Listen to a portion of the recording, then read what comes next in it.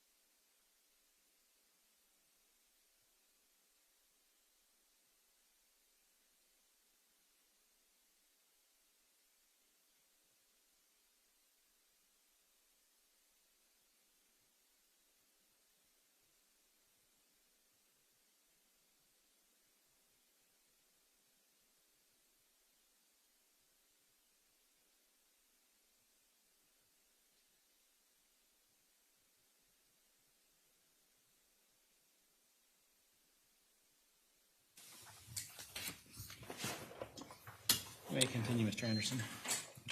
What I wanted to get at was when you have the CRPS pain or these lesions starting up, how frank are you with your family about them? I don't want to worry my dad. I mean, he has enough on his plate. He's a single parent, and I mean, just being the father of 2 kids is hard enough. I mean, it would be even harder if one kid was really sick. I know. Okay. So, does Kyle worry about you too? He does, and actually about when I broke my pinky, that was the last time he let me play football with him because he was so unbelievably scared that if I got hurt again, it would increase the chances of me being separated from my family. Mm-hmm. And so these aggravated symptoms, and can you tell the jury, have your symptoms been aggravated by your stay at Johns Hopkins, as they've heard here? I believe so. With the testimonies of the doctors, they've relayed that when you interrupt treatment, it does increase the risk of it coming back. Your Honor, we object. It's outside the foundation. Overruled. Yeah, I was done anyway. All right. And then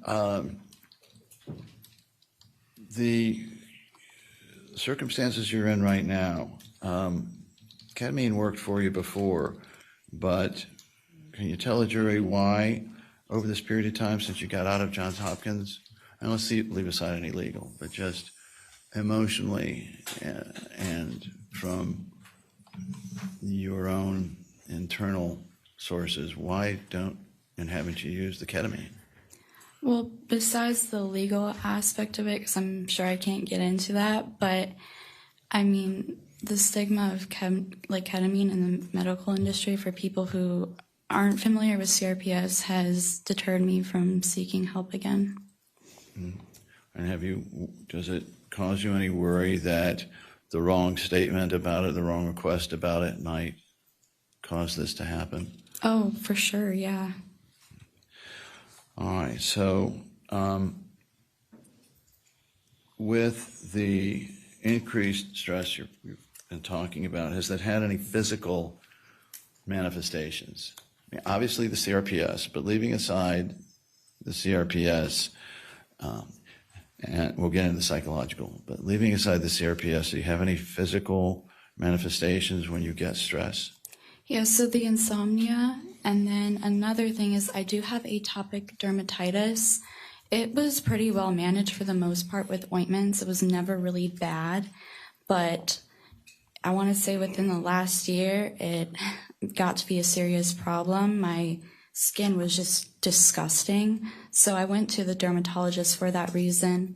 Now I'm on a shot called Dupixent, and it's completely gone, but those shots are, expensive, and I have to take them every 2 weeks to keep my atopic dermatitis under control. And I just want to say the dermatologist said that it wasn't from environmental factors, it was from stress. Sustained. So then, plus, needles, right? Yeah. All right, I want to turn to the mental anguish segment of these damages.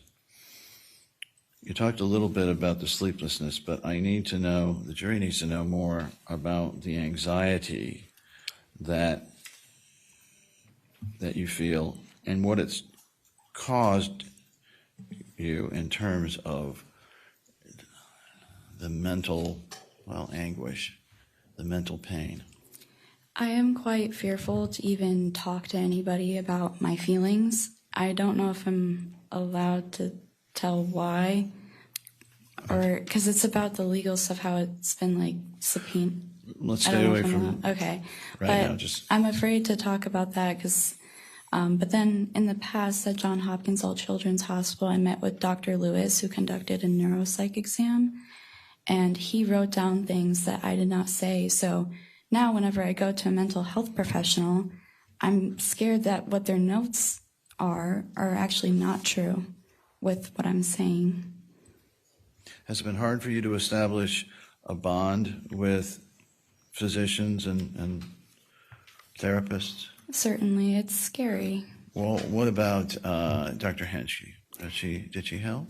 She did. I really liked her, but it did take me a few sessions to warm up to her. But I would like to see her in the future if at all possible. And do you have any fears that whatever you put in records may end up in one of these places? Your Honor, we object move to strike. Sustained. So tell me also about going into a medical facility. Have you had any experiences lately that you can tell us about where you've had to go in? I know, well, with the Arnold Palmer experience, there was like extra precautions that we took not only as a family, but we informed our physician. So every single time I go to a doctor's office or a hospital, it's quite frightening. There was actually one time I had a pretty bad cold, so I went to urgent care. But again, I waited like 4 days. And when I went into the examination room, it's like standard that you listen to the heartbeat. He asked me, "Why is your heart going so fast?" And it's even scary to talk about, but I just told him I have anxiety when coming into, I'm going to overrule on that one. but I just have anxiety going into those places. Okay. Now,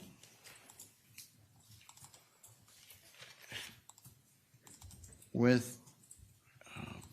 we'll get into the activities in the next section, but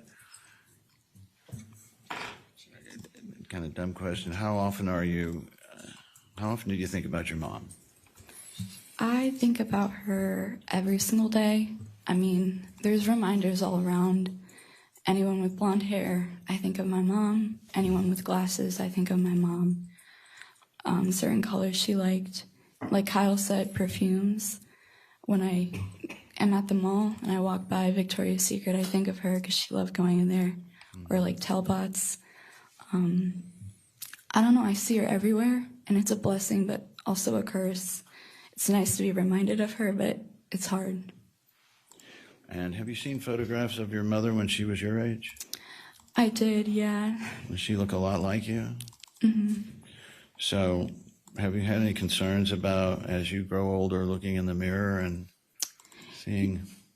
Yeah, it's harder. I mean, everyone when I was younger told me that I looked just like her. And for some reason, I never saw it. But after she passed, every time I looked in the mirror, I myself was a reminder of my mom. Mm-hmm. So then you have chronic depression? Yeah, it's pretty bad. Okay. Now, is there any way the jury could differentiate between days when it's depression that's keeping you from doing the things you want versus days that the CRPS aggravation is keeping you from doing things you want to do? I mean, the way to distinguish it would just be by asking. I don't think by looking at a person you could really tell what's contributing to the fact why they don't want to do anything. Mm-hmm. So with the CRPS pain, it's just if I'm hurting too bad that day or doing certain movements are too difficult and I can't go to the gym, I'll stay at home and I do just lay in bed. But then there's the depression, which is, I would say most of my depression would be revolving around my mom's death and then being taken away and being held at Johns Hopkins All Children's Hospital. And I constantly think about those 3.5 months. Does it have any effect when you see someone that looks like Miss Beatty or some of those nurses? Yeah, this is kind of embarrassing, but I did work as a server, and I was fine working there for most of it. I would say, Barrel? Yeah, Cracker Barrel. How long did you work there, Carol? Not long. It was a very short time. Or months? Or? It was maybe 2 months-ish, around there. It was a couple of months, but it was short compared to what most of my peers do. But I was serving this one table, and I was looking at my little notebook, and when I looked up to listen to her order, the lady looked one-to-one with Kathy Beatty, and I felt so bad, but I just stared at her, and I probably made her feel so bad, but I was so scared.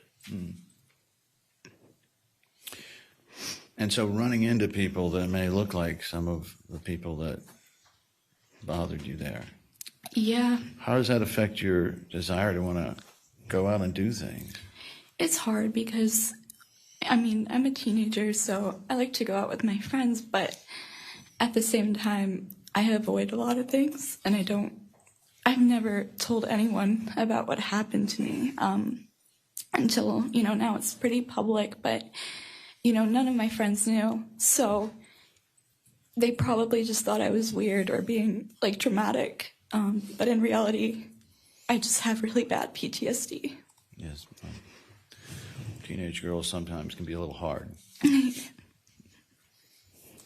So now, does it affect you in terms of wanting to go out and, just go out of the house? Or out of, I guess you have a boyfriend now and his Yes. house is nearby? How does that work? So I go to his house a lot most of the time, and we used to go out downtown Sarasota, but there was actually another instance when we were walking past a restaurant, and there's a nice outdoor patio, and people were dancing to live music, and I could have sworn one of the people dancing was Kathy, and I completely panicked, and it's just so embarrassing because, if this continues to be a problem, I'm just afraid that people won't want to be around me or he'll break up with me. Mm-hmm. And that probably makes you, if there's a decision to go out when you already don't feel so hot physically, does that add to it? Oh, for sure, yeah. Okay. And so would you say then, Maya, in this area, that before this, would you describe yourself as already being really quiet and kind of down, or did you have a different view or neutral view? What's the change?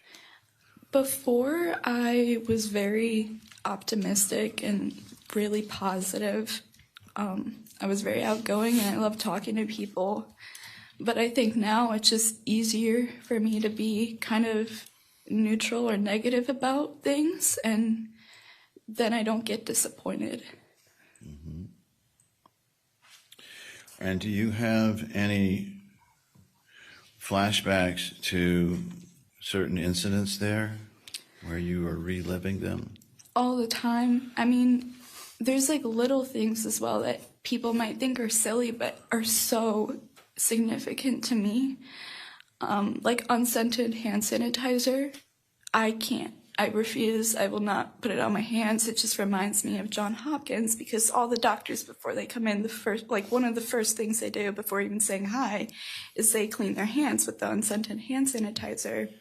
My bed sheets at home, they used to be white, and I don't know if you've ever, stayed at a hospital, but the bed sheets are white, so I changed them to pink. Foods, so I remember almost every day I ordered the same thing, because I'm a very picky eater and they didn't have a lot of options on the menu. So I don't really eat cereal anymore because that's what I had for breakfast. And then for lunch I would always have a grilled cheese. I can't eat grilled cheeses anymore without getting sad. And then for dinner, I would have spaghetti noodles. And now when I go to restaurants, if I order spaghetti, I always have to get a different shape. That way I'm not reminded. And then certain colors. So Kathy Beatty always wore dark purple, and to this day, I refuse. I will not wear dark purple, and anyone wearing dark purple, I naturally tend to stay away from. And I swear I'm not trying to be mean. It's just, to me, it's protecting myself. And I don't know if you've noticed, but I only wear silver jewelry, and that's because Kathy Beatty exclusively wore gold. So it's almost like everything she did, I have to do the opposite. Mm-hmm. It reminds me now, one of the jurors had a question after your last about, I think it was creature comforts. Right. Did you want to clarify that at all? Yes, so I apologize. I didn't understand the definition of creature comforts. I assumed it was stuffed animals, but I've since learned what it meant. And no, when I was staying there, it definitely felt more so a hostile environment rather than a comforting one. There wasn't, much treatment for me. Even with brushing my hair, it was so bad that my Aunt Wendy had to cut some of it off because it was matted. And then with brushing my teeth, it sounds disgusting, but without assistance, I went days without being able to brush my teeth. I need to ask you then, insofar as some relapses about the incidents. First, during that first week you were there, did you make it plain to the Johns Hopkins people around you that you wanted out of there? You wanted to be away from that place? It was so obvious. I don't think you could mistake what I was saying for wanting to stay there. I wanted out, and I made that clear. I told everyone and anybody who walked in my room, whether it was the person delivering food, whether it was rec workers, nurses, doctors, anyone entering my room knew I wanted out. What about the period where they had you in that room for 48 hours? Did you let people know, even during that 48 hours, whether you wanted to be in there or outside? I did not want to be kept in a room all the time. I mean, even though I'm in a wheelchair and I can't walk, it doesn't mean I want to stay put. I'm still a kid. I want to explore, and I want to do things. Do you remember any incidents where you asked whether you could leave to go play with a kid or play in the rec room? I never really asked to play with the kid because I knew their answer would be no. But I did ask to go to the rec room quite often. Just because you were sitting there for 48 hours? Yes. Or 42, whatever it was. And then the event where on January 6th you were held and disrobed, did you let them know, Kathy Beatty and the other nurse there, know you wanted? And by the way, I don't know if I asked it on the other thing, but were you actually ever naked in front of them, either top or bottom or both? Yes, so during the changing process, in the set of photos, you could see two different training bras. So I did change out of that, and Kathy did see me naked at times. And how did that make you feel based on the way you just are about that? Disgusting and violated. Okay.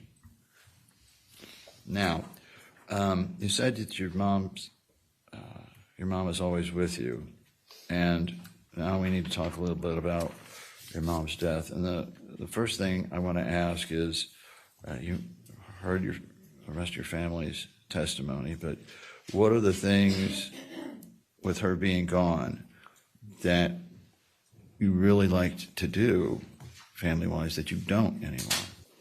Well, at least 3 times a week, my family found time to sit down and watch our favorite shows. Being from Chicago, it's kind of funny, but we watched Chicago Fire, Chicago Med, and Chicago PD. So every week, there was one day of the week where a new episode would come out, and that was just bonding time. And what about hair and makeup? Yeah, my mom, she did my hair and makeup for ice skating competitions. When I was in Illinois, I was on the competitive team, so that meant I got to travel. And I really cherish that because those were the only solo trips I ever got to go on with my mom. So,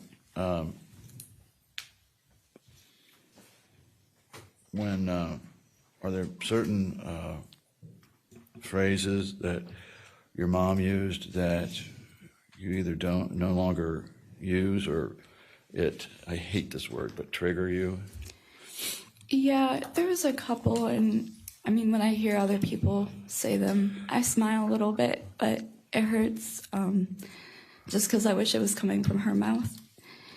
And then Polish accents, it's just, they're so like comforting to me, but at the same time, like my mom sounded the same way. And again, was this the first time you heard that your grandfather was part of Solidarity? Yes, yeah. How'd that make you feel in terms of wanting to go back and learn more about your family in Poland? I definitely want to go back to Poland. I wish I could go with my mom, but... So now, this was an important period in your life, I guess, from 10 to where you are now. If you had personal issues, a girl growing up, how did it affect you that you didn't have your mom around? It was very hard because I think when young girls are going through those changes, it's even uncomfortable to talk to other girls about it because it's all new. So typically they talk to their mom, and I had YouTube, so that was it. So were you around other girls when they would talking to their moms about issues? Yes, I had a lot of girlfriends, and it's hard because it's so beautiful seeing them have such a good relationship with their mom, but I get jealous. I know.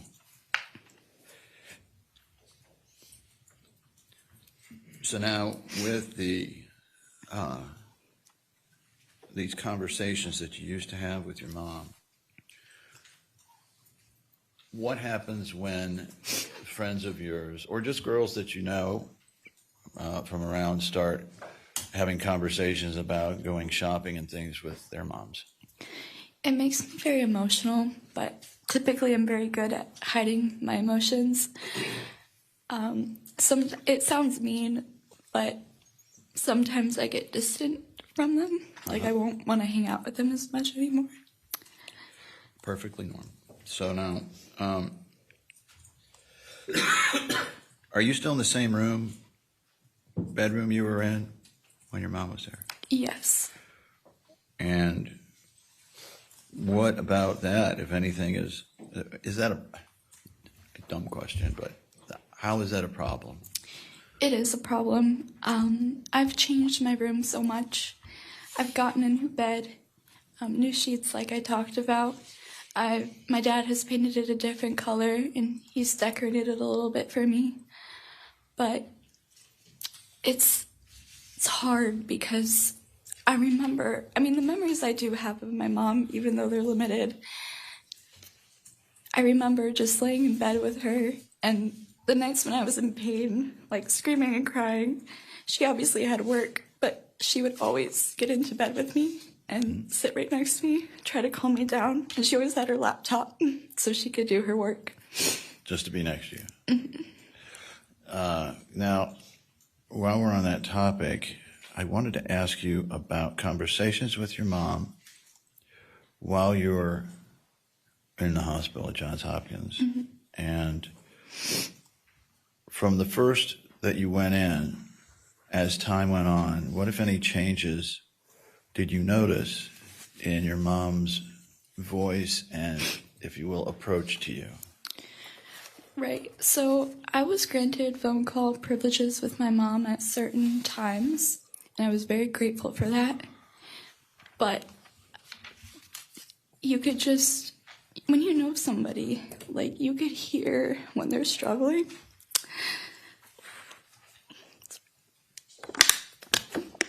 Sorry. What? Water. Water's good.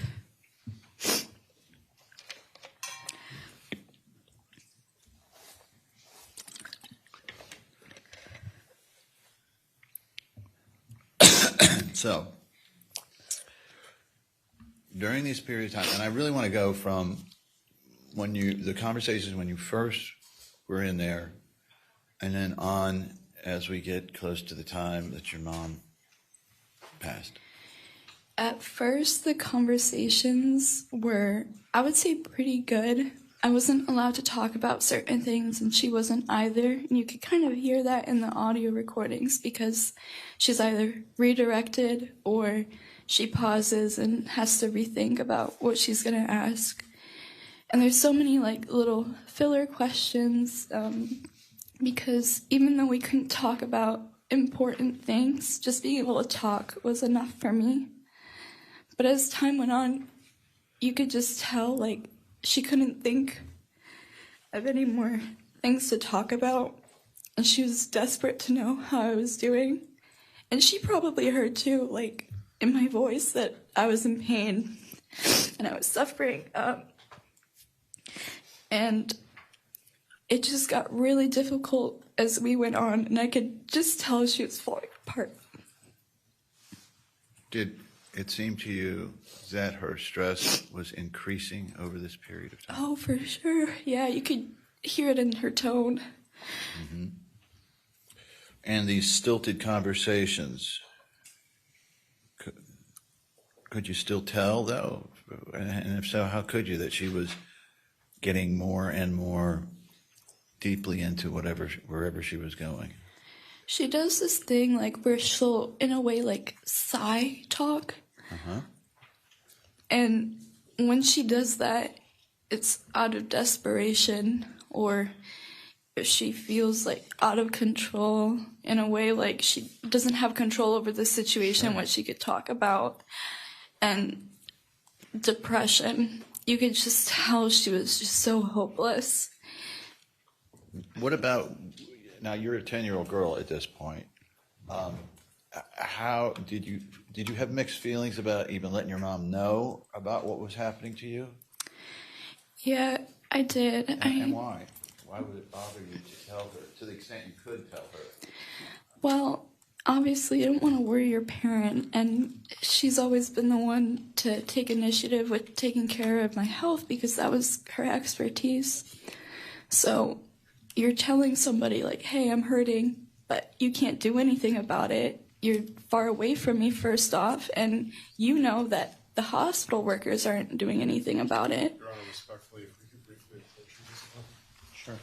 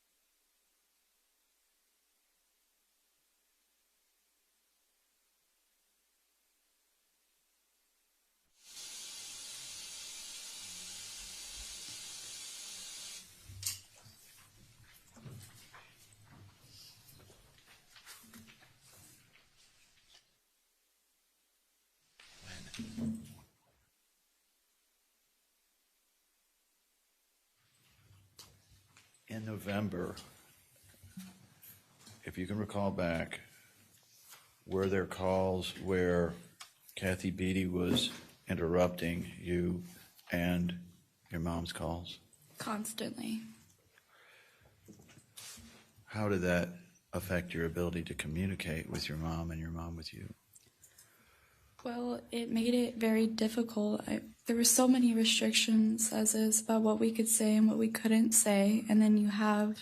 Your Honor, respectfully, same objection. Overruled. He qualified it by a date. And then there was a person sitting right next to me who's making funny faces and acting childish when I'm having this special time with my mom. I mean, Kathy, she could just talk to her mom whenever she wants. She could pick up the phone. But with me, I only got to talk to my mom when Kathy was present, and she made a fool of herself when I was on the phone with my mom. There is testimony in the record about you being told that your mom was in a mental hospital during this period of time. Do you recall that? I do. As you sit here today, can you tell the jury how being told these things about your mom, especially now your mom is gone, how that affects you in everyday life? So when I was in the hospital, I was told that she was in a mental institution, and that's one of the reasons I couldn't see her.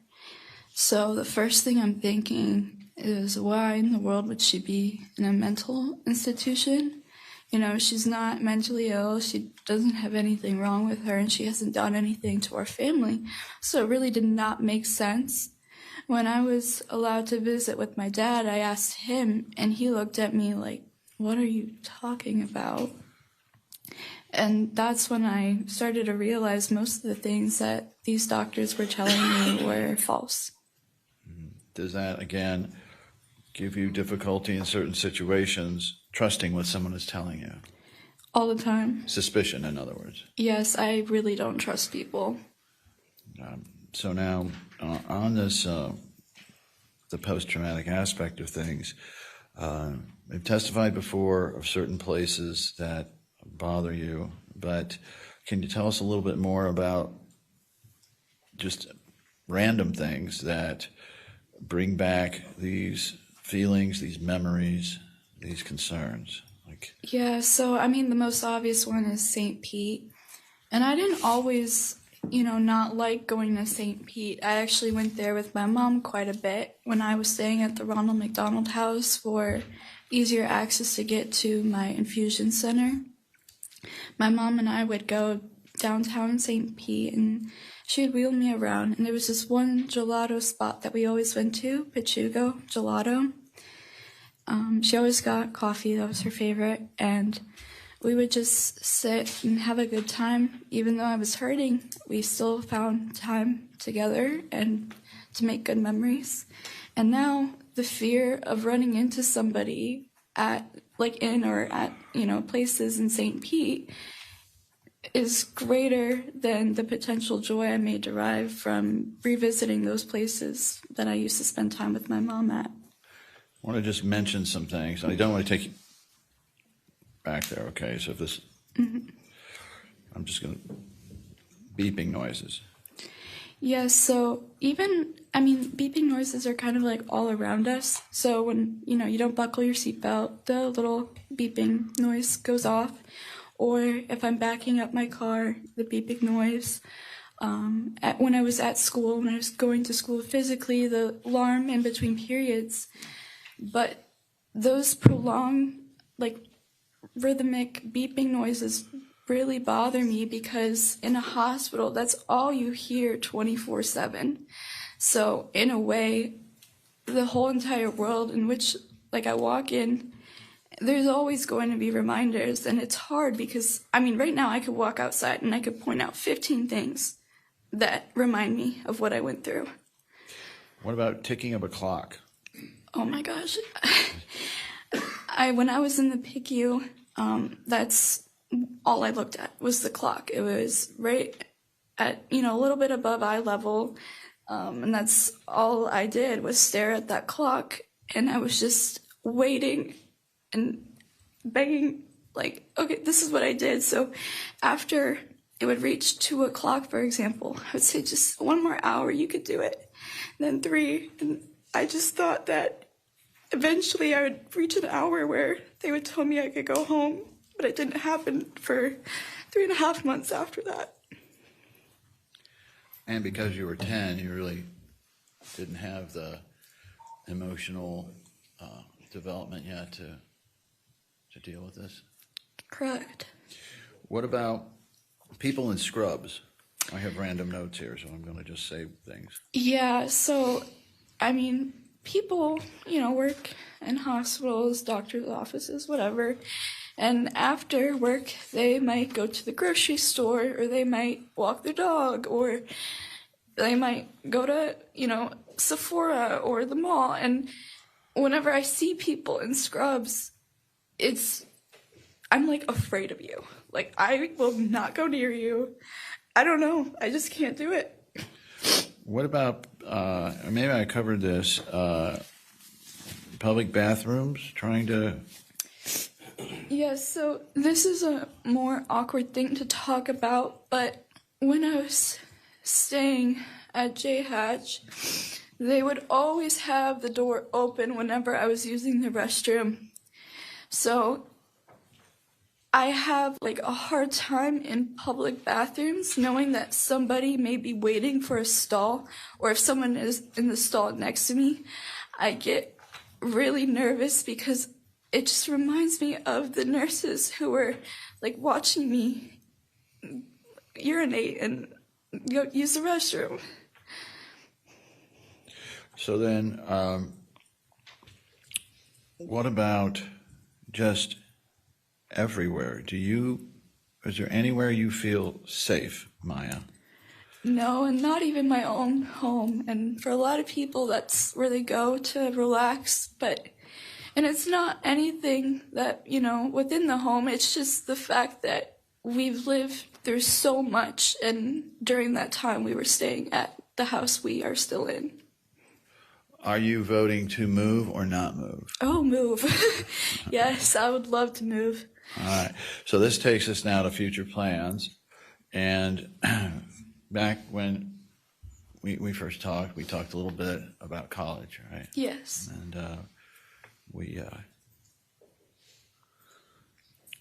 we talked about some places you might want to go. Mm-hmm. My school.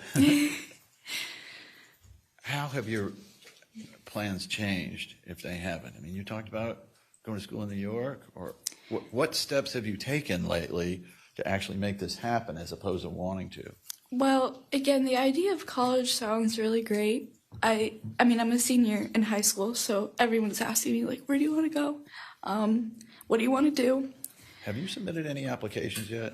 Not a single one, and some of the deadlines are passed, and I really don't care, if I'm being honest. It's not that I don't want to go to school, it's just kind of like, what's the point? I feel like this chapter of my life needs to be resolved before I could actually take a step forward in moving on.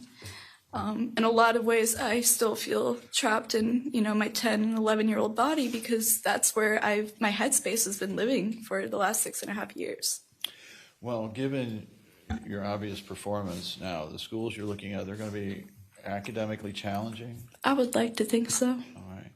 Well, how do you think you're going to do in those environments with really cutthroat academic pressure and competition? I think it's going to be really challenging. The first time I was ever alone from my family was at Johns Hopkins All Children's Hospital, and I'm a little bit afraid that when I'm alone again for a prolonged period of time, that I'll just feel the same way I did when I was 10 or 11. Sure. And then, Maya, a difficult topic, but do you have any survivor guilt? Yes, it's something that is also really difficult to talk about, but I was one of the last people to talk with my mom. And after finding out about her death, the next thing I thought of was, well, maybe if I said something different, or... How did it relate to, like, Do you retrace your steps and your conversations those last few days? All the time. And what concerns do you have about things you might have said or not said? Well, there's a lot of, again, topics off limits, so it was kind of hard to have, like, emotional and personal conversations with her. Sure. In a way, it felt scripted. So I just feel like maybe she thought I didn't care or such, like, with talking with her, but those moments were so special to me. Do you ever challenge yourself about whether telling her about how you felt and what was happening in there was not the right thing to do for you? Yes, I feel like if I would have let her think that I was doing okay, that maybe she wouldn't have taken the step to end her life to get me out of there. Right. And now, looking back on it, does it worry you that you told her those things? Yes, I feel like it's my fault. Okay. Now, I want to move on to loss of capacity to enjoy life. And you're doing great. You're doing great, Water. Let's talk about making new friends. We don't have that much more to go. Yeah. Let's talk about making new friends. How is that going? I mean, you have met a guy you like, and that's going well, I hope? Yes. Okay, good. How about other new friends? Well, I recently made a new friend, and thankfully she's very understanding of my situation, but it's hard because I'll make plans with people, and I'll really want to go. Sure. But then, like, last minute, I'll cancel either because I'm in pain or my depression's too bad. You don't want to see people. And does that happen at the last minute, like you said? Yeah, and that's why I feel even more guilty, is because they probably just think, oh, she doesn't want to hang out with me, but it's not true. I'm just really struggling. Sure. And then how about connecting with the older friends, the friends you already had? Yeah, I don't talk to any of the kids from elementary school as much, other than Riley. Any particular reason why? Like going back even to your middle school days? I think it's just hard because when you see the faces of people that were present and like during that time, it's already a reminder. All right. And so when was the last time you actually were in a classroom type going to school? 2 years ago. Why'd you stop? I mean, usually junior and senior year are pretty fun. Yeah, I saw it for a lot of reasons. So I told you about the clock. Every single classroom has one of those. So when it's quiet, you hear the ticking and then I can't focus. And then the bells, it reminds me of John Hopkins. I was worried that the administrators I was just scared that they knew about what happened. I was scared that I may be taken away because my brother, when this was all going down, he got taken out of class and was examined alone. And I was terrified that would happen, so much so I actually started carrying my lawyer's card in my school backpack. I'm still there. So the things that you were doing and very active in before, I'm going to go through them. You tell the jury whether you still do them or don't do them, and if so, how much. Piano. I do not do that at all anymore. Singing. No, I do not voice. do that anymore. Developing the Polish language. No. Can you communicate anymore with like your aunt here that?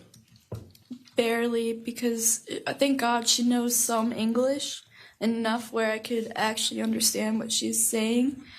But with my grandma, for example, my babsha, I cannot have a conversation with her, and it's so hard because on the phone when I call her, she'll just break down and she's just crying. She's used to you being able to talk to her. Skating. Nope. I guess not. You never got back into gymnastics. No, because I of the didn't. CRPS. Yeah. That would be really dumb. Any other activities that you used to take great pleasure in that you no longer care about? Yes, so in middle school, I was president of a ton of clubs, or I was an active member in a bunch of clubs. And I feel like people are like, that's kind of weird, like your mom just died, why are you doing all this? But I was genuinely just trying to distract myself, and school for me was my only outlet. But when I got into high school, my depression was just getting worse and worse. So I actually just stopped going to clubs, and I haven't been a member of a club in quite some time. What about, did you do some public speaking then in front of the class before? I have, yes. I was, for like the middle school graduation, I was one of the spokespeople. And how come you're not doing that kind of socializing? I know another dumb question. Why aren't you doing that socializing and leadership role anymore? Well, I just feel like I don't really connect with my peers anymore. It's really difficult for me to make friends, let alone keep friendships. And I realize, I am the problem. It's because I suffer from a lot of things, and I hope to get help for those in the future. Sure. Understanding. Your relationship with strike that. What about your future insofar as being a wife or a mother? Yes, so, obviously I'm afraid for being even in a relationship because I have really bad depression, and all I do is cry every day. It's guaranteed at least once I'll cry. And when you're hanging around a person that you're dating, you see them a lot. So at first I was able to kind of hold it, but now every day I cry in front of him, and I don't want him to think I'm crazy like other people in the past have thought. And then I'm scared with my CRPS, with the flares, because it's like taking care of a baby, Like you lose a lot of abilities, and I don't want to give that life to somebody where they have to take care of me. Absolutely. And then with children, I don't have my mom, so I don't really have a girl to stand by my side and walk me through it. And wedding you're talking about? Weddings as well, yes. But yeah, pregnancies, weddings, and I'm quite fearful that in the future, if I do have children, that my fear of doctors will prevent them from getting care. Okay. I had one more question on that, but I think I'll move on. So let's turn to the final area now. This is about things, what's known as the loss of child consortium with your mom. That's things that she used to do for you, with you, that now either you have to do yourself or have to get somebody else to do. So I have a bit of a list in terms of clothes shopping. Was that a big thing that she helped you with? Yeah, Kyle and I both. And then social advice. Yes. And physical comforting, snuggling, things like that. Absolutely. And then, of course, advice about growing up, becoming a woman. Right? Yes. And then if you got sick or you thought you were getting sick, having a nurse as a mom. Right. Is that? Yes. Okay.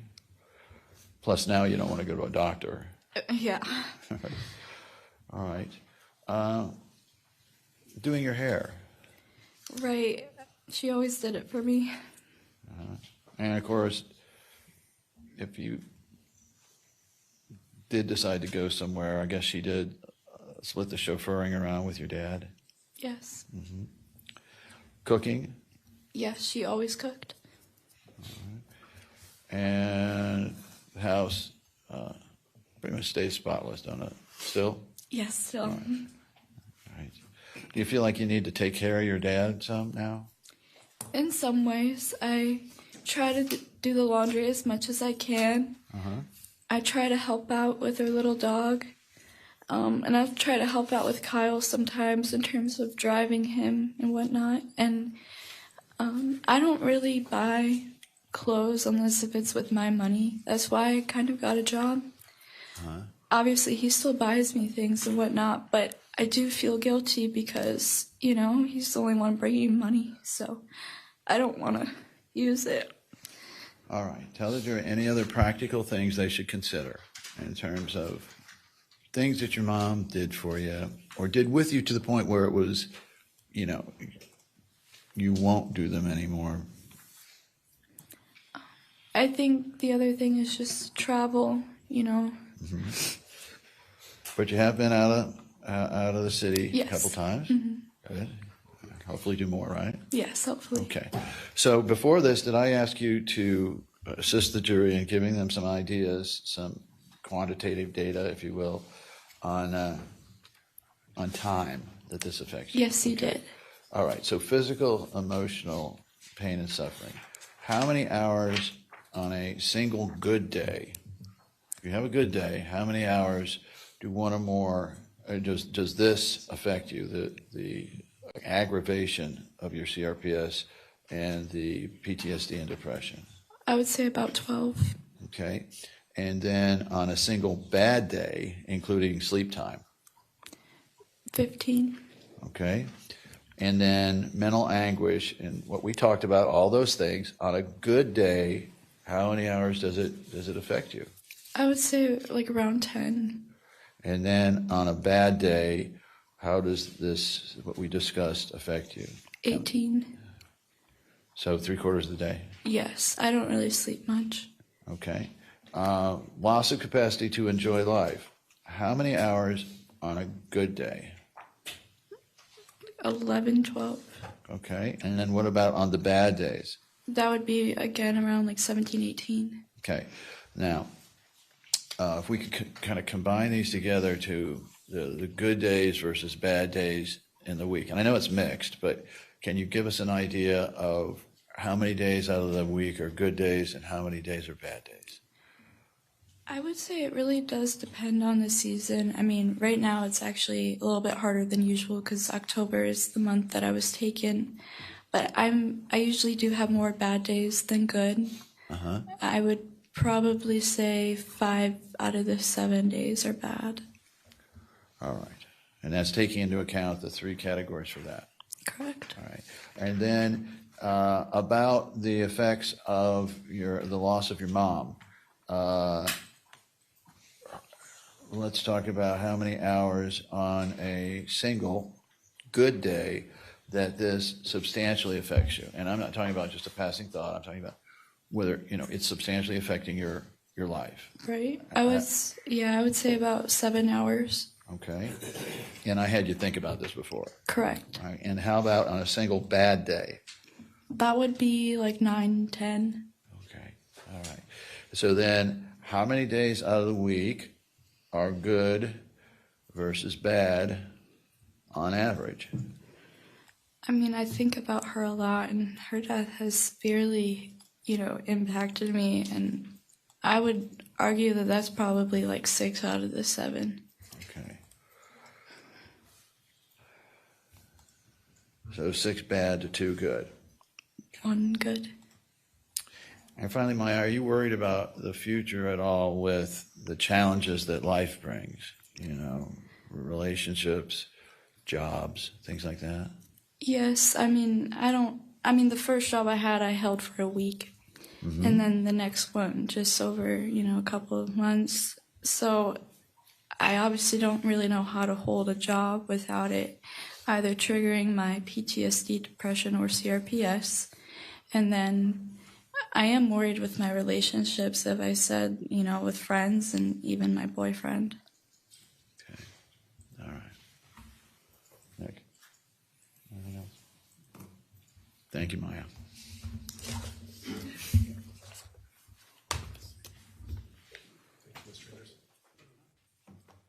Mr. Shapiro. Yeah, briefly, Ron, thank you. Good morning, Maya. Good morning. Just a couple really quick topics.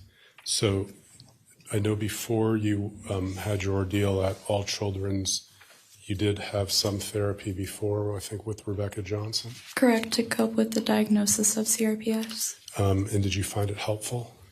I did. Do you plan on getting therapy again once this trial's done? Yes. Okay. Just a couple things. You said you have been able to maintain a relationship with your boyfriend. I have, yes. Awkward question, but how long you all been dating? Over a year. Okay. You have your driver's license? I do. And do you have your own car? I do, yes. We sold my mom's car. Gotcha. Anything fun that you're driving, or what'd you get? I have this, I forget what model it is, but it's a Tesla. So we have the solar panels which heat our pool, and then I charge it. Oh, that's fun. You talked about so therapy going forward, I guess in terms of what you hope for your future, with some help in therapy, you could pursue some of your dreams for college after that. Is that still a plan? Yes. Okay. And just to be clear, you have, I would hope, big dreams for yourself. You're very bright. Go to college one day. I would like to do that, yes. Okay. Just because you've been sitting here in the courtroom with us, out of curiosity, any thought about becoming a lawyer? Probably not. That's a good choice. Good so. choice. It's one thing we probably agree on, Maya. Anyway, that's all I have. I appreciate it. And again, I'm sorry for your loss. Thank you. Anything further? May the witness be excused. Your Well, members of the jury, do any of you have any questions? Oh, that's right.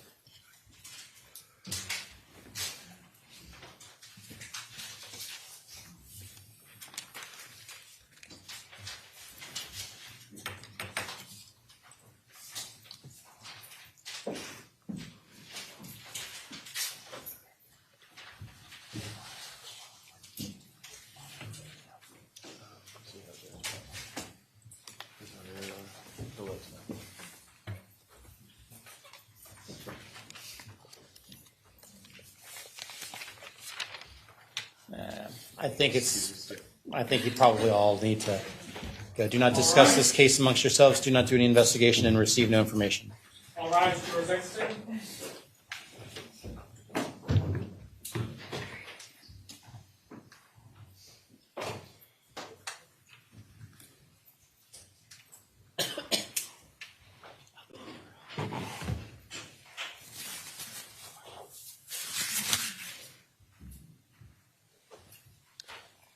The jury is out of our presence. Ms. Kowalski, if I could have you sit outside for a few moments.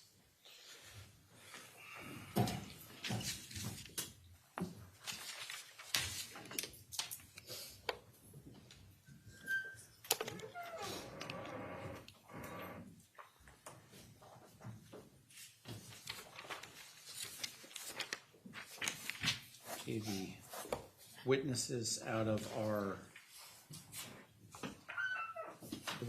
the courtroom.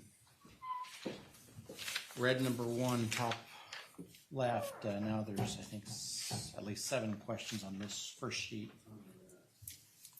Actually, there's more than that. On your good days, do you feel happiness?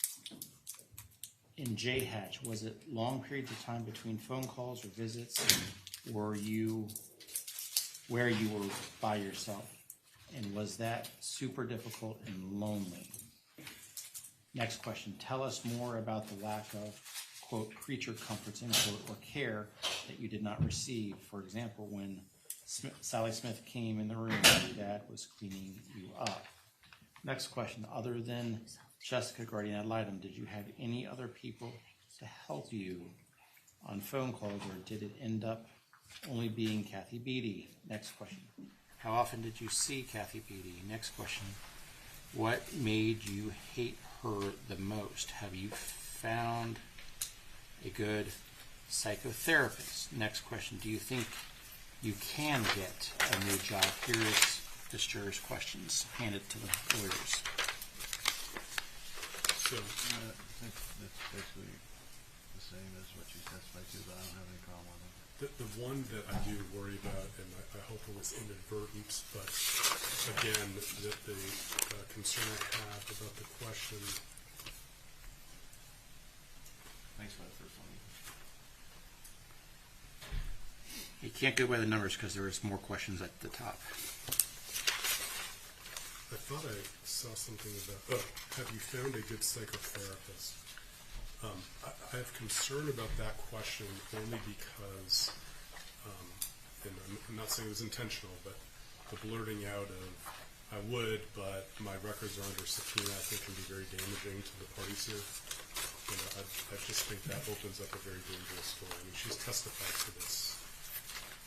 So I think the harm of that potential question outweighs the benefit of. I don't want to open any doors. So. I tend to agree. So all but that one, which was the psychotherapist. We tend to forget, she's still a kid and all that.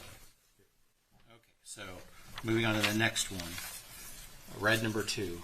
Maya said pain was 5 to 7. Is this on a scale of 1 to 10 or 1 to 50? Here's the sheet of paper. No objection. No objection. Red number 3. Maya, your testimony has now triggered me to ask this next question. Possibly at this point you may know, and if we hear from another doctor, I'll ask them. Understanding CRPS can come and go, get worse, or it says reside or disappear. Can CRPS result in the destruction or degradation of things like nerves, their synapses, brain cells, neurons, etc., to the point that CRPS can cause, and causes in quotes, addition or new debilitating ailments? Object on the foundation. I think she can testify to what she knows about that. I think it gets way deep into medical opinions that. It belongs, the plaintiffs can testify about those things from their own perspective. In any car accident, they talk about that, how you're doing. Also, I think it's going to bring in potential hearsay about what she's heard.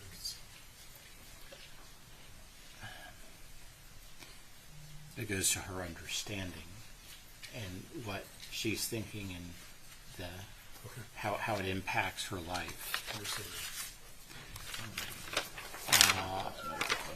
Let's see, the next one actually is on front and back. This is red number 4. Maya, when you were in need of changing your undergarments during the time at JHatch 1, were you always first afforded the opportunity of privacy in accomplishing the task on your own? 2, were there occasions that you specifically asked for assistance in changing your undergarments? 3, when staff would change your undergarments, did staff use or offer the use of covering your upper or most definitely lower parts with the bed sheets for a bit of privacy?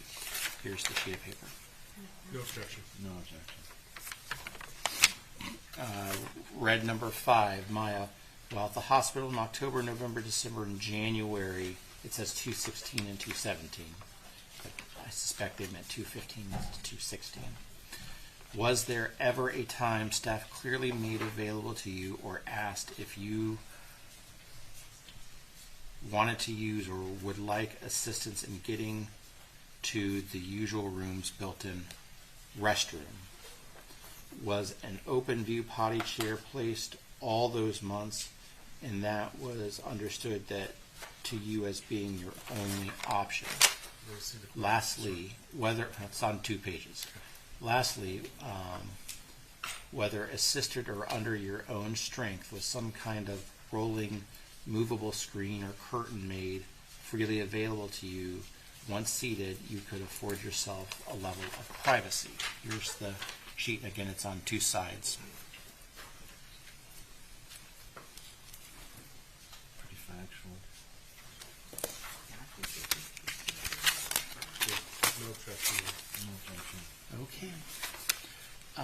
Since everyone has taken a break, do you all want to take a break so that when Ms. Kowalski finishes her testimony, we can just go on to the next witness? That'd be great, because remember, Judge, I've got that timing problem with my economist. She has got to go on at 11, so I'm going to have to go out of order and save my rehab person and my So for everybody, let's take no more than a 10-minute break. And then, Deputy Coley, if you could let them know, it's going to be about 10 minutes before we start again. No problem. All rise. Court is in recess.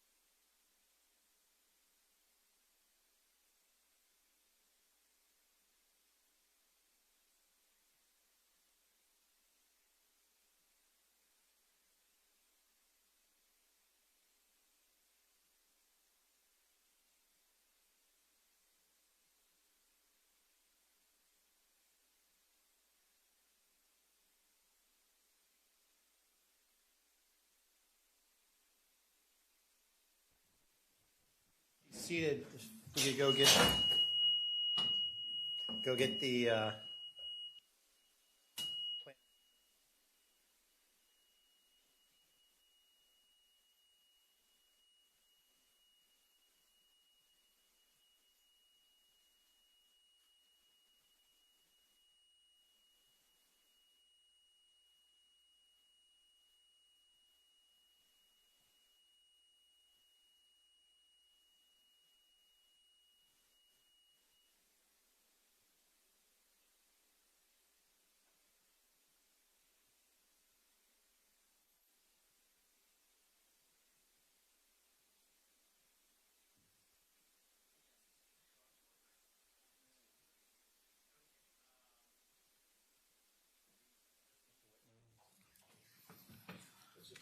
Mr. Whitney, are you joining us?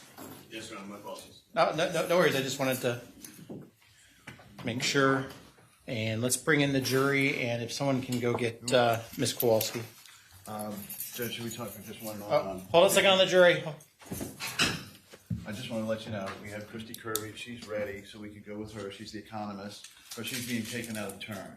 So I don't know if we need instruction or they'll care or the court cares. And then hopefully we would be done by her by 11, maybe 11:30. And then the question is, Mr. Trem, Hold on one second. my voc rehab guy would probably take, let's call it an hour. I would hope 45, but maybe an hour. So I was thinking I would start my direct till noon. I'm so sorry. So we got a person, when you say out of turn, I mean, it's just in your case, so. It's in my case. It's just usually you put on the voc rehab and the life care planner first, and then you So put on the economy. that person's by Zoom. That takes us to 11:30-ish. Yes. And then is that lunchtime or are we going into another witness? I'd like to do the direct of Mr. Trem, and counsel's amenable. He can do his cross after lunch. That's and then fine. I will only have Dr. Bifolco after that, and then we should be done by about 3 o'clock. Well, hopefully, Okay. maybe. Now what is this? This is my whiteboard. Well, Doesn't have anything on it. let's put it down until after. Okay, well, let's flip it around, put it down. Okay. I wanted to be able to put her numbers on the whiteboard. The economist. Right, but we still have Maya Kowalski to finish. Oh, I got it. And I don't want it in front of the camera angle. Thank you. I'm sorry. I forgot. See, remember, I'm a TV director these days. Yes, you are. For the director. So, someone needs to get Maya Kowalski, please. Now we can bring in the jury. All rise. For attention.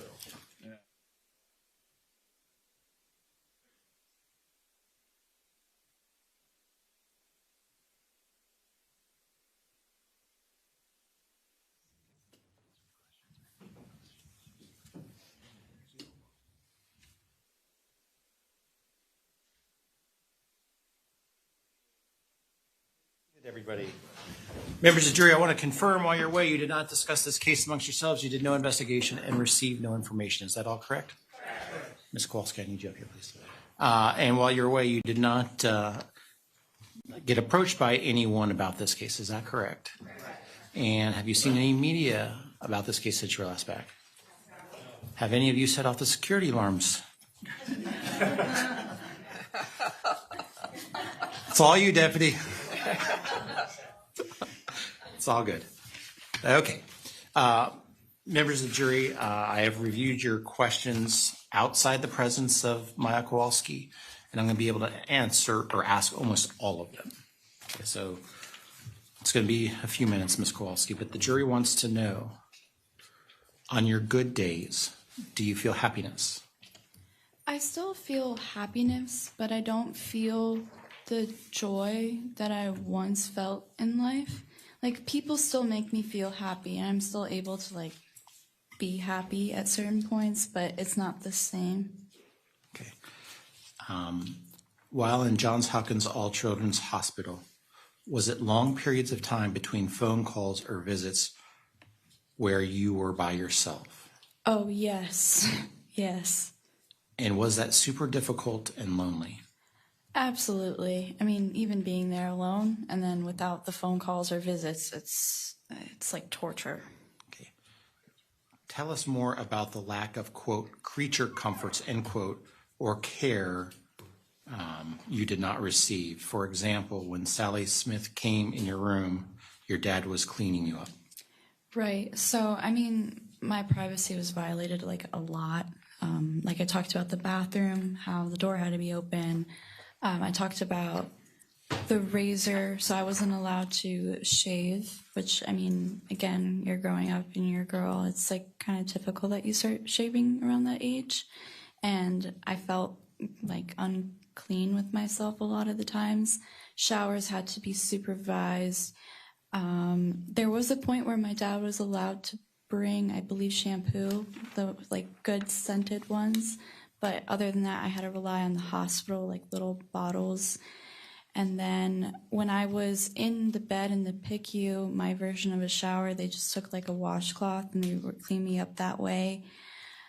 Then like the toilet paper, if you've been to a hospital, you know it's like sandpaper, so it's uncomfortable. And then the hair, I wasn't able to brush my own hair because of the pain at a certain point, so I went a very long time without it, and it got matted, so my aunt had to cut it. And then the toothbrush situation where I wasn't able to brush my teeth again for the same reason, the pain, so I had to wait till someone was willing to help me. And even when I vocalized it, again, they kind of just didn't help in hopes that I would do it myself and then they would prove like I was making it up.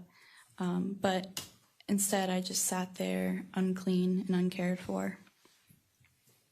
Okay. Other than Jessica, the guardian ad litem, did you have other people to help you on phone calls, or did it end up only being Kathy Beatty? Kathy Beatty. How often did you see Kathy Beatty? I saw her quite frequently. I mean, multiple times a week. I saw her more than I ever did my dad, brother, and my mom during that time. What made you hate her, meaning Kathy Beatty, the most? It was the lies, the manipulation, her, I call it like fake kindness, because she presented herself sometimes okay in front of people when I had visitors, but then behind closed doors, it was weird. She violated my privacy by kissing me, hugging me, lifting me up, putting me on her lap, touching my legs. She also, I didn't mention this in my first testimony because it just slipped my mind, but she cursed around me. So she was like informal and inappropriate. And all of those things combined just led to me not liking her. But the cherry on top was the conversations with my mom and seeing her being disruptive and making faces. Do you think you can get a new job? I believe I can, but I really need therapy first. I feel like I have to work through some things before I would feel comfortable holding and keeping a job. Maya, you said your pain was 5 to 7. Is this on a scale of 1 to 10 or 1 to 50? I'm using the 1 to 10 scale. Okay.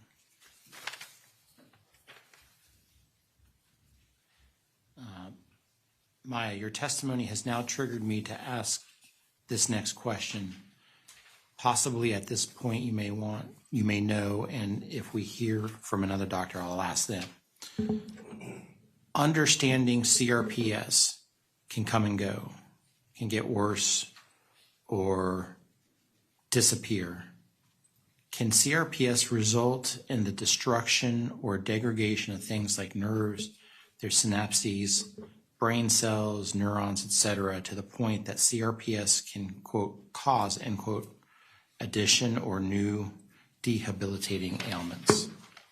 I would ask a doctor that question because all I know is my symptoms. I know my pain. I don't know the science behind it and whatnot. When you were in need of changing your undergarments during the treatment of at Johns Hopkins All Children's Hospital. Next series of questions are all about that subject. Mm-hmm. Were you always first afforded the opportunity of privacy in accomplishing the task on your own?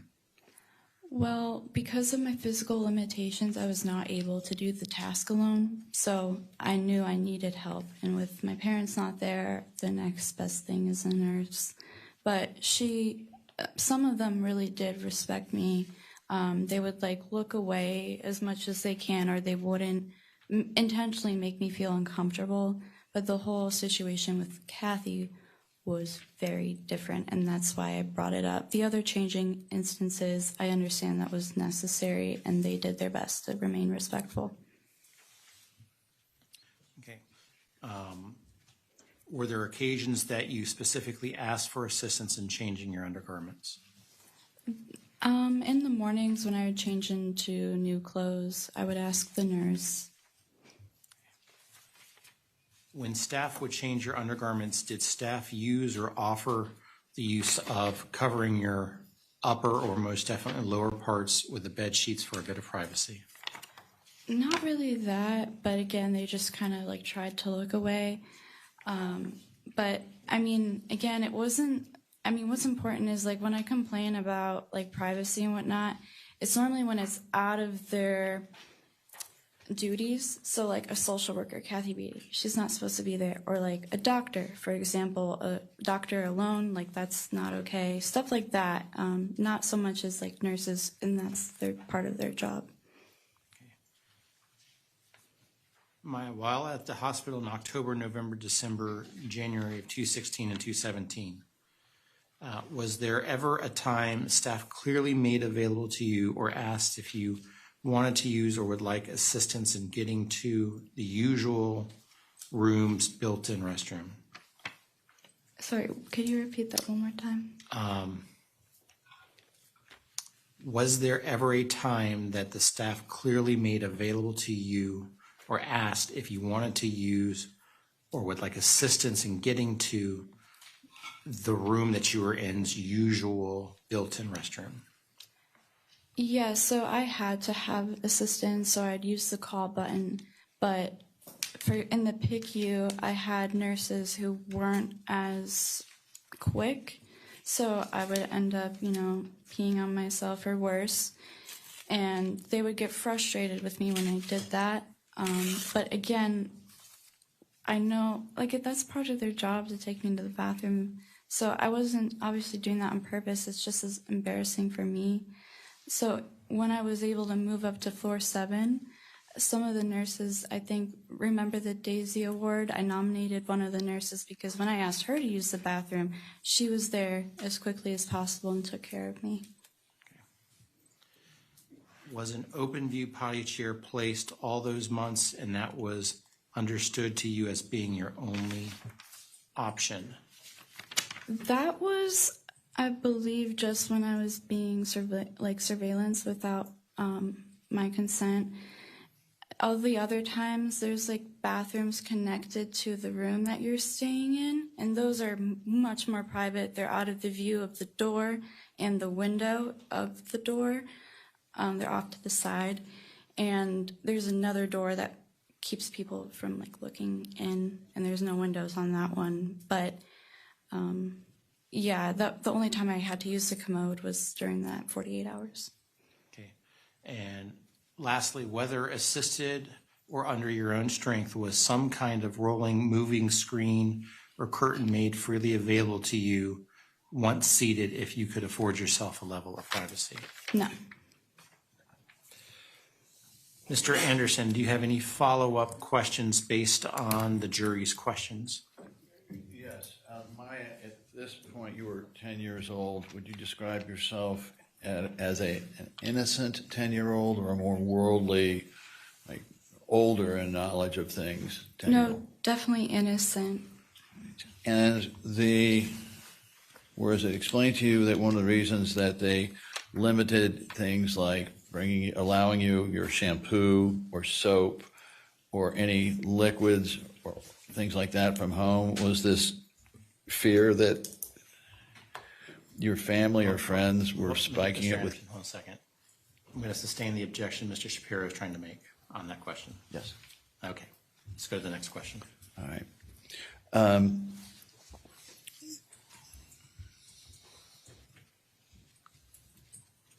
That's all I have.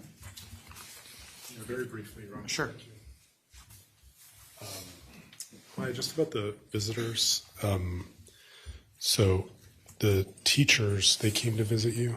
Yes, Okay, that was Dietert correct. and Shepler? Yes. And then the jury hasn't met her yet, but there was the guardian ad litem. Do you remember her name? No. Sharon O'Leary. Does that ring a bell? No. No. Okay. Some of the family that came to visit you, Uncle Scott, Yes. Aunt Wendy, Yes. Kyle when he could. I know he was in school, but Kyle came to visit. Right. You had your attorneys came. Right, but all of these instances, I mean, I was there for 3.5 months, and I mean, I feel like it should be discussed about the number of times these people visited me, because it wasn't every day, most certainly wasn't every week. There were times where I went days without seeing anybody that I recognized from my life at home. Your friend, is it Riley Yes, a single time she was able to visit. and Sophia? I believe so, yes, a single time. And your dad was there once he was granted access almost every day.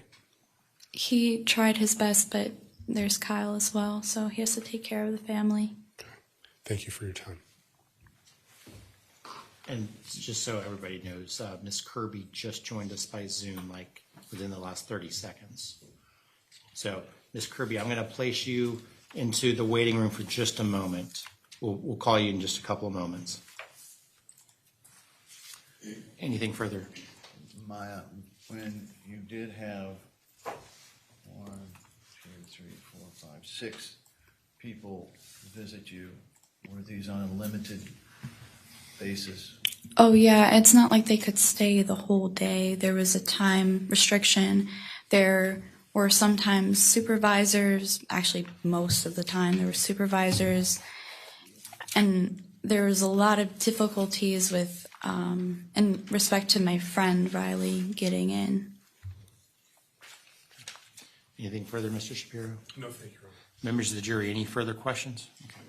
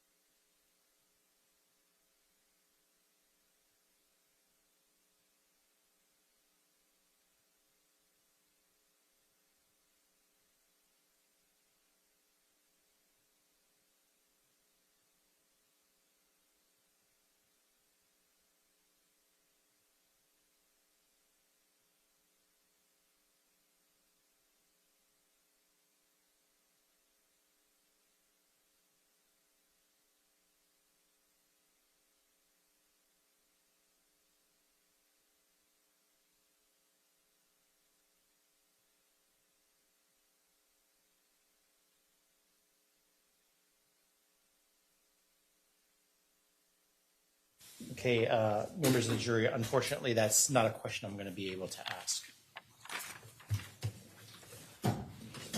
So I think we've asked all the questions that we're able to ask at this point. So Ms. Maya Kowalski, if you could go have a seat. Thank you. And Mr. Anderson, the name of your next witness. Christy Kirby, may I please the court? Okay. She's on Zoom, I'm going to have to do it. And Mr. Reyes, are you going to? Do you guys need me in the meeting room? Okay, Ms. Kirby, I need you to unmute yourself. Please ask about the audio. Ms. Kirby, this is Judge Carroll. Good morning. Good morning, Your Honor. Are you currently in the state of Florida? Yes. Oh, no, I'm sorry. I'm in Georgia. Okay. I need you to listen to my instruction. I'm a judge in the state of Florida. Sorry, I don't think anyone can see it except on that screen. Yeah, I asked Mr. Reyes to put it up. Let me join the meeting. Or Mr. Cotterill. There we go.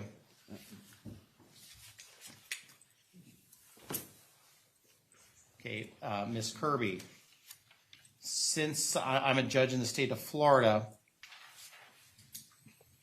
my power is in at the border of the state.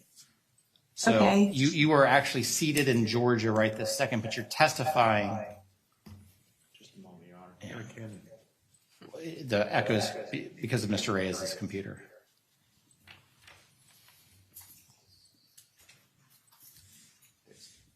We fixed it. There we go. Okay, so Ms. Kirby, because you're in Georgia, I need one of two things to happen. Either you need somebody there to swear you in, or I need you to agree I can swear you in. Now, by agreeing to me having you swear you in, that means that if there was ever any type of action for like perjury or to enforce against you, you are consenting to jurisdiction here in Sarasota County, Florida, because you are actually testifying in a courtroom in Sarasota County, Florida. So with that understanding, do you agree I can swear you in? Yes, Your Honor, I agree. Please raise your right hand. Do you solemnly swear or affirm that the testimony you give is the truth? Yes, I do. Thank you. You can go ahead and lower your hand. And Mr. Anderson, you may inquire. Thank you, Your Honor.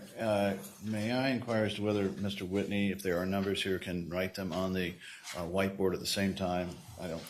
We can move it over, but I just want to get it out there right now. Your whiteboard, sure. Okay. I don't think we can move that other whiteboard without a lot of changing of locations of wires. Do you have a recommendation on what we set it up? Where Mr. Anderson previously set it up is fine with me if it's okay with the court reporter.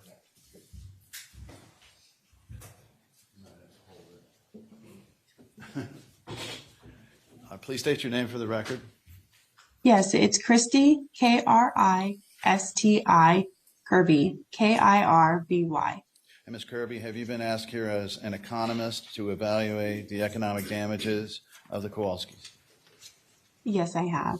I'd like you to give the jury the benefit of some of your background, training, and experience, starting with the name of your firm, but then going into your degree beginning in undergrad. Sure. I'm self-employed, and the name of my firm is Mulder and Kirby Economists. For my undergraduate degree, I studied education. I also have 2 master's degrees. My first master's degree is also in education, and both of those are from Ohio University. And then my second master's degree is a master's in business administration, and that's from the University of South Florida. So that's an MBA. Yes. Okay. All right. Explain to the jury. Hold on one second.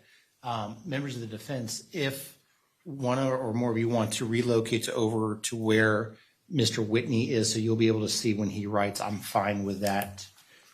That's going to be the same Or I'll thing. flash the board too. It'll be the same thing on the board. And Okay. All right. Can you explain to the jury what an economist is? Yes, an economist is someone who studies the labor and financial markets in our society. So in a case like the one we're here about today, an economist would be looking at inflation, interest rates, growth in medical costs, and growth in wages over time, and then how those variables correlate and interact. Okay. And so in addition to your MBA and your other degrees, let me get that out of the way. Can you tell us about any additional education or experience you've had towards offering opinions here today in the field of economics? Yes, in addition to my educational background and studies, I've been working as an economist on a full-time basis for the past 7.5 years. I've worked on hundreds or likely thousands of cases by this point and spent countless hours on the research that I'm here testifying to today. I worked on cases such as employment cases, defamation cases, commercial damages cases, death cases, and personal injury cases like this one. I've also taught coursework at the University of South Florida, and I've done work for the United States Department of Justice. Right. And so then you're getting paid to be here, or actually to be there being here.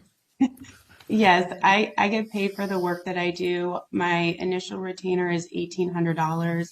I then charge $250 an hour for any analysis, research, calculations, waiting time, and travel. And I charge $900 for up to 2 hours of testimony by deposition or at trial. Then we'll keep it under 2 hours. In your experience in private consulting, have you evaluated cases where you've been asked to evaluate the loss of support and replacement of household services for surviving family members, like we have here, and then reducing those to present value? Yes, much of the consulting work that I do relates to these types of issues, where I'm studying growth in wages historically, personal consumption expenses, fringe benefits, taxes, the replacement value of services, increases in medical costs over time, and then interest earnings. I'm looking at how these variables correlate and interact over time. Okay. And do you do work for both sides of the spectrum on cases where there is a plaintiff and cases where there is a defendant for the defendant? Yes, and the methodology that I use to reduce damages to present value is the same regardless if I'm retained by the plaintiff or the defendant. Can you explain to the jury a little bit about present value? They'll hear it and probably see it in the jury instructions, but can you explain a little bit about why it is and how you come about it? Sure. So present value is the amount of money that someone would need today to cover costs or expenses as they occur into the future. So we're here regarding the Kowalski family. And when I'm talking about present value, I'm going to be talking about the losses that they've experienced and how much money they would need today to cover these expenses or these losses as they occur into the future. And I have to take into account several variables for that. One, I have to take into account the increases in medical costs that will occur over the future time period. And I also have to take into account the growth in wages. Additionally, while I'm looking at the growth in those two variables, I also have to take into account that any money they receive today can be invested and earn interest on safe government investments. So by the end of the time period and the damages I'm calculating, the present value amounts that I give, the Kowalski family would be no better off or no worse off financially. They're just replacing the economic losses as they occur into the future. I see. So the amount of money invested now that would pay out a sufficient amount of money to cover these expenses in the future. Is that right? Yes. And this would go out towards their lifetime or their work lifetime. Yes, that's correct. How do you determine the lifespan here, both work and human lifespan? Regarding, so in terms of life expectancy, I rely on government data. It's collected and analyzed by the CDC and published by the National Vital Statistics reports. So that's what I've relied upon for calculating life expectancy in this case. And then for the work life expectancy of Maya Kowalski, I've relied on the vocational assessment of Mr. Tremp. He's calculated a work life expectancy to age 65 and age 70, two scenarios. Mm-hmm. And then for Beata Kowalski, I've calculated her damages to her age 58.1 years old, which is 7.5 years into the future from the start of this trial docket in September. All right. And so and let the record reflect that your life expectancy tables are in evidence, but can you tell the jury which particular tables you used in this case in case they want to double check? Sure, no problem. So regarding the calculations I've done for Maya Kowalski, I have used the 2020 life expectancy tables for white females. This is the most recently published data. It was published in August of 2022. So even though it says 2020, it's the most recent data that we have available. It takes some time for the government to collect and analyze and publish the data. And then, okay. Go ahead. And then for Beata, I used the life expectancy tables from 2017 for white females. I calculated her life expectancy at the time of her death and then deducted for the past time period to get her life expectancy. And then also related to the economic damages that I've calculated regarding Beata, I've calculated Jack Kowalski's life expectancy using the 2020 all males white males life expectancy tables. Are we going to get to those later, or should you give them to us now as to what the life expectancies are? I'm fine either way. We'll probably discuss them later as well, but Okay. Fine with me. All right. And have you been previously qualified as an expert in the field of economics in a court of law? yes, many times. All right. Tell the jury what information you were provided in order for you to do your calculations and provide them with some present values of economic damages. Sure. Would you like me to go over what I specifically reviewed for Maya and then Beata, or would you like me to give them all of the materials I've reviewed at once? You can separate them out if you want. Okay, sure. So for Maya, some of them will overlap, but regarding Maya, I've reviewed a copy of the fourth amended complaint, plaintiff's answers to interrogatories, which is sworn testimony by the plaintiff or questions posed by the defense. I've also reviewed the life care plan of Dr. Bifoucault, the vocational assessments of Mr. Robert Tremp.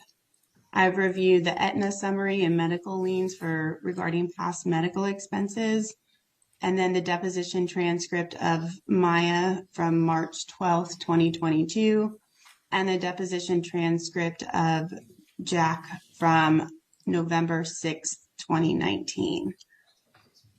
For Beata, I also reviewed a background questionnaire and a household services questionnaire that was completed. I've reviewed tax documents, which includes W-2s and other earnings documentation from 2013 to 2018. And that's the additional information I reviewed regarding Beata's calculations. Yes, ma'am. And what research do you do in order to reach your conclusion on the economic damages once you have the basic facts? Sure. So for research, I've researched life expectancy, as we've discussed, the growth in medical costs and interest earnings on safe government investments, and the growth in wages. Those are things that I review routinely in my practice for the cases that I'm working on. And then additionally, the research that I did regarding the economic damages for Beata, I've looked at household services wages, specifically growth in wages for nurses, personal consumption. I've looked at fringe benefit information from the Kaiser Family Foundation. I've also studied and reviewed the American Time Use Survey and done calculations and review of taxes. So the jury knows, what is personal consumption and how does it relate to wrongful death damages? Sure. Personal consumption are expenses of the decedent that would no longer occur after their death. So it includes items such as food, clothing, a portion of the utilities, recreation or leisure expenses, those types of items. Understood. Have you worked with Dr. Bifoucault and Mr. Tremp in the past? Yes, I see their reports frequently in the line of work that I do. And they'll be in evidence in a moment. Yes. Sorry. All right. So now you've defined what you have, what research you did. Can you tell the jury what? Well, first let's do the past medical expenses, and let the record reflect that the Aetna bills are in evidence. I'm not sure which number, but they're here. And I ask you to perform some computations as to that. Yes. And can you please tell the jury, based upon your background, training, and experience, and to a reasonable economic certainty, what the past medical expenses, insofar as the Aetna insurance, came to? Sure. I've received a summary of the past medical expenses, and I totaled them up to be $561,298.55. Right. All right. Your Honor, very briefly approach on that issue. Okay. And Ms. Kirby, I'm going to mute you so that you're not going to be able to hear what we're talking about. Okay, no problem.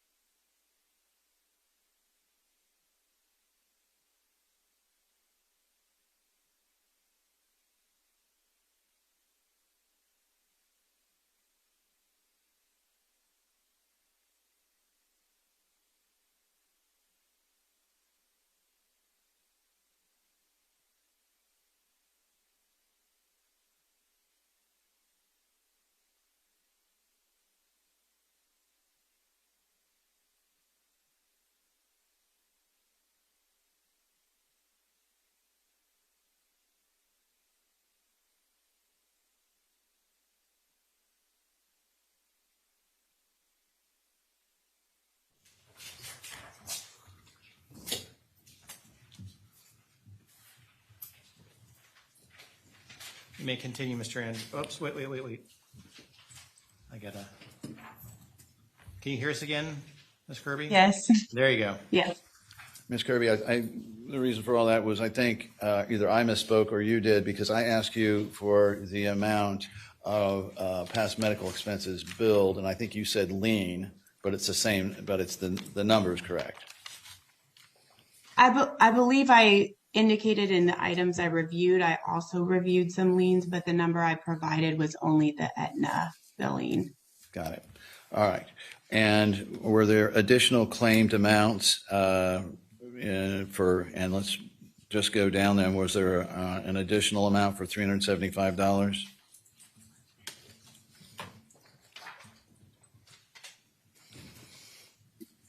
Yes. $314,285.79. Yes. $9,334.47. Yes. All right. Have you had the opportunity to total all of those into the 561,298.55, or is that something we need to do? I haven't totaled that, but I can. I brought my calculators today. Okay. Let's have at it. If you give me just a moment, thank you. Okay. Sure. 375.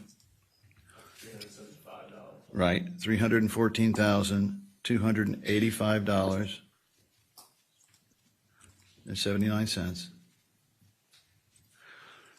$9,334.47.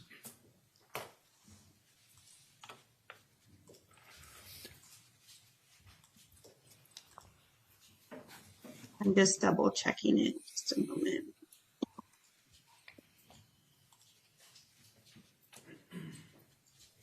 Okay, are you ready? I am ready. Okay, it's $885,298.55.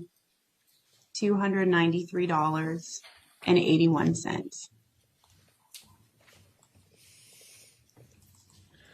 All right, and I have to ask you, do you have an opinion based upon your background, training, experience, and to a reasonable economic certainty as to whether this number, $885,293.81, represents the documented medical bills paid in this case?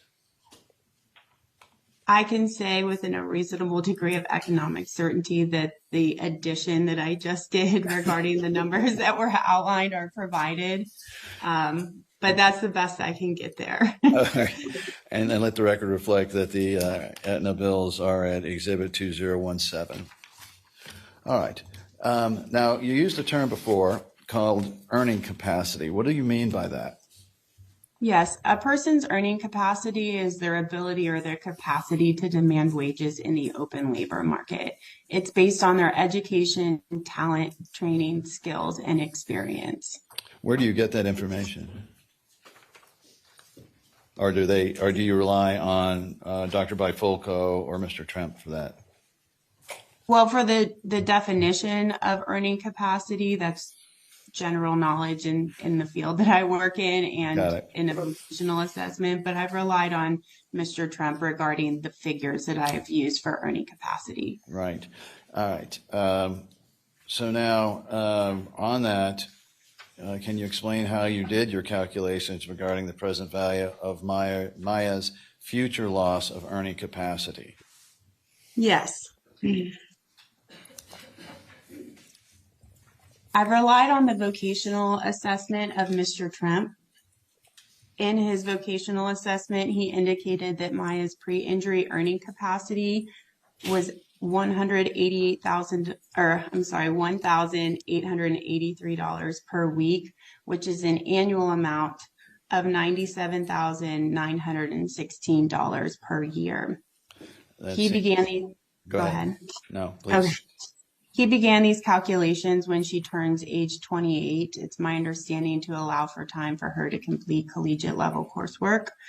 And then he's calculated her work life to age 65 and 70. So with that information, I can calculate the present value amounts of there. Okay. And then he's provided two scenarios. One, which is a total loss of earning capacity, and the second, which represents a 50% reduction in earning capacity. Okay, and these are just based on numbers provided, not any specific data to you. I've relied on the vocational assessment of Mr. Trump. In his report, he outlines the data that he relied upon, but I'll allow him to test. Yeah, that sounds good. I'll ask him. All right. Okay. Tell us the numbers then for the four scenarios that were calculated for Maya's future loss of earning capacity.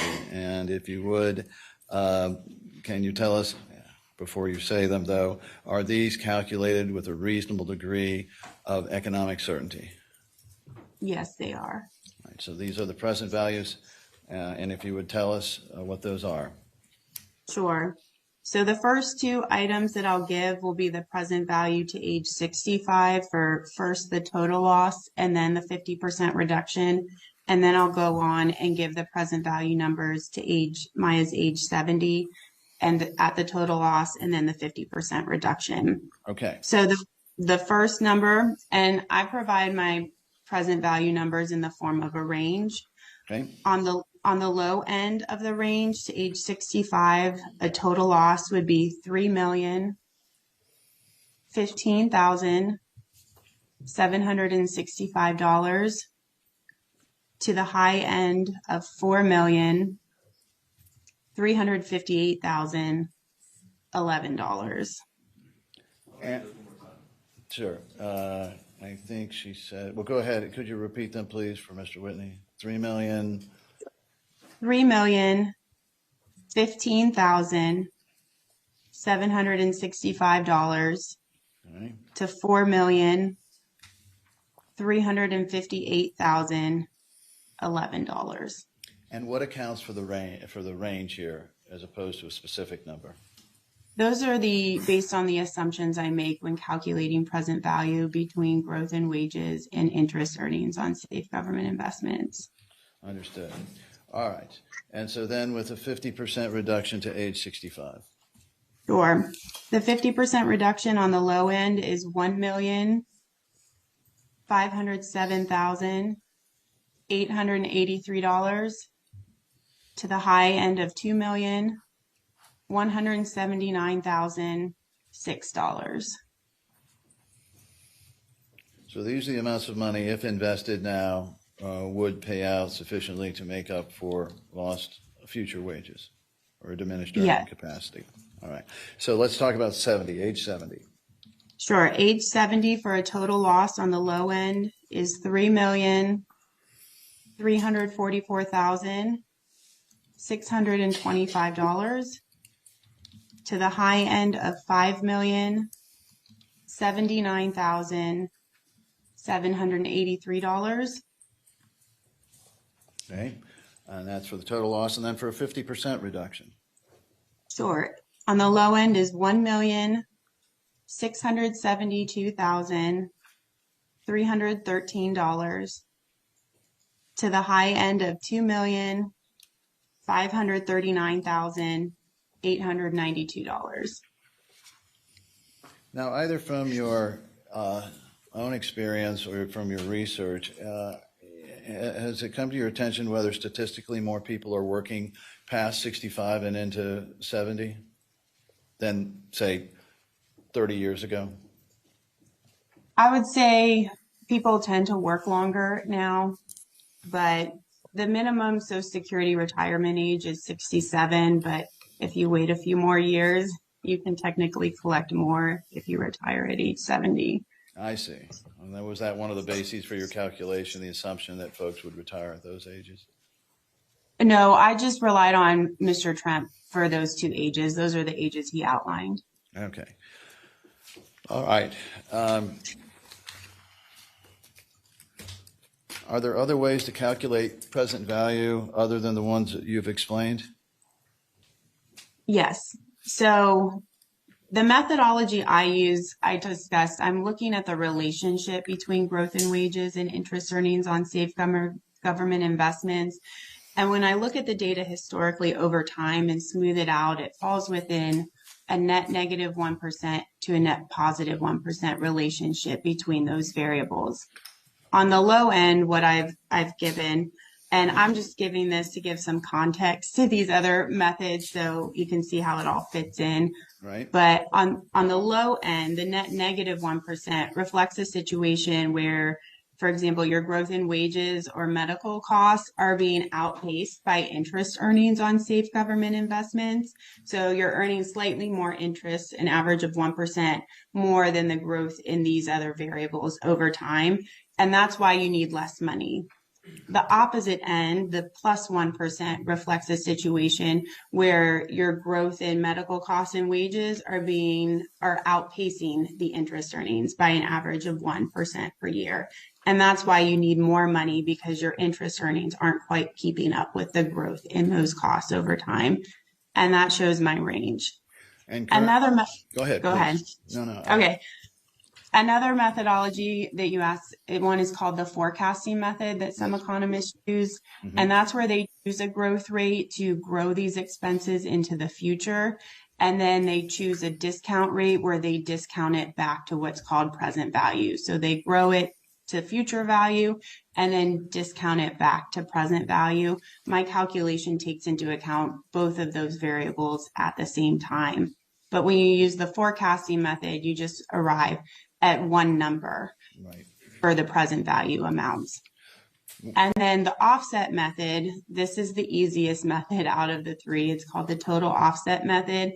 And that assumes that any growth in wages or medical costs is completely offset by the interest earnings. So you end up with a 0% relationship. So in that scenario, you would just take the annual amount and multiply it by the number of years over which you'd like to calculate the damages, or which the damages are calculated. And that'll give you a good approximation of present value, and it gets you pretty much right in the middle of my range of the net negative 1% to net positive 1%. Now, are all of these methodologies, have they been, in your experience, accepted by courts at different times for different reasons? Yes. And so if the jury, on the offset method then, would it be correct to say that if the jury, for instance, determined that Maya's earning capacity and hence loss would be greater, if they chose the offset method, it would just be the number whatever it is? In other words, there's zero need to reduce or increase? Right. If they felt that any of the calculations I provide today need to be adjusted based on the testimony they hear, they would just take the annual amount that they feel is appropriate and multiply it over the number of years that they feel is appropriate. And that'll get a good approximation of present value. It's actually, my understanding, mandated in the state of Pennsylvania to calculate present value using the total offset method. Okay. In the state But of we're Pennsylvania. in Florida. Yeah. Yeah, we're in Florida. So you don't have to do it here. And most economists will use either the methodology I use or the forecasting method, but the offset method is also very much acceptable. All right. And do any of these damages include amounts for what are known as general or human damages? No, these are just the straight economic financial damages. So then the jury would be asked to determine that as a set of numbers that you really can't calculate as an economist. That's my understanding. I don't calculate any damages such as pain and suffering, loss of enjoyment of life, anything. I think that's what you're referring to as the human damages. Yes. Yeah. My calculations don't include any of those figures. And again, to be certain, are all of the opinions you expressed here under these scenarios given today with a reasonable degree of economic certainty based upon your background, training, and experience and analysis of the data? Yes. Your witness. Oh, wait. Okay. Hold on a second, Ms. Kirby. Yeah. May I have just 1 minute with my defense team before I cross? Sure. Just one moment, Ms. Kirby. Okay.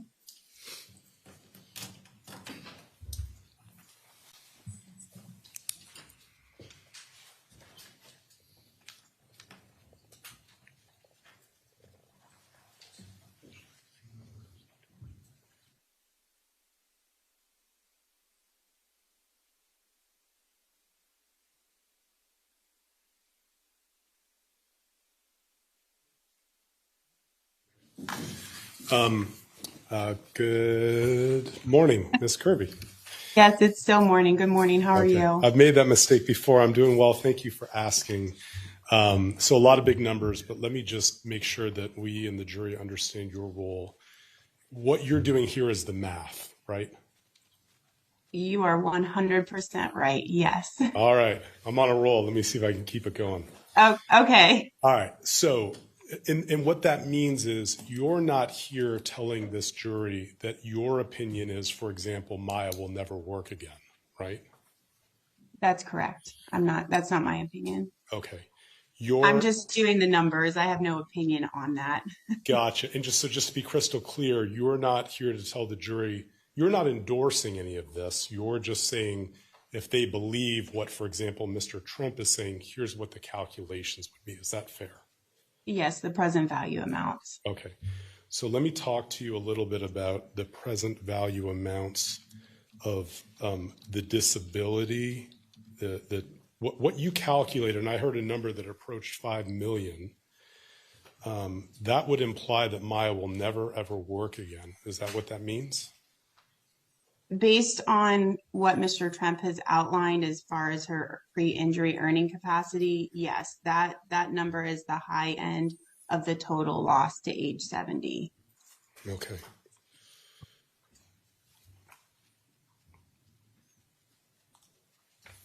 And did you talk about loss of support and services? I did not. Okay. No other questions, Your Honor? Mr. Anderson, anything further?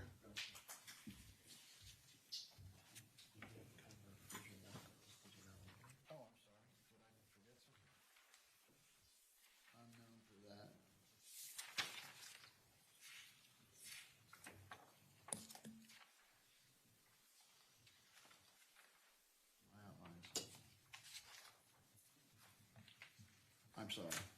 Yes, I did not cover a couple, with the court's indulgence. I thought that was a little short.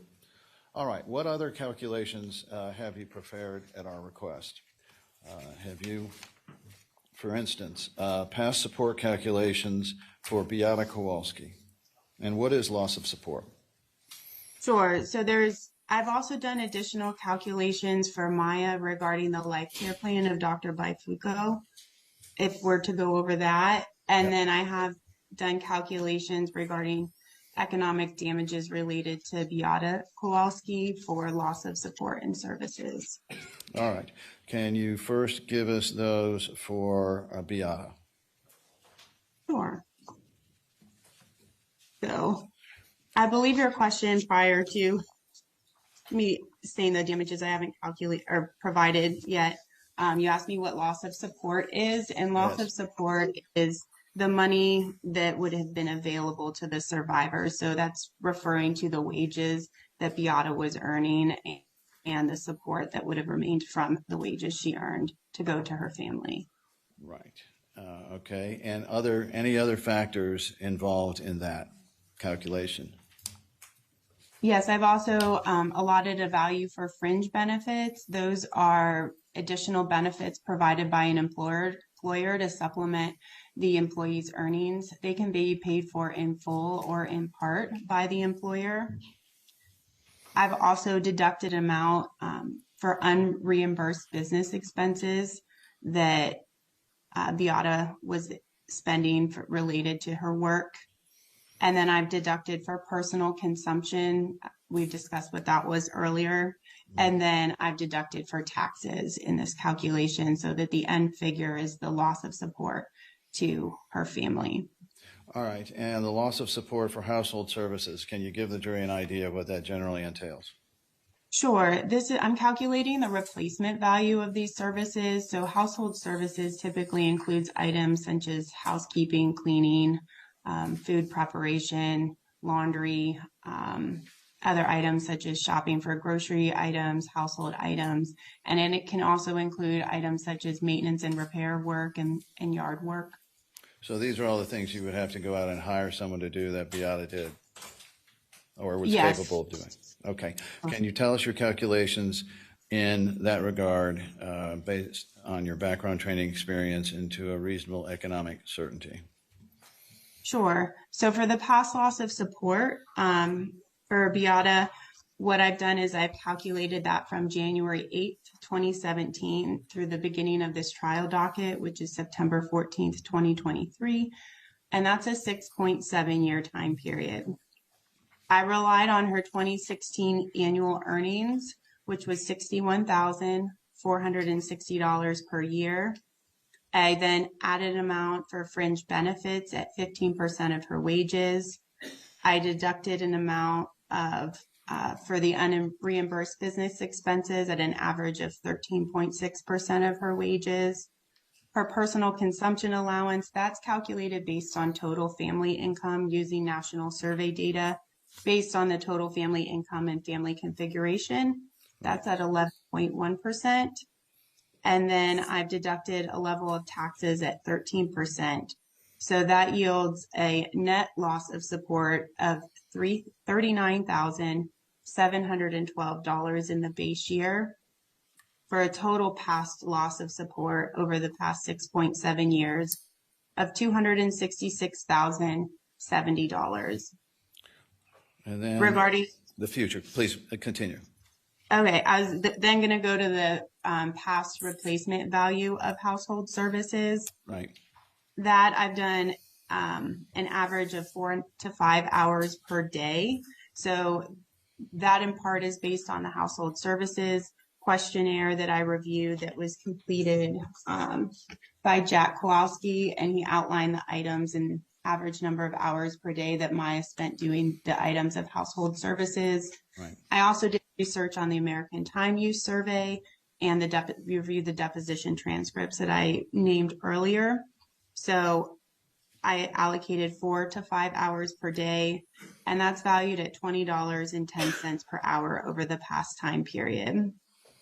That yields a total of $221,195 for the past replacement value of household services, which yields a total economic damages to date, including those two categories, of $487,265. And is that to a reasonable economic certainty? Yes. And what other calculations have you performed? I've also calculated the future loss of support and the future replacement value of household services.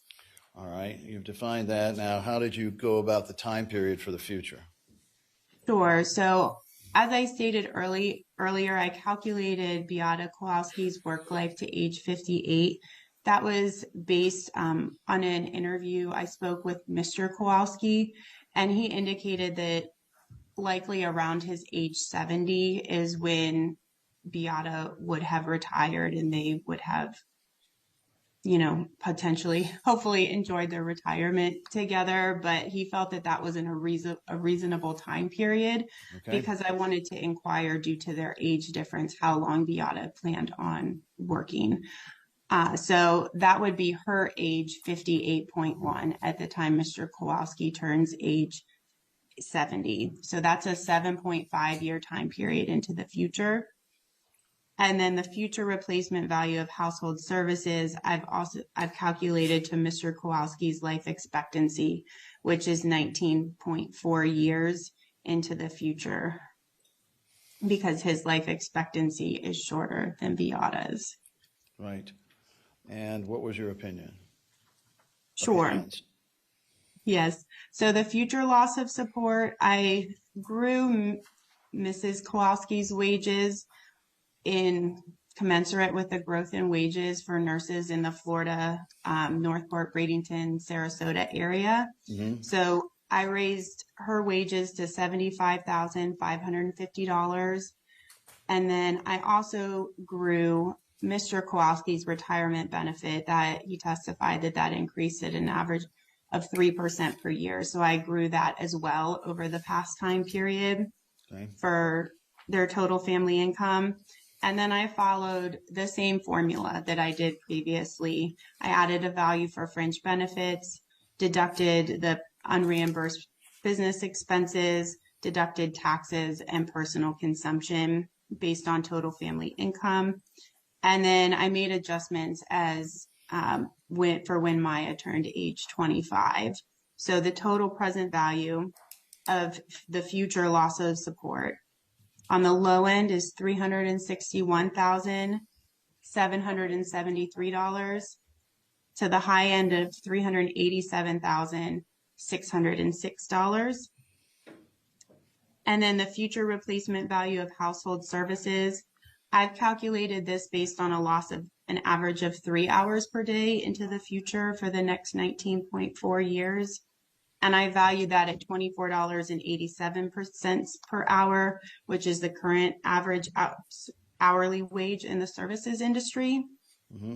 And I've calculated that the total present value on the low end is $478,064 to the high end of $579,857, which brings the total present value for future economic damages, including the future loss of support and household services, at $839,837 to $967,463.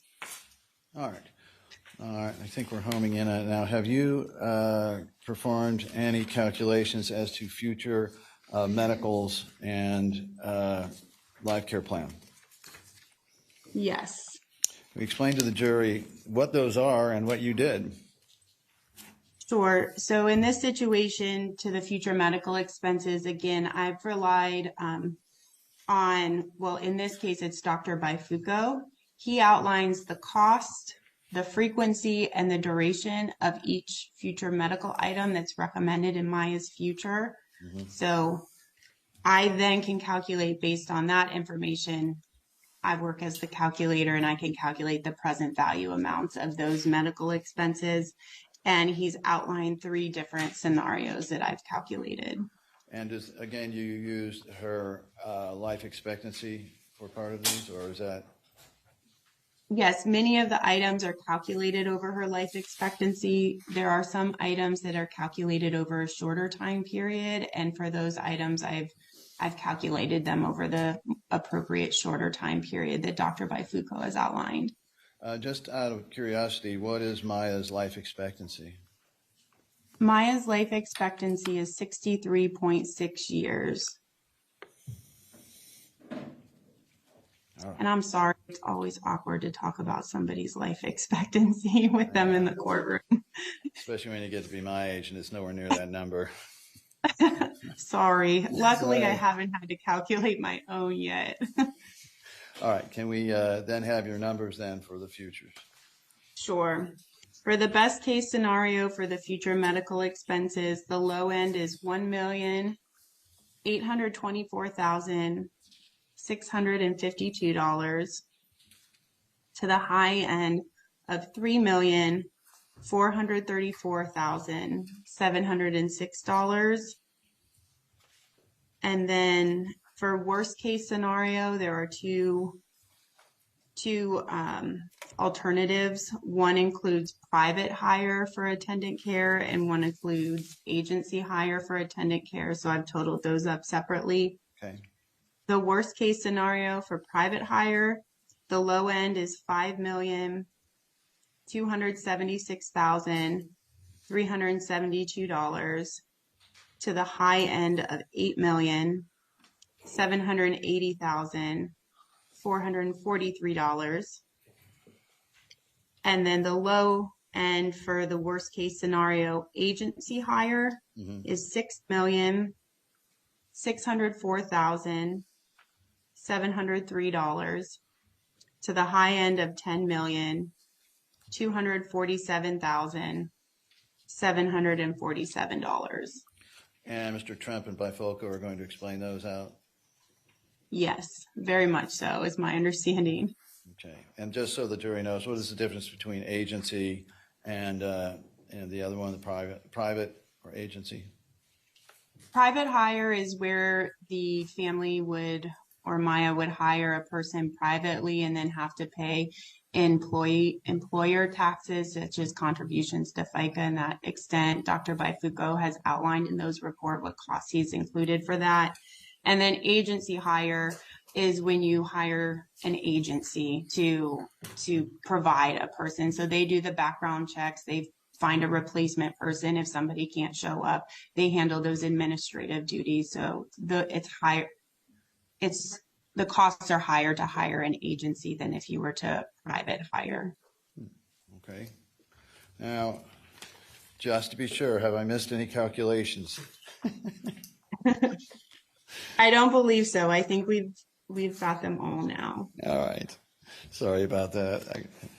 You don't want to know.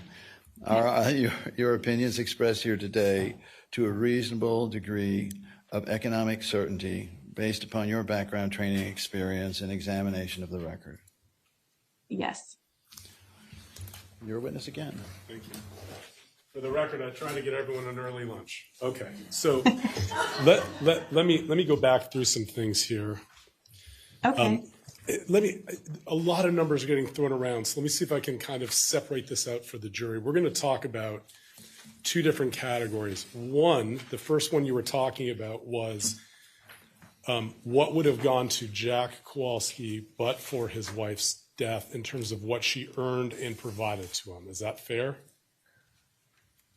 It almost. So since he was the other parent in the family, would assume that he and Beata were managing the finances, but the loss of support is allocated to the entire family. Okay.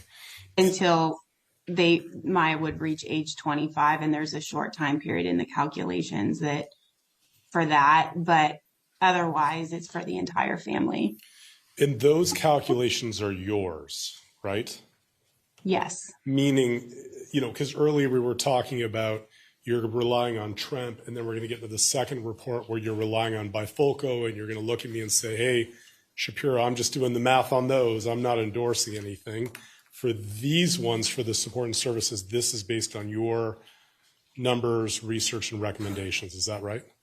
Yes, the loss of support and replacement value of household services, those are my research, analysis, and calculations. Okay, so let me try to define a couple of those terms. So you past loss of support, this is what you're calculating that Beata would have provided to the family had she not passed away in 2017, correct? Yes, it's the financial support. The replacement value of household services is the services she performed around the house and for her family. So support is just financial support. Okay, so let's talk about support and then we'll talk about services. Support is the money. In 2016, the last full year of earnings, Mrs. Kowalski earned $61,460, correct? Yes, that's correct. And what you need to do to figure out what the support would have gone to the family, you got to back out taxes, right? Yes. And you got to yeah, and I know you did. We'll talk about that. You got to back out what she would have spent on herself, right? Yes, that's personal consumption. Okay. So on $61,000, you only backed out 13% in taxes. That's correct. Is it your assumption that, well, do you know if they were married filing jointly? I can tell you, I believe they were. Well, adding in Mr. Kowalski's pension along with Miss Kowalski's wages, is the testimony you have to this jury that she was only going to be paying 13% in taxes? Yes, that's what they paid, 12.29% in taxes in 2016. So I rounded up to 13%. And you gave her only a personal consumption of $14,000. Is that right?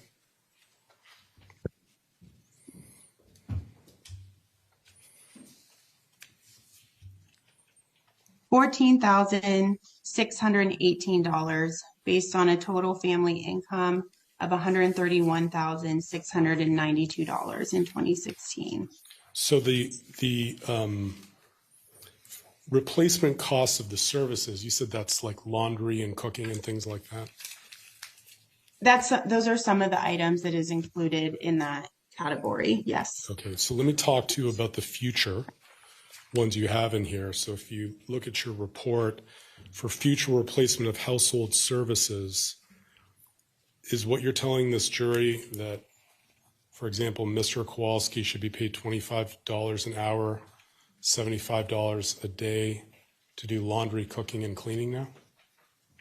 No, that's not. So first of all, it's the replacement value of those services that she was providing around the house. And I can let you know what he indicated she was doing. So dusting, ironing, meal preparation, bed making, cleaning bathrooms, laundry, dishwashing, bill paying, bookkeeping, shopping for clothing and household supplies, budgeting and tax preparation, grocery shopping, and helping to assist to take care of sick child. Okay. But what you're telling this jury is that Mr. Kowalski, through a survey to you, has asked for $25 an hour from today going forward to do those chores now. Is that right? He hasn't asked me for that money. I've just calculated the value for them.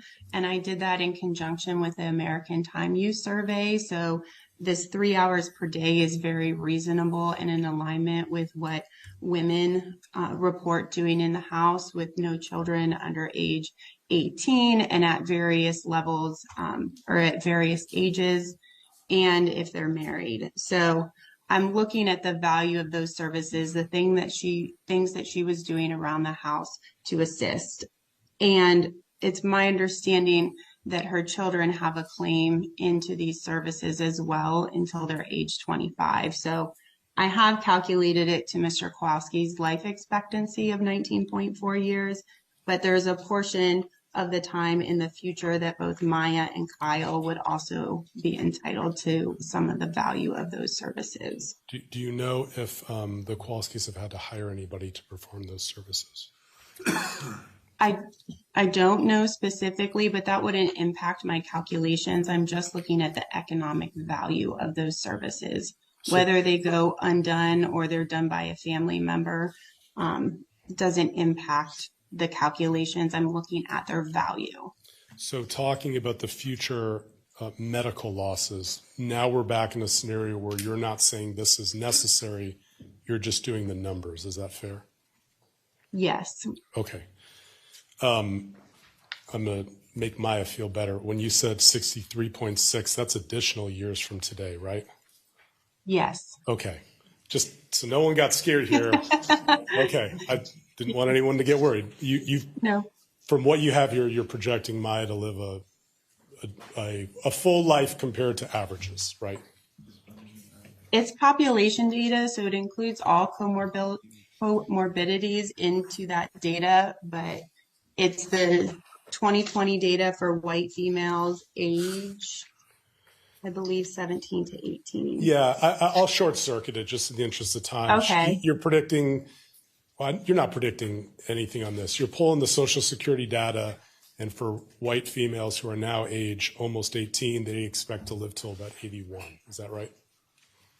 Yes, and then at age 81, she would have an additional life expectancy coach, so we could make her feel a little bit better as well. If you'd like me to give that, an 81 to 82-year-old white female has an additional 8.6 years life expectancy, for which I have not included any calculations. I get it. I just didn't want her to feel bad because she's over my right shoulder thinking anything was going to be that someone was predicted to die at 63. Okay, now that we got that out of the way.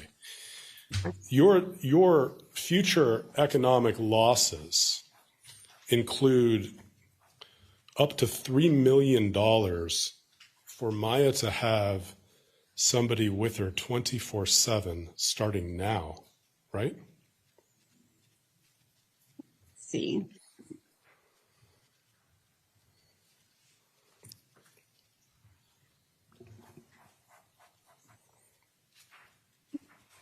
Sorry, give me just a moment. I'm almost there. So Dr. Baifuko's life care plan, it does say beginning age 18, ending age 28, but in the commentary section, it says begin and end dates are provided for calculations purposes. They are used to estimate a 10-year time span. So I will defer to whatever his testimony is later today, but I read that as it's a 10-year time period to occur anytime between now and the end of her life expectancy. Okay, but just so this jury is clear, your calculation began an assumption that Maya was going to need somebody with her to take care of her 24/7 beginning at age 18 for 10 years, and that totals $3,070,000. Is that right? So it's Objection, ask and answer. That was Overruled. She can answer. the last one. It's calculated for a 10-year time period. It says begin 18 and 28, but I'm not saying it has to start at her age 18. But yes, it's 24-hour care for 10 years. So your interpretation of Dr. Bifocal's report is he said that it's medically necessary for Maya to have somebody taking care of her 24/7 from an agency hire, correct? He gave two options, one for private hire and one for agency hire, and it indicates that it was recommended by Dr. Kirkpatrick.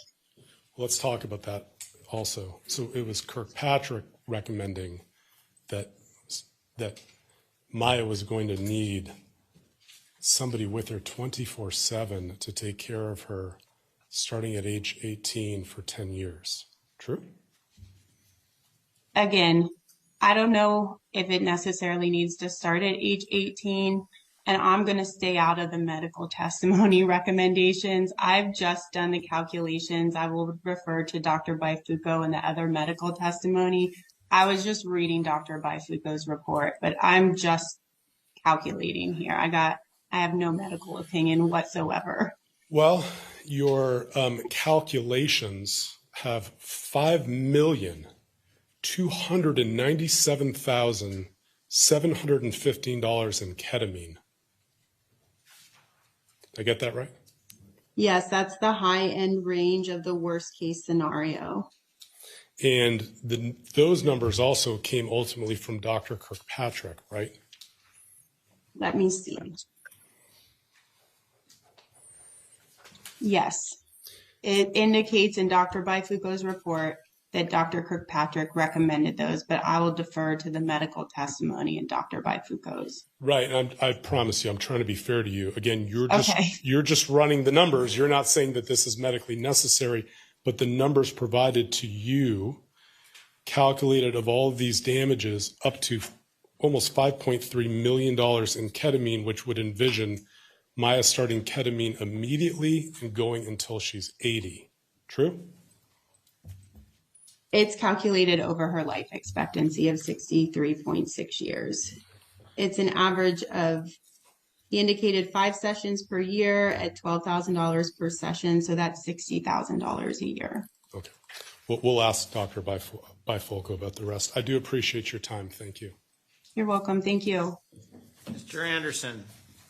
So depending on, as to that 10 years, the jury, with that calculation, and from what you understand of Dr. Bifulco's report, they can start that 10-year period at any time and determine the amount from there? Objection, mischaracterization. Overruled. It's my understanding that it's just a 10-year period to occur within her life expectancy, that he put that time frame in there for calculations purposes, but essentially this 10 years can be allocated at any point over her life expectancy, and the jury could just take the amount per year multiplied by the time period for whatever they deem is appropriate based on the testimony they hear.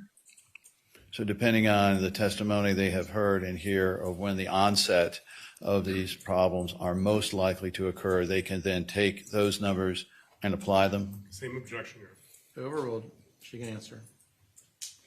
Yes, so the calculations I've done provide the low and high range for the 10-year time period. If it's to not start at age 18, it's just assuming the offset method until it starts for the calculations. I haven't grown the wages at all from now until when it starts, because it's my understanding we don't know exactly when it's going to start. But regardless of that, based on the medical testimony, they would just take the amount per year. So in this situation for the private hire, it's $153,212 and multiply that over whatever time period they deem is appropriate. And that would take into consideration this attendant care to occur at any point over her remaining life expectancy. Thank you. You're welcome. Nothing further, Your Honor. Thank you. Okay. Don't leave, Ms. Kirby. I won't. I'm going to ask the jury if they have any questions, and the answer is yes. Okay. Okay, Ms. Kirby, I'm going to mute your feed here. Okay, so you won't be able to hear us.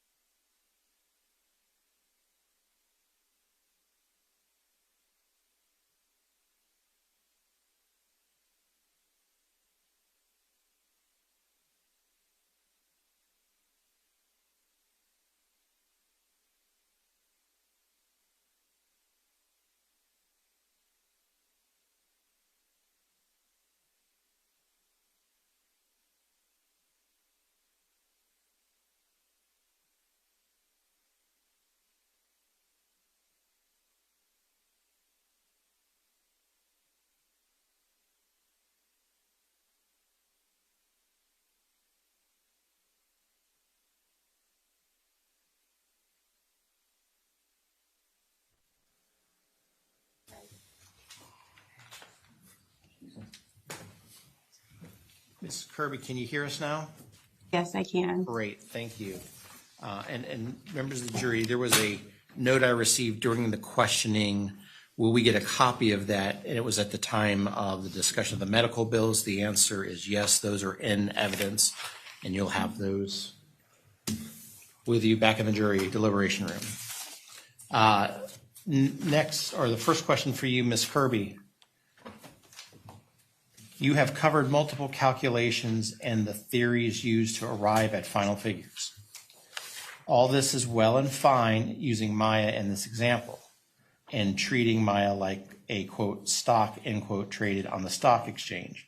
Her past educational performance shows the ability for more than favorable to high returns. Did your calculations take into account that Maya could, like some witness in this very courtroom, Maya had the capabilities to make exuberant amounts of income over the course of her lifetime? Or were middle-of-the-road statistical income levels used in your calculations? Sure, good question. So I've relied on the vocational assessment of Mr. Trump for her pre-injury earning capacity.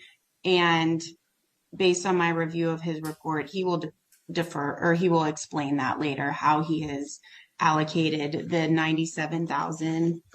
Let me find it. Sorry, I've got too many reports here. Okay, the $97,916. I did do research on the same data that he provided, because the data he provided was from 2019, and the current data, same data, is now would equal $108,316 or $316 per year, so 108,316. I haven't included that higher value. I've just relied on the figures that are provided in Trump's report, as he indicated when he gave an updated assessment in August of this year that he didn't change any of the opinions in his report. And part of that question also referred to the stock market. And so I'm not sure if they're inquiring about the interest earnings on safe government investments, but that data is standard data that economists use. It's the most risk-free investment, as this money is not supposed to be placed at risk. When you invest in other avenues, you may yield a higher return, but you also have a greater risk of losing that money, and it's not guaranteed. So the economists in my field routinely will rely upon the interest earnings on safe government investments.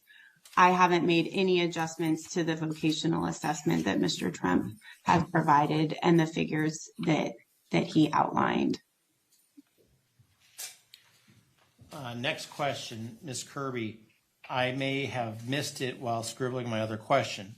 Was the possibility that Maya's PTSD affects her ability for possible relationship, then marriage, family, children, and all the, quote, things, end quote, that her past family enjoyed, but now will never be able to continue? She now may not be able to enjoy, quote, motherhood, end quote, like her mother did. And if Maya does have children, was there any, quote, monetary value, end quote, placed on the added stress Maya would have when her children went to a hospital for something? Or should I add, if able to, additional, quote, monetary value, end quote, to your figures? You have a good jury with good questions, but I have not added any. Those are what I believe are considered pain and suffering, loss of enjoyment of life, or human damages, as Mr. Anderson referred to them. I have not calculated any value for those. I've strictly calculated the economic damages in this case, so the hard dollar amounts. Okay. During the asking of these, I received another juror question. It's a one quick question, so I'm just going to see if you have any objection, and if not, I'm going to.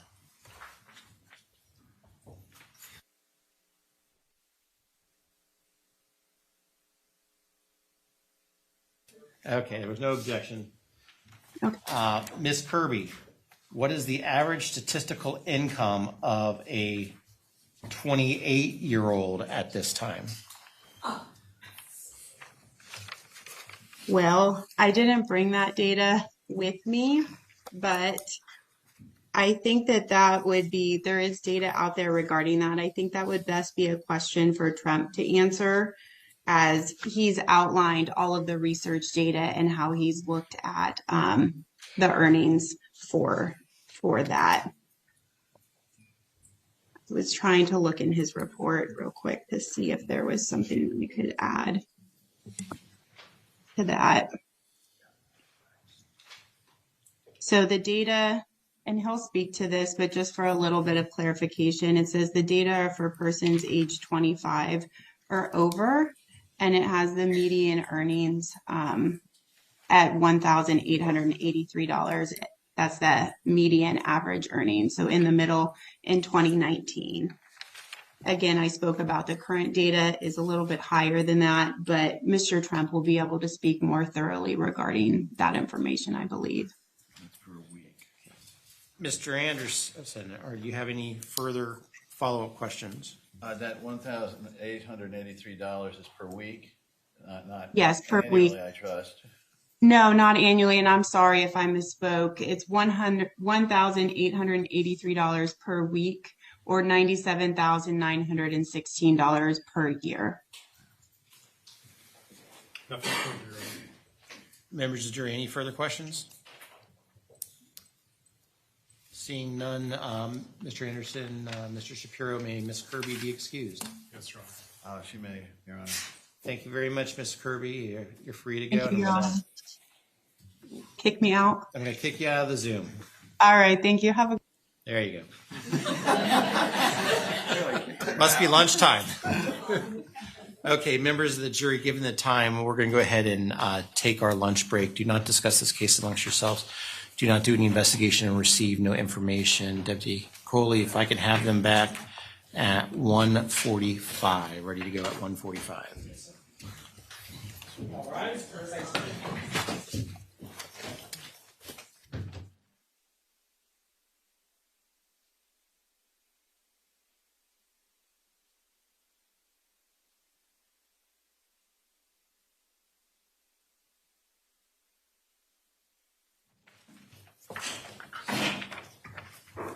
Okay, thank you. The jury is out of our presence.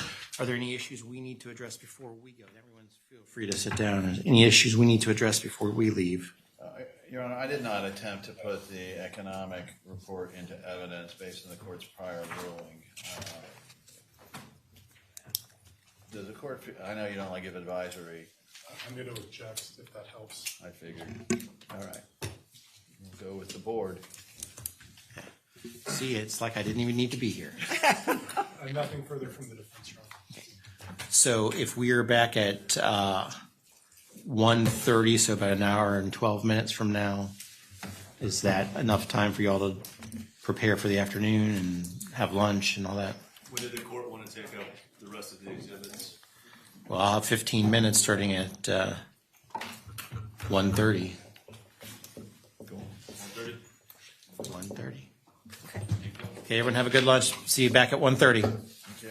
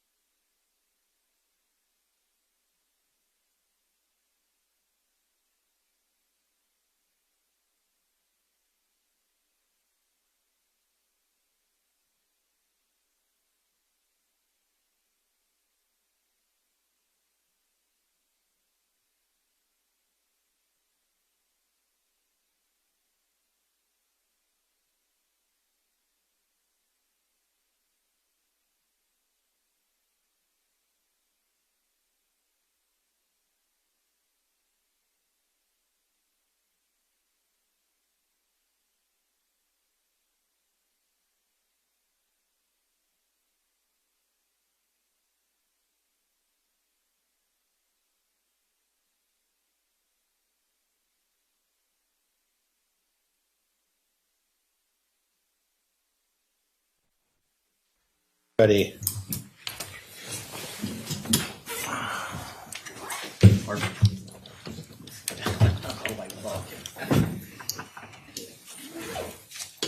This is a good burn. Dang it.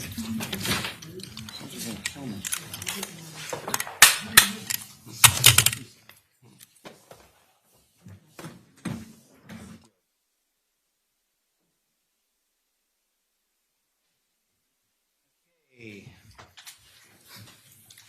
Welcome back from lunch, everybody. Are we doing exhibits or is this something else that we need to deal with? I think we're doing exhibits. Mr. Whitney's on. What's next? All right, we'd like to begin with 2277 and then pages 369 to 374. 2277. Yeah, I'm on the back page, Your Honor, second from the bottom. I might be missing a page because that one's not on here, but that's okay. What number are we? It's exhibit 2277 and it's pages 369 to 374. Is it 369 through 374 or 369? Through those 5 pages, Your Honor. 2277, 369.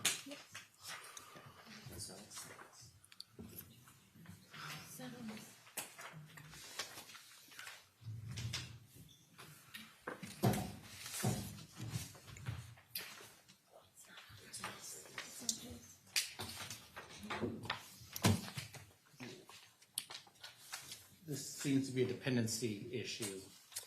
Well, Your Honor, there is overlap. However, this has to do with simply notice to the hospital about a court order, and Dr. Hanna was denied access to the hospital, even though he was. Let me see the next page. Sure. Judge, this has been testified to. The next Sorry. next page. And Next page. Next page. Next page. This isn't coming in. What's next? 2277-451. 451. What is this? This is another risk management note discussing the theorizing of the hospital that rather than lesions, these were self-inflicted scratches. And here it's discussed that this was a trap set for Dr. Major.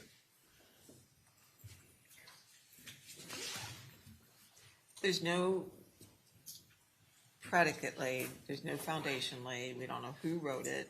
It's somebody's thoughts. We don't know who that person is, if they have any authority to speak for the hospital. This is the risk management file, right? It is Yes. in the risk management box. That's correct. Here's my problem. I mean, I know that the Hill Ward Henderson firm was intimately involved with everything that was going on at this time. It's kind of difficult to understand how we keep getting, we don't know who this is or what this is. It just is difficult for me to understand how we're 5 years into this after the fact, and we still, people are saying, I don't know what this note is, when Judge, when Mr. Shapiro and Mr. Hunter were there. Yeah, I don't mean to push you back hard on this, but Your Honor, the involvement of myself and Mr. Hunter was on tangential issues on occasion when the hospital would, without breaching attorney-client privilege, call us and ask us to weigh in on something that was going on. But neither Mr. Hunter nor I were intimately involved in every aspect of it. And I'm not saying that you had any information about this specific note. It's just, I mean, it's just difficult for me to continue to hear the argument that we don't know anything about this. Judge, this file was produced after certain former risk management personnel were deposed. These particular writings have never been identified as to who wrote them, what the context was, or what the purpose behind that context was. So, I mean, I've got a choice. I can either make something up to tell you that I don't know, or I can tell you the truth, and that is that we don't know what the specific context of these writings were. And in some of these cases, I don't know who wrote them. None of the people who were in the risk management department, literally none, are there anymore. Some of them aren't even in the state anymore. So, I mean, I can't conjure up information that I don't have.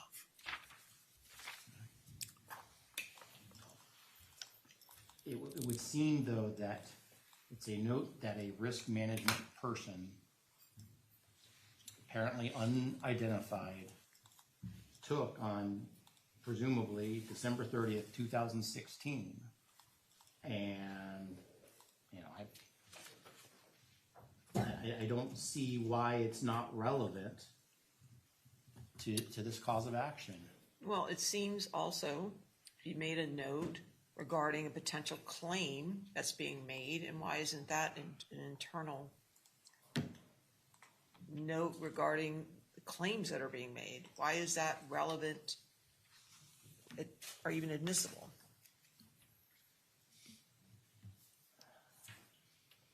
Why is risk management participating in the medical care of a child? With all due respect, Your Honor, that does not indicate participation in medical care. That indicates that someone has told risk management something that they've written down. That's all. And isn't there been testimony that these scratches is a symptom of CRPS that the hospital was billing for?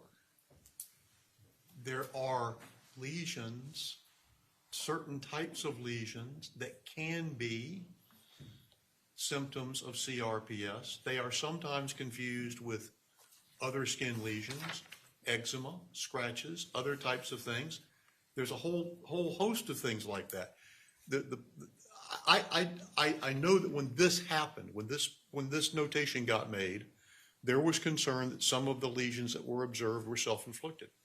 That's all this says. But it doesn't show, and I think the court needs to understand what it doesn't show.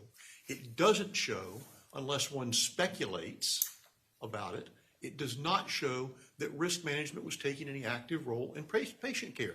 It shows that someone expressed to risk management a concern. That's all it shows. That a 10 or 11-year-old girl is trying to create a trap by possibly scratching herself. Look, it seems highly relevant, and the discussion, even though apparently the defense in 5 years, even though they were involved at the time this was created, doesn't know who it is, it still is relevant. It still is a statement against the interest of the hospital, and it will come in. So what number is this? It was 2277-451, Your Honor. What's next?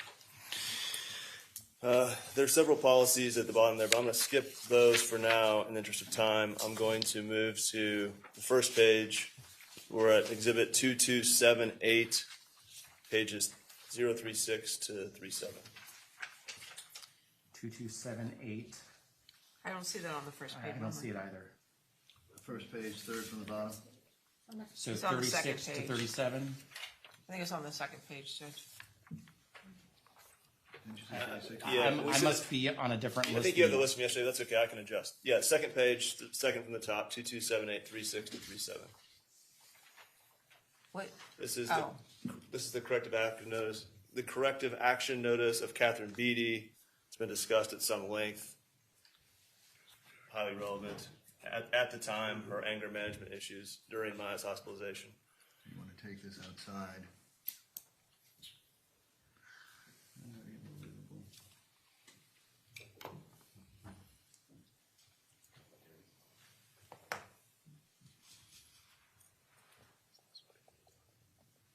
Hearsay. 9403. It's already been discussed and testified to. These are Mr. Whitney, tell me about hearsay exceptions. I think you were going to say statements against interest, Your Honor. It's also a business record, party admission.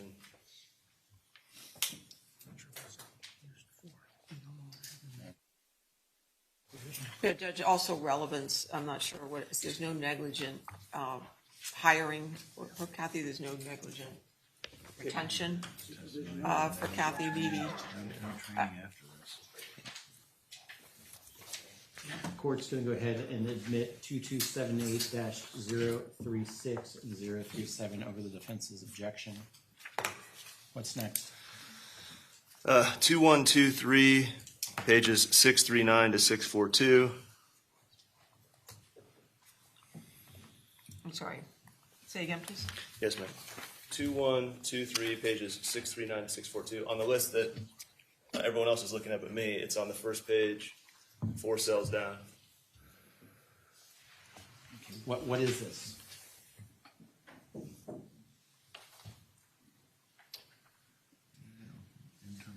This is. We withdraw this, Your Honor.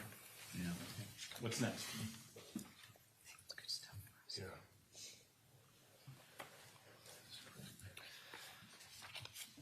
2123-495.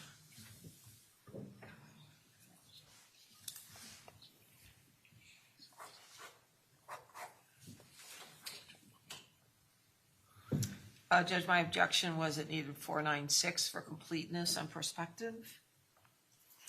Can I see 496 as well?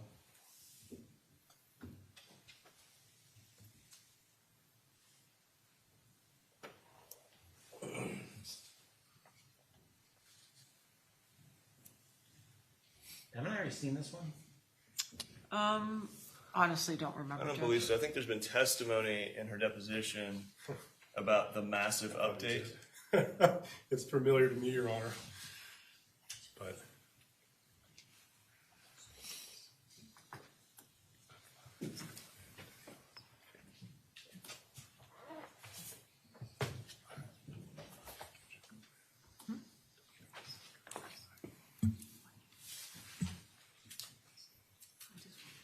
oh yeah, I'm right. saying this has to come in too. Yeah. Hey, Judge, we're not objecting, to be clear, but we think for perspective, 496 also needs to be admitted as Any opposed to the problems with sheet 496 coming in? out of nowhere. So the court received 2123, 495, and 496. What's next? All right, now I'm going to drop back to the risk management file. There are a couple of policies that exist within the risk management file. So I'm at pages 2277, then 280 to 285. It's a consent policy. 280 to 285. Yes, 280 through 285. What are these policies? These are Johns Hopkins internal policies effective at the time. You can see the effective date of March 11, 2016. It has to do with specifically consent to treatment within the hospital. Well, It's determining legal guardian. Sorry, Judge. why is this not really muted out by the court order? Because, Your Honor, the parents, Jack and Beata, retained medical decision-making power under the court order. And so this policy spells out how the hospital is to address their consent to treatment during the time. And we have an issue over the hospital claiming that the 3 or 4 page consent form signed at the beginning of hospitalization provided blanket consent for the entire hospitalization. This is talking about documentation of guardianship. I can show you on the second page. Here we are. Court ordered guidelines number 2 here on the third page.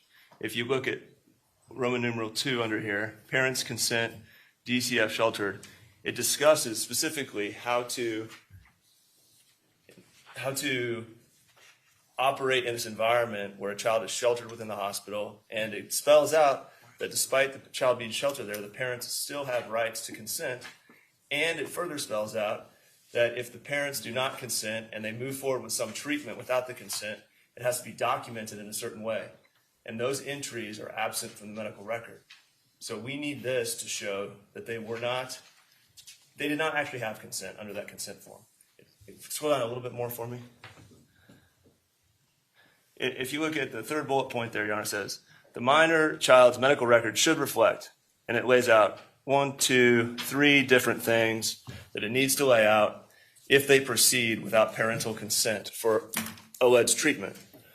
What I want is I want a printout of this document. I'm going to reserve on this, but let me hear your argument, and I'll try to get a ruling by Monday. I'm going to have to look at this one more.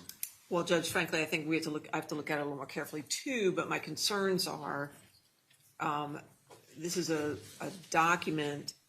I'm not sure if it exactly is apropos to the particular orders we have in this case, particular situation with our DCF hearing. I would like to look at it closer as well. Yeah, okay.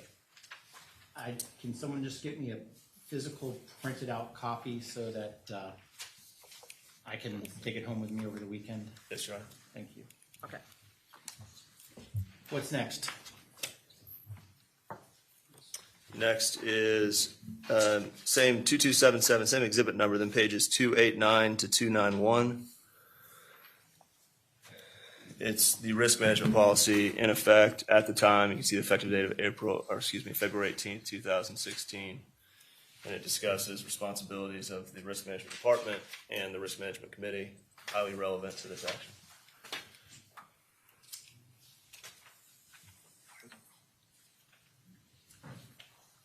So this is just general risk management. Does this have any reference to dependency courts or DCF or anything like that? In my review, I don't believe so. I'm 90% confident of that. If the court would like to review over the weekend to verify. And Judge, what's the relevance of this policy to the allegations in this complaint? I'll take a copy of Exhibit 2277, pages 289 through, where does it end? 291. 291. I'll take that home with me over the weekend as well. Next is 2277, pages. Let me ask you this. Were we thinking about finishing at 3:30, 4 o'clock, and maybe we can... Yeah, we're getting very close, but yes. Why don't we stop and then start with the jury since we're now past 1:45? Yep. Let's bring in the jury.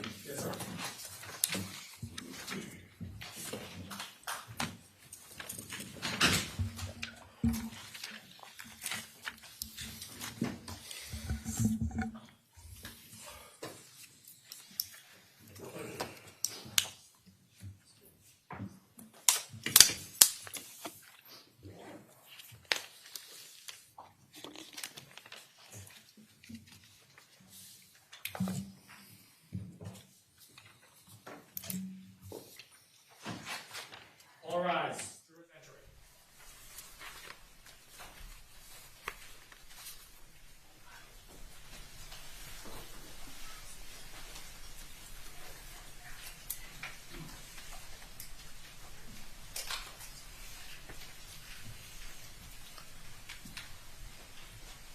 Okay.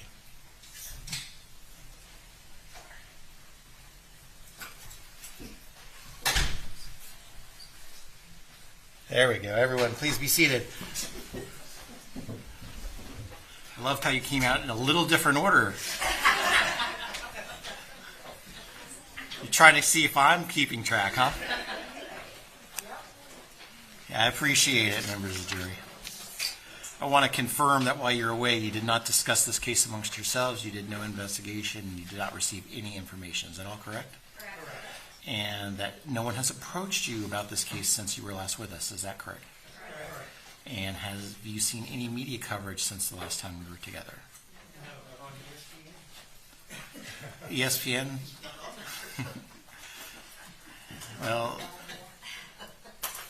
I know we were just kind of joking around, but I just want to be serious. No one has seen any media coverage about this case. Is that correct? Okay. We don't need to talk about the Rays or anything like that. So, okay. Mr. Anderson. Please call Robert Trent.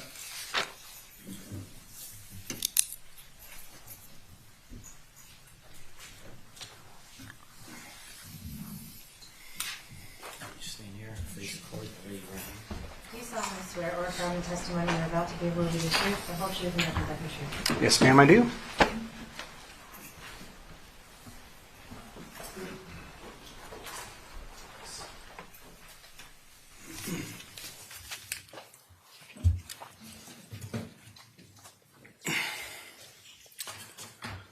Please state your name for the record. Hi, I'm Robert Paul Trump Jr. And have you been called as an expert in vocational rehabilitation to discuss the diminished earning capacity of Maya Kowalski as a result of the actions of Johns Hopkins? Yes, sir, that's correct. To give the jury some background here, will you please go through your background training and experience towards offering them? You know what? Strike it. What does a vocational rehabilitation expert do first? Certainly. So in vocational rehabilitation, keyword rehab, and when we have the word vocational involved, that means work. And when there's been an onset of an injury or a disability or an alteration to your life, how is your job now going to be impacted? So for a quick example, if we have a concrete worker who then becomes a spinal cord injured patient, you're going to go, gosh, it's kind of hard to do concrete work as a spinal cord injury or in a wheelchair, that kind of thing. So what can you do now? How can we rehabilitate you from a vocational and job standpoint? And can you give the jury the benefit of your background training and experience towards offering those opinions? Certainly. So I have an undergraduate degree from Michigan State University. I then went on to the University of Arizona in Tucson to earn a master's degree in special education and rehabilitation counseling. From there, I went to the University of Florida, Gators. I don't know if there's Seminoles fans here, but then I took some coursework there after my graduate degree in life care planning. I took 2 national board certifications. One is in rehabilitation counseling, which I just talked about with regard to rehab and counsel people on how your life has changed, and then board certification in life care planning. And what licenses, and so did you just tell us the licenses and certifications you hold? I did, the 2 national board certifications, yes, sir. So behind your name there is an MA, a CRC, and a CLCP. And what are those again? That's correct. So the Master of Arts, and then the CRC is Certified Rehabilitation Counselor, and the CLCP is Certified Life Care Planning. And life care planning is future care needs, and I think someone else is going to talk about that today as well. Okay. And do your input then go into a life care plan, in this instance, the life care plan prepared by Dr. Bifocal? That's correct. All right. So let's talk a little bit about your assignment in this case. Can you tell the jury what you were assigned to do in relationship to the Kowalskis? Certainly. So I was asked to read the records, speak with Mr. Kowalski and Maya as well. I did that several occasions.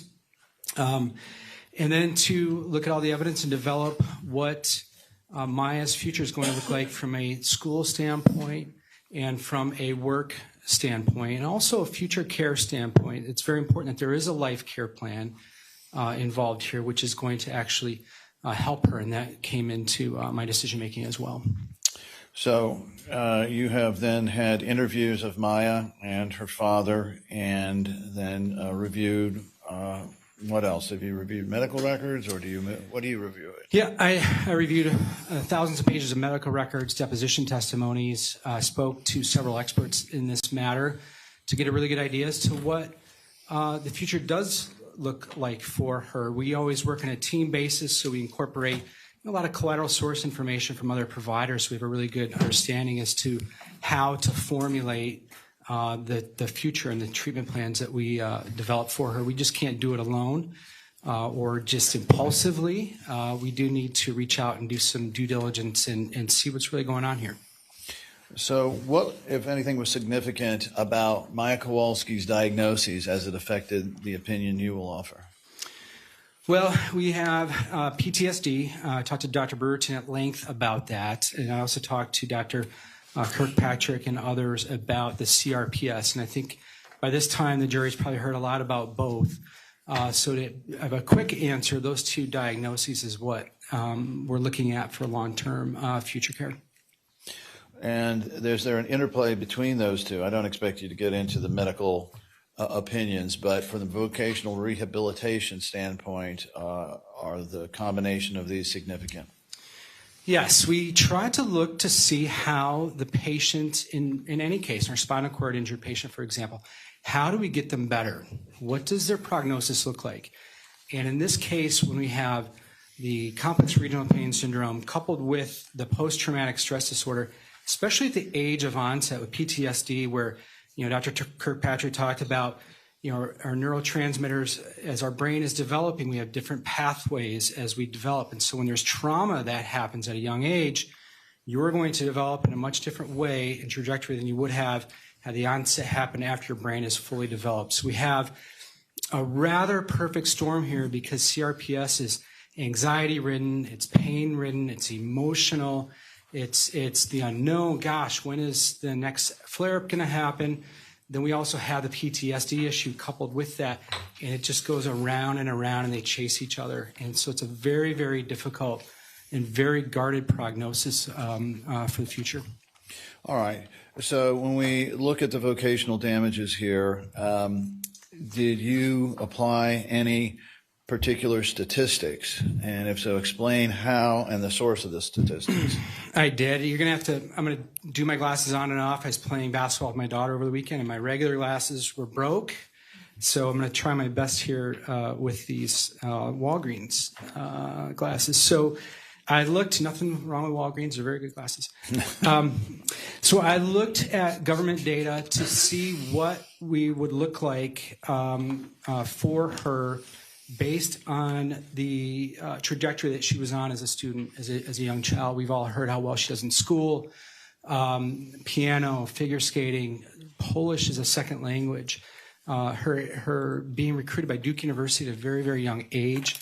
She's almost done with an AA degree. So she's doing very well academically, but it doesn't tell the whole story. And the whole story is that, as we've heard and we know, what's life going to look like when she leaves the house, if she can leave the house. And so I looked at the trajectory she was on and her wages at the doctoral level. I know Ms. Kirby talked about some of the data that I use, the data that I have to use within my methodology, is that she no doubt would have been at the professional degree to a doctoral degree easily. I don't think anybody ever refute the fact that she was on that track from birth, right? She was just a freight train going towards college. There's no worry there. And so I looked at the wage data for that at the $1,883 in 2019 as a weekly wage for that. It's basically the maximum based on the government data. And what does that come out to annually? It comes out to the 97,000 range that Ms. Kirby talked about, and then the 108 that she annualized. All right. And so that seems a little, isn't that low for someone with her potential? Yeah, and so again, the methodology that we're bound by as voc rehab counselors is what does, the government analyzes all of our jobs, right, across the board, and they come up with median statistics and based on educational level of attainment and other types of areas. And so really that's everybody piled in, and Maya is an extreme outlier, no doubt. I looked into other data. For example, the government indicated that CEOs across the board are at the $630,000 to $1 million range. I also looked at a study that Ivy League grads make about 38% more than graduates from other colleges. So those wages were coming out of college, that was $86,025. Other colleges, you come out at $58,543. Again, she's recruited by Duke, and there's no doubt in my mind that she would have been on that trajectory. Absolutely. Right. So for the jury's purposes here, the $97,916 is a statistic that they can then apply their own view of Maya's future or potential to. Yeah, I mean, that's one way to look at it. And the CEO is, that range is about $391 an hour, all right, at the $830,000 range. If we're going to look at her as a Ivy League grad with this, all A's and being recruited early on and, almost done with a 2-year degree at high school. So what age did you consider Maya entering the workforce in light of her academics? Well, now, after everything that's gone on, about age 28. Right. And then, assuming a best case scenario that the other things we're going to talk about don't happen, what would her work life expectancy be? 65 to 70. All right. And so then over the course of her life, if you just take the statistics, and we're to these age, was it to age 65 or 70? To age 70? It was a range, work life expectancy, age 65 to 70. All right. And so statistically speaking, her wages prior to injury at the government standard would be what? In other words, what was her baseline? Yeah, let me get to it.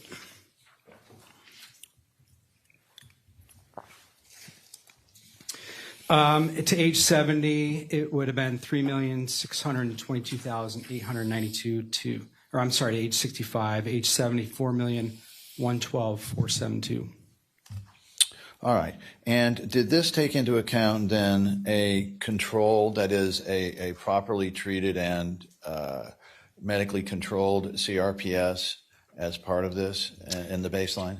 Yeah, it does. I had a conversation with Dr. Kirkpatrick and others about, if the CRPS had been managed correctly all the way through, there's no interruption.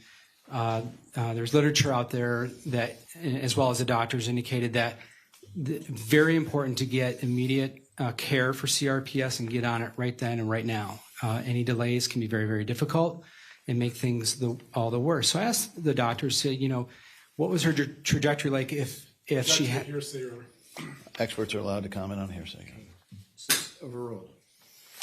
I asked the doctors what would her trajectory have been like if the CRPS was properly managed from the get-go. There was no interruption, no delay, and they all felt very, very good prognosis in there with, some interruption for flare-ups, but nothing that would have really taken her out or interfered with her ability to maximize her wages and her full potential. They all felt very, very strongly about that.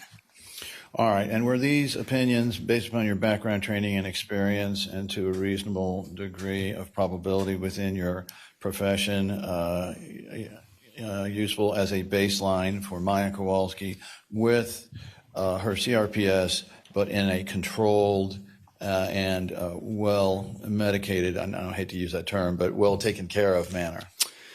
Yeah, I mean, if her future care needs would have been met properly, that's the idea. Mm-hmm. And so, and this is at 97, shade under $98,000 a year? Yeah, based on the 2019 data, the Economist grew those to 108, and then I spoke about how she's kind of an outlier. So yes. When you say an outlier there, does she have, based upon your background, training, and experience, the capabilities in light of her intelligence, EQ, that is emotional quotient for presentation, articulation, does she have the probability of earning considerably more than the government statistic? 100%, absolutely. Again, she was a freight train heading towards college. There was nothing going to stop her to maximize her wages. She had no impediments. The CRPS, yes, but if that was managed, then there was just nothing in the way. Absolutely.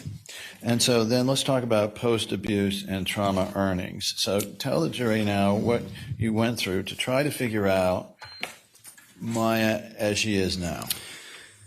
Well, the best things that she had going for her was her pre-existing condition. If she had learning disabilities or didn't do well in school, didn't like school, the picture would be much, much worse. But we're going to look at all of her strengths throughout this because I want her to work. I want her to be independent. I want her to get better and live a good, full life. So we're going to try to get Maya through college, try to get her to work in some capacity. But I also have to look at the evidence. The evidence is that, especially with Dr. Kirkpatrick talking about PTSD, PTSD combined with major depressive disorder, combined with the anxiety of the CRPS, then combined with a ticking clock, combined with people that may look like the people from Johns Hopkins, combined with the events that happened with her mother, and there's a study about children. Object to the bolstering on literature. Sustained. Just based on your background, training, experience, have you previously followed patients who have had a history of suicide in the family? Yes. And in your clinical experience, work experience, what are the concerns there? Well, there's plenty of data and literature out there that says that parents. Again, Your Honor, respectfully. You just have to leave out the literature part. Sustained. In my clinical experience, I've had where parents commit suicide. The apple doesn't fall far from the tree, and then the child commits suicide as well. They're beyond a reasonable degree in my clinical experience. Absolutely, it's a big concern. Now, in this instance, was there any concern, and did you have an opportunity to talk to Dr. Brewerton, a psychiatrist, a pediatric psychiatrist that did the evaluations on Maya? I did. Yeah. And so what are the concerns here now with post-traumatic stress disorder insofar as the, I guess you'd call it deviations off of where her brain would have been if she had not experienced this level of trauma? Well, I talked to, I don't know, someone's phone's ringing over there at the table. Yeah. This is a good time for everybody to take their phone out and actually make sure the ringer's off. I apologize. Not that it isn't a snappy tune. That was a pretty good ringtone, Mr. Hunter. I think maybe it was done on purpose to mix me up. I don't know. Yeah, trip me up a little bit. Where were we before the? We're talking about organic changes caused based on your consultation with the treating physicians. We're talking about organic changes to the brain as a result of the trauma and the resulting PTSD. Yeah, and I've worked clinically with trauma patients throughout my whole life, and what Dr. Brewerton told me is really nothing new. When we have, one of the reasons why there's accidental deaths are so high with children is because their brains are still developing. They don't think that riding the car near the road that something could happen, right? And that's why those accidents happen with children all the time. So when we have, and you know, Dr. Kirkpatrick spoke about this, when we have neurobiological changes in our brain as we develop, we take a different road. We go down a different path. We develop differently than we would have had that trauma not occurred. And the issue here is that when this all was occurring, she was a child. There was no escape. She can't go anywhere. As adults, we can get out of the situation, fight or flight. She was captive. And that, with Dr. Kirkpatrick talking to me about that particular thing. Approach, please.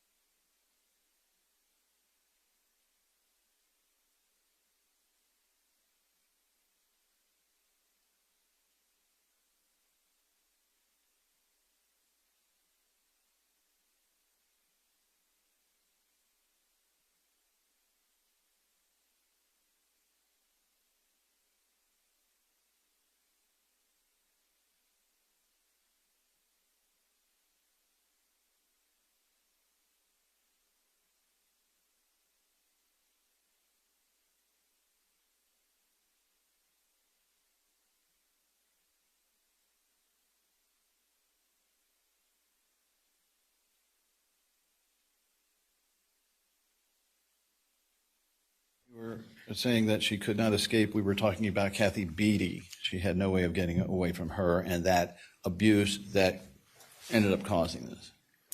Yeah, I mean, as a 10-year-old child, I mean, I can go on. I think we may have heard a lot about what happened during that, I guess, captivity, you would say. We don't have to go through that. Okay, we don't need to go through it again. They know it. All right. So I want to talk a little bit about the accepted methodologies within your profession that you applied and why you chose them. Yeah. So how do we know what children are going to do in terms of school in the future, how they're going to grow up, and what kind of jobs, what kind of wages, right? They're children. They haven't gotten there yet. So there's what's called a pediatric RAPEL, R-A-P-E-L methodology. And that is an acronym, and PEDS is for pediatrics. RAPEL is rehabilitation, access to the labor market, placeability, earnings, and labor force participation rate. Sorry. And the theory is that, again, the apple doesn't fall far from the tree. So if you have two parents with PhDs, kid's going to have a PhD. If you have a parent with a law degree, your child's going to have some sort of master's degree. If you have a child with a 4-year degree, and so on. If both parents have high school degrees, statistically speaking, your kids are also going to just have high school degrees and nothing further. Of course, there's outliers on that. There's lots of examples, about what kids do versus their parents, but that's the overall methodology on a statistical basis. So we looked at Beata, the mother, 4-year degree. That's no problem projecting there. Father was a firefighter, and I think he had less than a college degree. We also, though, need to then look at Maya with regard to her uniqueness. Was she a poor student with learning disabilities that might say, well, gosh, she's probably just going to get through high school? It wasn't the case. She's gifted, high IQ, recruited by Duke University at a very young age, participating in college programs, almost done with a 2-year associate's degree. So using that methodology, it's no problem to predict that she, again, was just this academic freight train with limitless possibilities. That's the methodology. And then did you take into account what was the rehabilitation plan, and where are they going to learn about that? Well, the reason why I'm hopeful for Maya, and it's guarded, is because we do have a life care plan. I'm also a certified life care planner. And the rehab part is that there's future care needs, counseling, guidance, medications, access to health care in the future for her. And that is meant to, and this is very, very key and very, very crucial, that life care plan is designed to maximize her independence and minimize her complications, right? Well, what are her complications? Her complications are trust, going out into the real world, triggers out there, things as little as a ticking clock to what people wear for jewelry to familiar patrons at a restaurant. And we need to look at that and try to forecast the best situation secondary to that. And that's why that life care plan with Dr. Baifuku is so crucial and important. And that's why I'm hopeful that 50% reduction, I'm hoping she can get the help she needs and get to work, have a good productive life, very concerned about child care as well. All those types of things, those life events that we need to get the dysregulation and control of her brain and how she looks at the world and her viewpoint in the entire world. And that's why I'm hopeful that the life care plan will allow her as a vocational person to get her to work, if at all. Is that why you have 100% disability and then the 50% disability?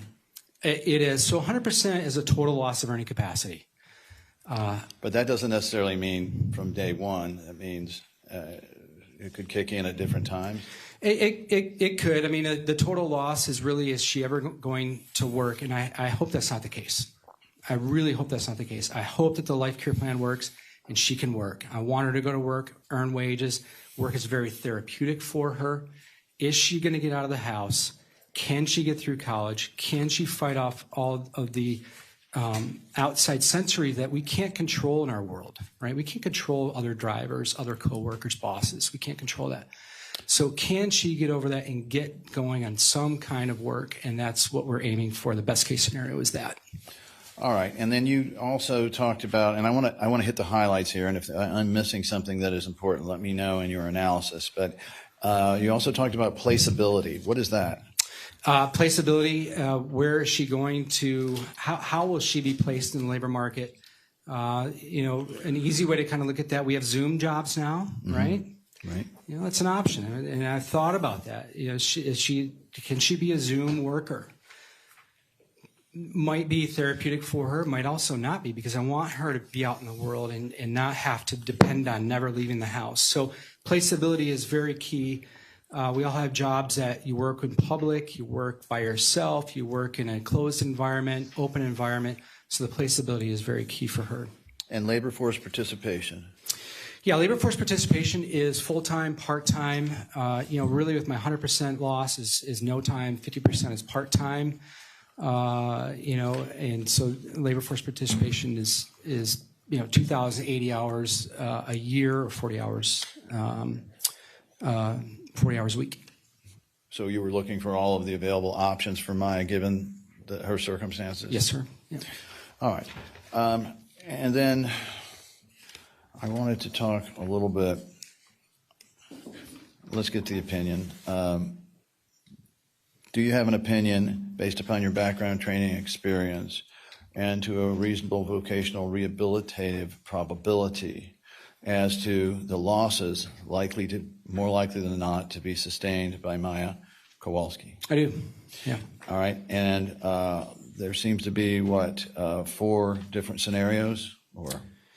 There is, yeah. So go ahead. I want to walk through them. So at 100% loss, and that is she never going to work, right? And for reasons I just stated of all of the different barriers and what we call in our world impediments to employment. And those impediments are things I already talked about ad nauseum, and I think that I don't think I need to go over those again, but I think I hit on those. And the high range there to age 65 would be a loss of $3,622,892, or up to age 70, $4,112,472.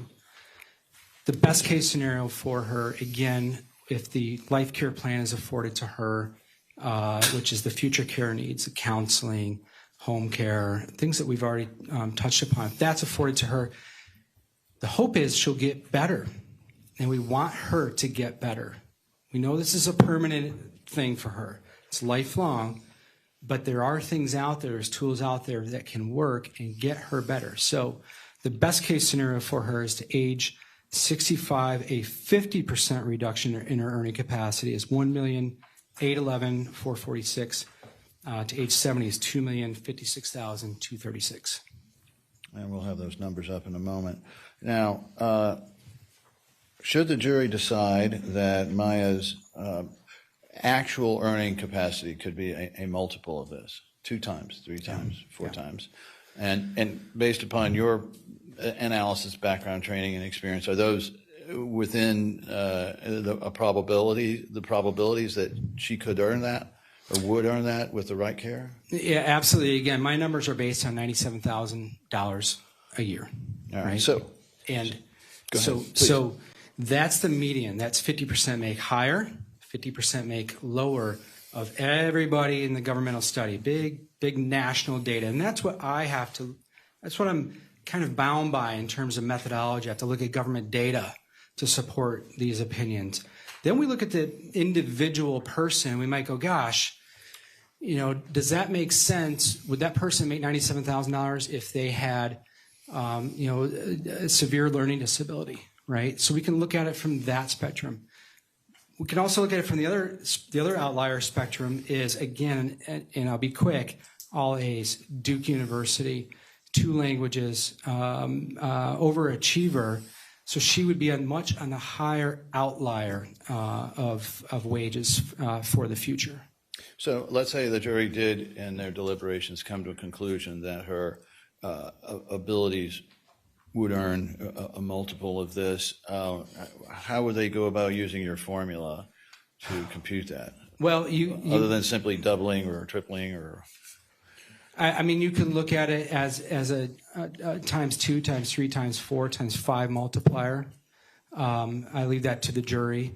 That we can do that. As I already indicated before, gosh, there's a 38%, almost 40% difference between Ivy League grads versus non-Ivy League grads. We also know that CEOs on a wide range make $630,000 to $1 million, right? But I leave it to the jury to listen to all the evidence, listen to Maya, listen to everybody, and that is up to you for that. All right. And so your opinions here, you're not taking into account any what we call human damages, general damages, that such as Maya discussed this morning and Jack and Kyle yesterday. No. These are simply for the diminished earning capability she'll have. That's correct. All right.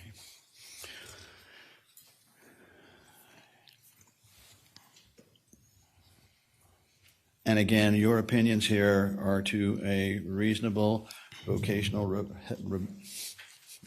rehabilitative certainty. Yeah, Probability. I should say probability for this. Sorry. My opinions today are beyond a reasonable degree of vocational probability, based on the methodology, based on my background training experience, based on my numerous conversations with numerous experts. That is true. Your witness?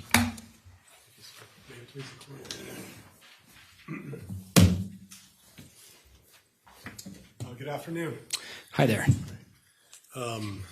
Let's get the fun stuff out of the way first. What do you charge to be here today? Well, I'm not sure about your characterization of fun stuff there, but I do charge $500 per hour. I'm not really sure what that comment means, but it's $500 per hour. Okay. What have you charged from the time you were retained until this point today? I believe $4,500 was my bill. I think $2,000 more after that for updates. Okay. And if I understand what you told me at your prior deposition, almost all of the money you make is providing this type of service in court litigation type services. Yeah, there's not many of us with these kind of credentials, so it does keep people with my specific credentials quite busy. And almost all of that's for the plaintiff, true? No. My testimony list is mostly plaintiff. I am retained by defense firms quite often. In fact, I don't know if they've hired one of me on the other side. I don't think so, but I do defense work as well. So it's about 75% plaintiff. The rest is defense work. Okay. But in terms of coming to testify, it's much higher for the plaintiff, true? Yes, because on defense, they usually don't disclose us, right? I don't know if there's one that they haven't disclosed, and so we tend to not testify in defense. So you said something that's super important for this case.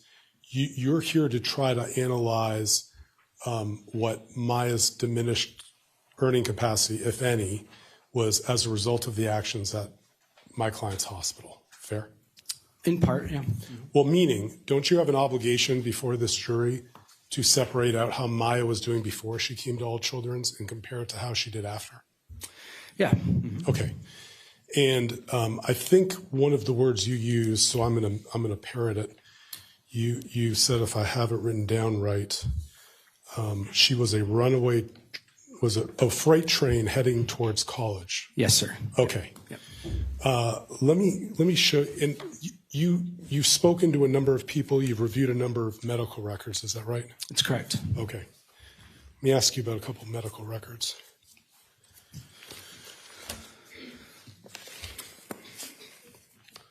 Let's pull up Joint Exhibit 1040-156. We'll put it on the screen for you. Sure. Mr. Trump. 1040-156. And you can expand the top. This is January 13th, 2016. I'll represent to you. This is from Dr. Hanna. Was he one of the people you spoke with? I don't believe so. Were you provided these records? I believe so. Okay. So you would have seen when you reviewed these records, for example, that Maya had pain that was 10 out of 10. Objection, not reading. Cross-examination, Your Honor. Overruled. He can proceed. Okay.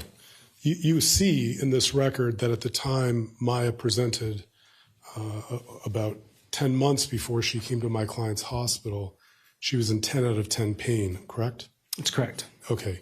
You know by history that this would have been less than 2 months after she underwent a coma in Mexico. True? True. And I really don't mean this to be sarcastic or make light of this situation. This is obviously very serious. She's in this position. She's not a freight train heading towards college. When I talked to Dr. Kirkpatrick, the doctor that got all the CRPS going, I did ask him if this was managed early on, as it was, and there was no interruption at the hospital. would she be in a much better position now minus the PTSD?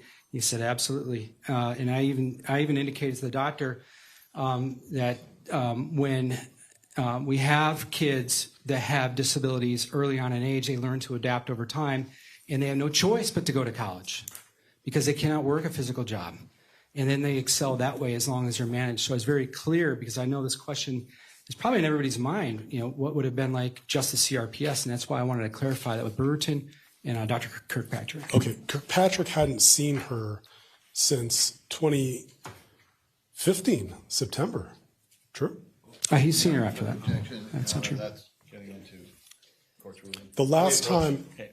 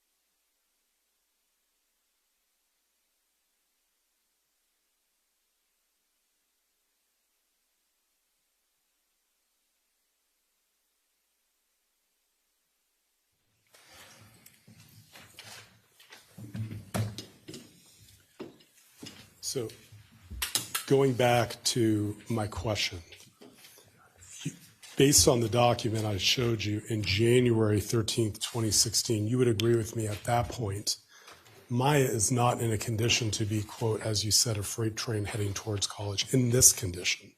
True? Well, can we leave the record up, please? Clay, it's, you got it.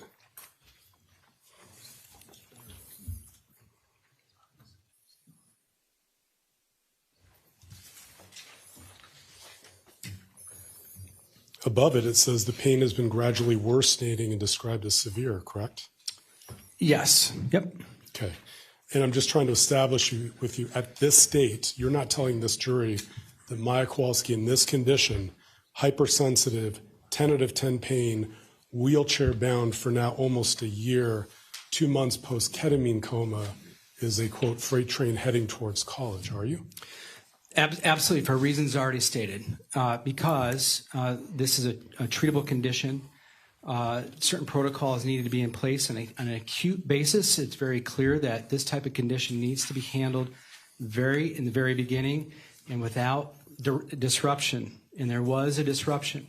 Now, again, as stated, persons that are injured when they're little, they learn to adapt, they get better, they cope. We know that this is going to have flare-ups in the future. And that's why, again, because of this question, because of this note, I wanted to clarify from the experts that I talked to that if it was handled appropriately, she was able to adapt and move on with her life with maintenance. Absolutely. Okay, in fairness, you're not an expert on RSD in the treatment for it, correct? I've had a lot of RSD. Well, RSD is the old term. CRPS is a new term. But I've had a lot of CRPS cases. Absolutely. You're not a doctor. No, not a doctor. You're relying on Dr. Kirkpatrick for what he believes is the necessary care on CRPS when you're talking about what should have been given and what was interrupted. Is that true? Dr. Henschke, Kirkpatrick, Brewerton, Chopra, all these doctors. Yes, sir. Okay. There's a convergent validation from all these doctors, all arriving to one single opinion. Yes. Let me show you document. Well, let me ask you this.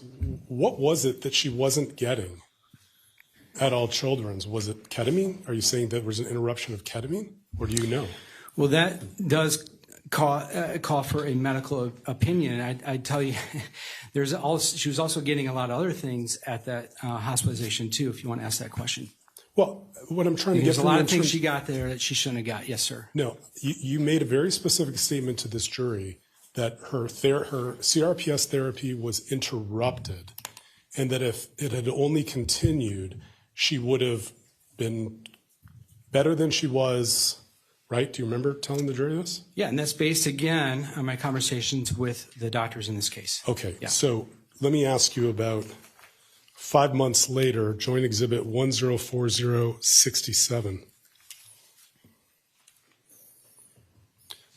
Again, this is a record from Dr. Hanna. It sounds like you reviewed this. This is May 13th, 2016. So we're now 4 months into ketamine treatments, and I'll represent to you. This is after she had 37 infusions. She a freight train heading towards college, 10 out of 10 pain.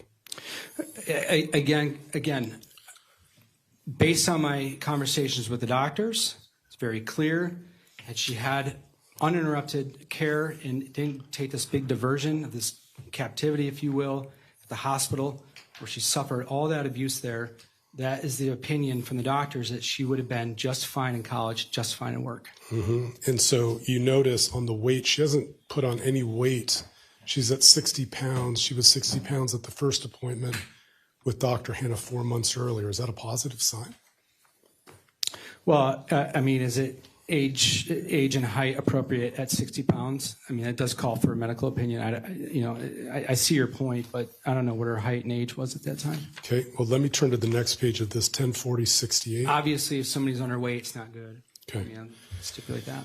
It's not just ketamine that comes with these treatments. You're aware in reviewing these records that there's a number of other drugs, including, if you look on the vials, Versed, Zofran, which is for nausea, magnesium sulfate for constipation, Benadryl to control against allergic reactions. That's all part of her treatment. right, that she was getting? Okay. Let me ask you about another note.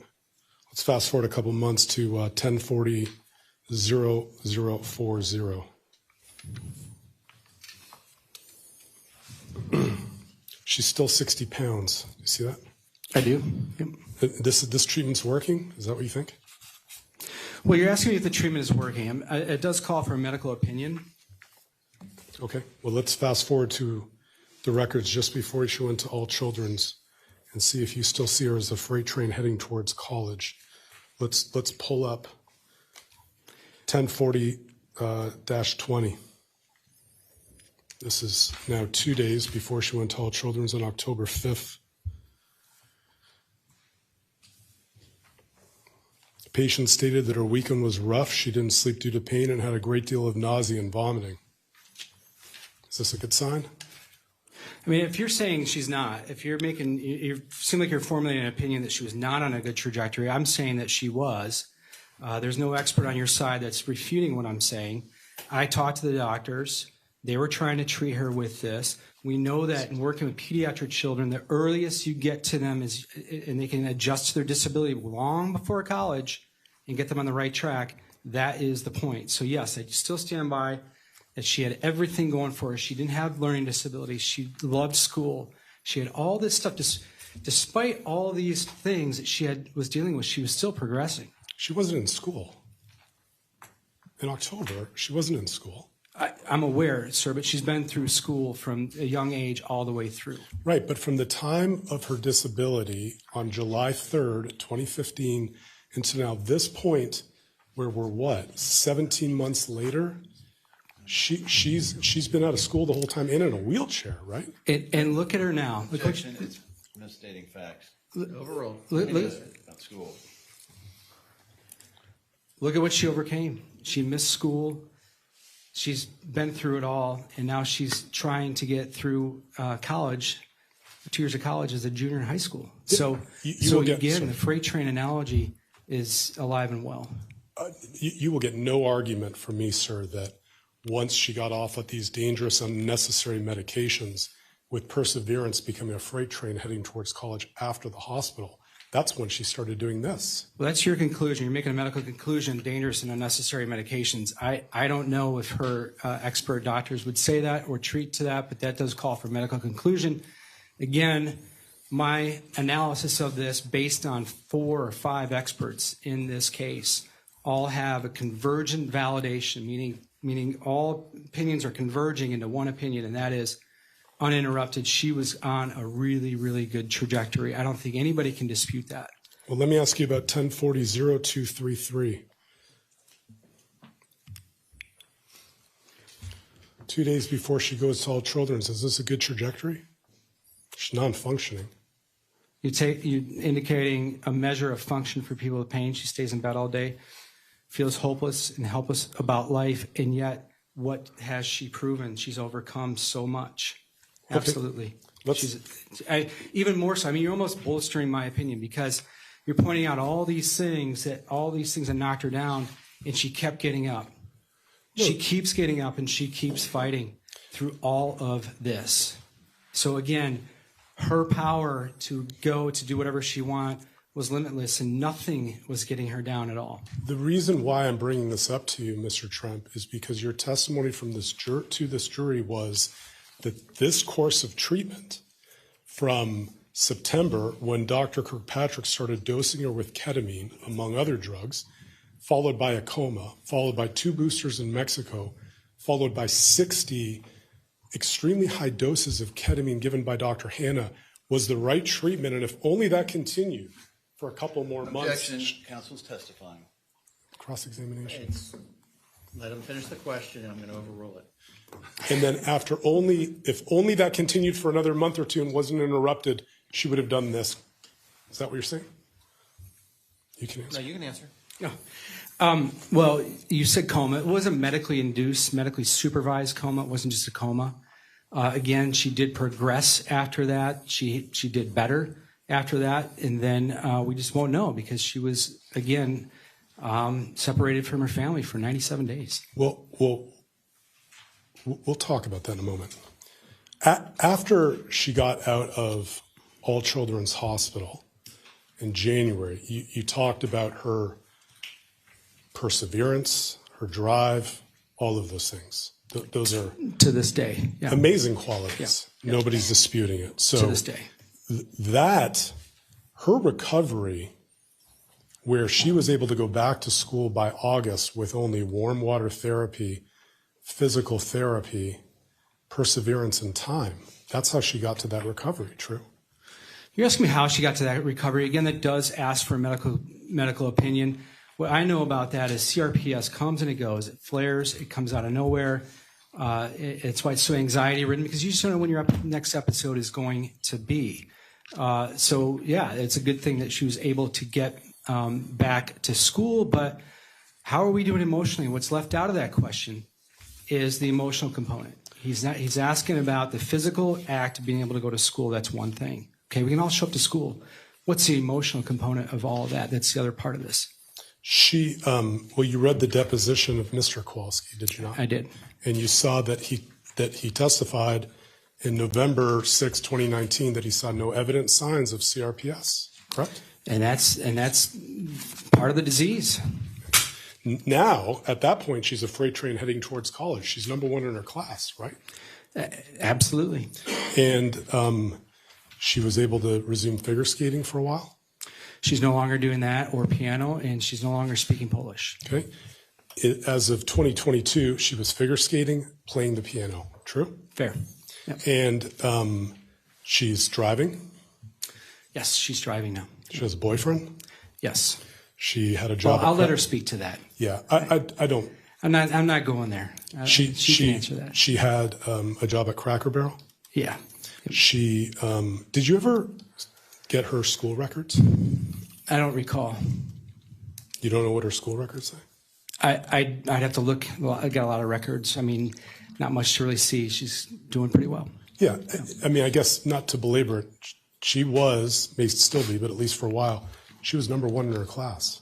I believe she's #2 now. Okay. She was president of the Junior Honor Society after she got out of All Children's, true? Was. Yep. She was a member of several clubs? Used to be, yeah.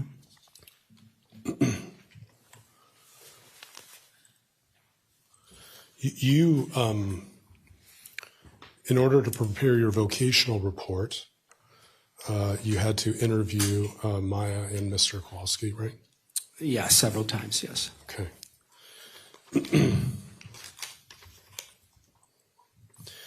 You noted that Maya developed CRPS on July 4th, which gradually worsened, necessitating significant and prolonged medical care from multiple providers. True?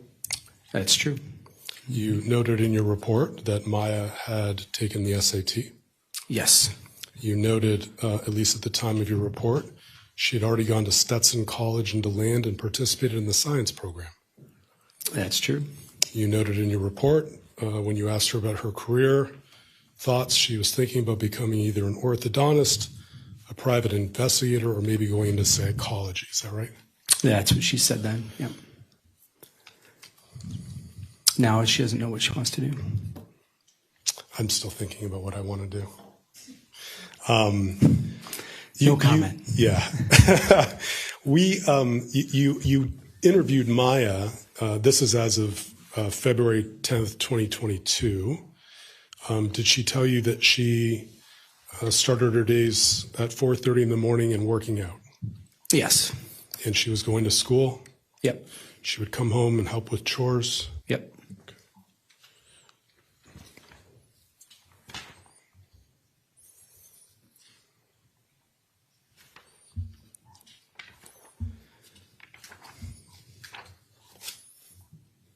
You saw where Maya had said in her deposition that she's physically doing better now than before she went to All Children's.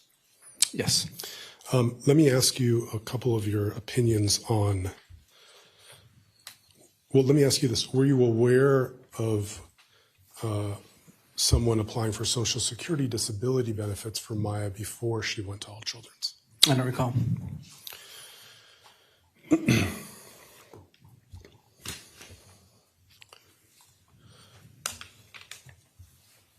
You mentioned work is therapeutic. Yeah, very. Yeah, absolutely. I hope she works. Were you here earlier when Maya testified? I was. Okay. And you saw that she is going to seek out therapy, hopefully when this trial ends. Well, I found that interesting because she wants to get better. She wants to see doctors and trust them again. And when I was listening to that, I'm going, when I've talked to her and her dad, the distrust is the big problem.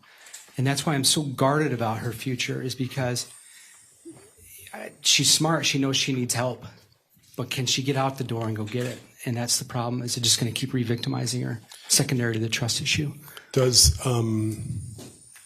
you do concede, do you not, Mr. Trent, that at least looking through her prior records, there were prior diagnoses of anxiety and depression prior to all children? It's fair, yeah. Okay. Did you read the report of Dr. Jim Lewis in terms of what he thought in terms of pre-existing anxiety, depression, and potential trauma? Refresh me. Oh, do you want to see it? Sure. Or do you want me to tell you what it says? Whatever you want. Maya had extensive clinical interview evidence of DSM-5 adjustment disorder with mixed anxiety, depressed mood, moderate to severe. And this was by which doctor? A neuropsychologist. Employed by who? Not employed by my hospital. Okay, and what date was that? That was on October 20th, 2016. It's fair. Okay. One moment, please.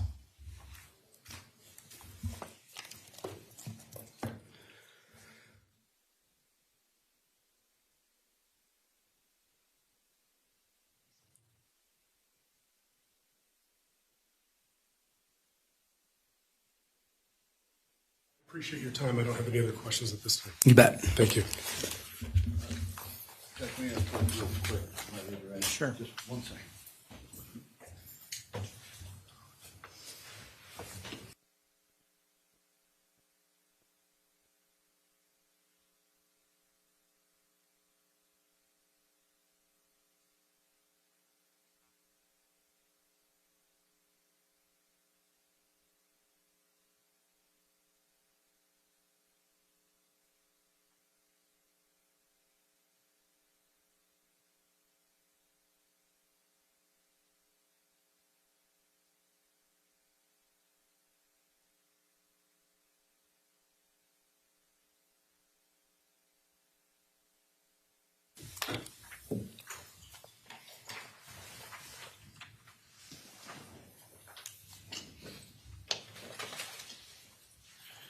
Did it come to your attention, based on the medical records, that at the time of Dr. Lewis's interview of her, that Maya was heavily medicated and in the midst of her first relapse? That's my understanding. Do people generally perform well when they strike it? You were also asked about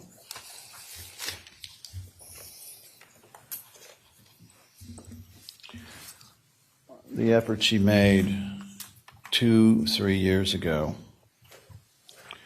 What is the problem with Maya not even completing a college application in her senior year? Yeah, when I knew that coming in here today, I already talked to her about that, and it's very alarming. She's going into her senior year. I mean, kids started at sophomore year, junior year, they're starting to visit, and it just provides all the validation I need as to where she's at. I mean, she should be in 10 different colleges right now, at her pick, at her choice. She's not even applying to them, which is scary, and it's very concerning. And in fact, she took the SAT once as a freshman in high school and has never taken it again. Come to your attention? Yeah, I mean, she's avoiding. It's just classic, unfortunately. And have you had the opportunity to see videos of Maya's progress over the course of the spring of 2016 and the summer of 2016, as the jury has? Yeah. Can we please bring up Joint Exhibit 1024-0028. That is Dr. Kreisman note dated May 11th, 2016, You were asked about a visit to Dr. Hannah, I believe, in early May of 2016, about 4 days before this. I'd like you then, I don't know if you recall this record or not, but if we could scroll down and let the witness take a look here. What page is that? Well, I'd like him to look at page 29 of 31, which is actually 0029, and more importantly, 0030.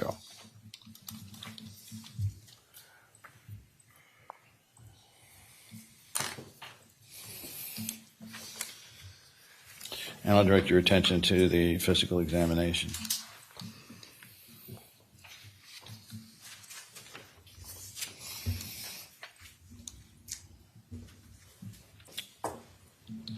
I remember reading this. And to come to your attention that Dr. Kreisman is a Johns Hopkins All Children's Hospital physician, a pulmonologist to be exact, right? And so here, 5 days after seeing Dr. Hannah and complaining 10 out of 10, how is she doing according to this physical examination by a Johns Hopkins doctor? Well, she's much better. Yeah, I mean, it says it all. I mean, I can read it into the record for my answer, but he says it's a totally different kid than what was previously seen. So, again, in a matter of 4 or 5 days. Yeah. Again, it speaks to the absolute importance of treating this early on and to see what you can do. And so, again, I think when I was questioned a little bit earlier, it's just, again, underscores the opinion that she was a freight train. She still is a freight train, but she's got a lot to get over now. You know, there's a lot more in front of the train tracks now than there was before. All right. She's a completely different child from when last examined. Yep. No pain, smiling, interactive. Can you also look at the page before and note that Dr. Kreisman went over the various medications that Maya had over the past few years, not at one time. And then down below, see whether Dr. Kreisman had any problem with the medications Maya had been on or tried over the course of the preceding 2 years, excuse me. Sorry, objection is outside the scope and also foundation. Overall.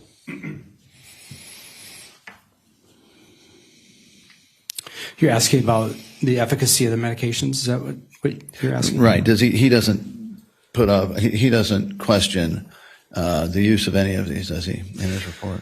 Yeah, no, and again, it speaks to care. If a young child with a disability needs medications, they need medications. Again, it's to make them better, not worse. And at the top there, does it appear that Dr. Kreisman, a Johns Hopkins all children's doctor, understood that Maya remains under treatment for reflex sympathetic dystrophy, also known, of course, as CRPS? Yeah, it used to be RST, now it's CRPS, but yeah, it's there in black and white. Yep. Interestingly, are many of these dangerous and, what was the term? Dangerous. They were dangerous and unnecessary drugs was what I was told earlier today in my testimony. Horrible drugs like vitamin A and vitamin C. Yeah. And Tussinex. Yep. And magnesium oxide. Yep. Flonase for asthma. Singular. Aren't most of these simply over-the-counter medications? Claritin, a lot of supplements. Yep. Asthma-related. Mm-hmm. Yep. Now, your testimony is grounded not only in Dr. Kirkpatrick, but it's grounded in Dr. Henschke. Is that right? I mean, Henschke, Chopra, Brewerton. Rebecca Johnson, Brewerton, all the other treating and expert physicians. Absolutely, I talked to them all. And it's important when we're making life-altering decisions about somebody that I do talk to people, right? I could be impulsive as well. Let me, sorry, I need to make a correction. I just looked at the note, and actually the visit to Dr. Hannah was on May 13th, 2016. or she complained of pain of 10 out of 10. And so how many days difference then? Did Dr. Kreisman see her and she appeared to be doing just fine? In fact, better than he'd ever seen her. And then going into Dr. Hannah and having severe pain. I don't have it in front of me. You have a date range for me? It's 2 days. 2 days. 3 days. So treatment works. Mm-hmm. And so is this the essence of CRPS? 100% across the board. Absolutely. They flare up and you get treated and you get back after it. And finally, just to eliminate any confusion here, the baseline you were testifying to from which you judged the diminished earning capacity, that included CRPS, but controlled CRPS, did it not? Yeah. So again, I really wanted to explore and make sure from the doctors, would she have been interrupted much at all but for the captivity for 97 days? And it was always, if she was treated and there was no disruption, she would have been well on her way with limited impediments. Let me rephrase that. I'll rephrase it.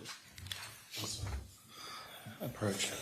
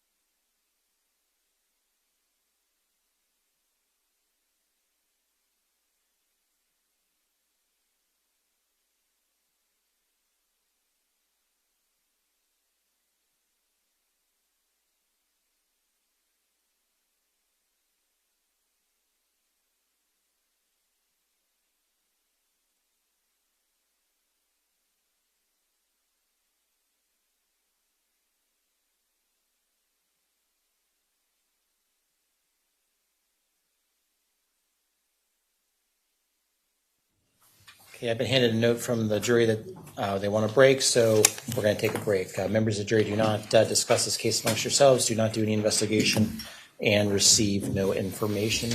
Let's try to keep it to a 10-minute break. All right.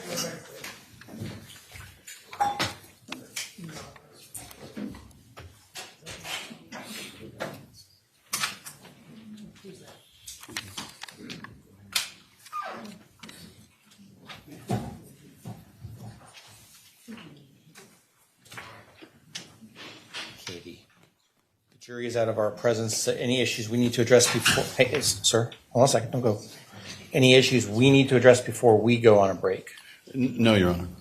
No, other than Your Honor knows my position on a curative instruction, but otherwise no. And sir, you're in the middle of your testimony, so do not discuss your testimony with anybody. Fair enough. Just you can use the restroom. Judge, may I have one exception to that with counsel's blessing? I wanted to instruct him to ensure that we never Both of you can be together when that happens. Perfect. Okay? 10 minutes, everybody.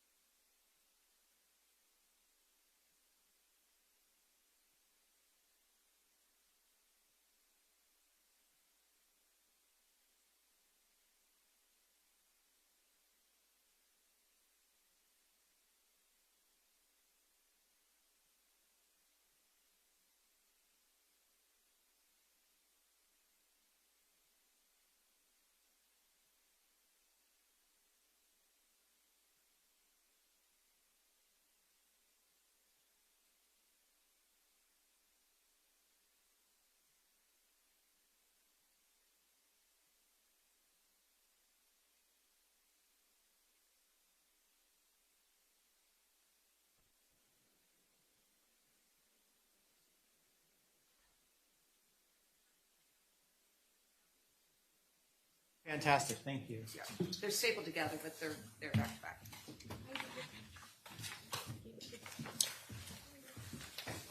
I think your clerk has copies as well from us. Yep, and what I'll do is, somebody take that back to Sarah.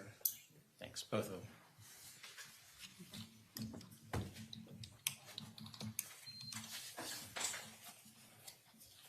Okay. And where are we at this point? Are we ready to bring the jury back? Are there any issues that we need to discuss? We're ready, and I'm just going to stay away from it. I'm not going to re-emphasize anything. I've got two more questions, and that's it. Thank you. We're ready to proceed. Okay, let's bring in the jury.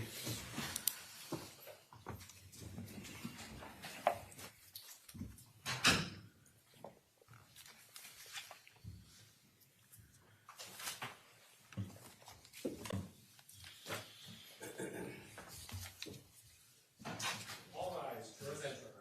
Background training, experience, and background. Okay.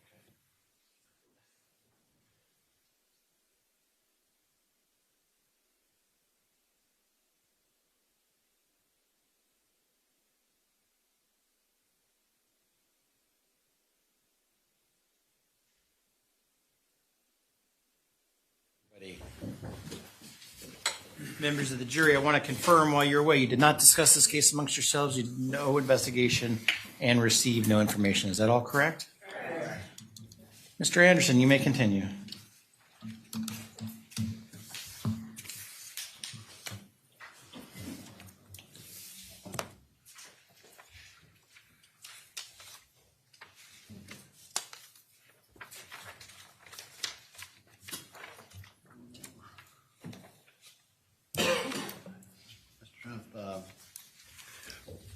Your numbers, were they based on Dr. Kirkpatrick's August of this year reevaluation of Maya Kowalski?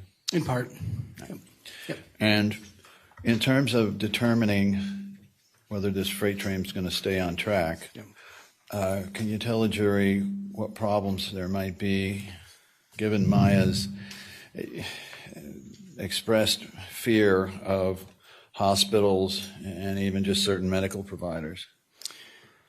You know, when I look at this and answer that question, I keep looking for alternative paths to guide her for her future. And I keep running into roadblocks along with each path, each creative path that I take, because of the synergistic relationship between the pain issue from CRPS and the PTSD and how they just chase each other around and around. And then you take the PTSD alone from all of the different things when she's in public, when she's at work, people look like people from Johns Hopkins. People have the same jewelry. They wear the same color clothes. Again, for the third or fourth time today, just the ticking clock. So all of those types of things, as well as one of the most, I don't know how to characterize it objectively, but I'll just say it plainly. The issue from Dr. Brewerton, and this is from my clinical experience as well, about the reconfiguration of her neurobiological responses with a developing brain. So she's not the same person today as she would have been without the trauma. Is that why your opinion is guarded? Very guarded. Yeah, very. Yeah. Nothing further, Your Honor. Nothing at this time, Your Honor. Members of the jury, do any of you have any questions for this witness? Okay, go ahead and write them out.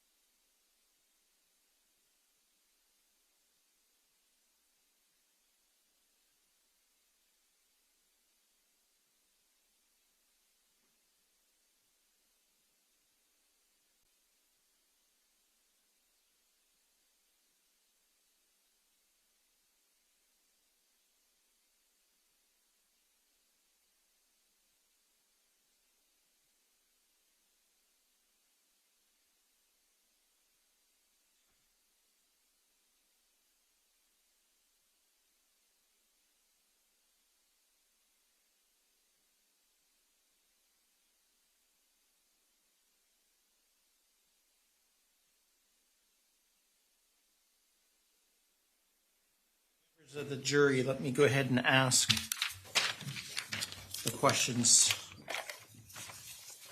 As a vocational coach, will you continue to work with Maya, or will Maya continue to work with a vocational rehab coach throughout her life?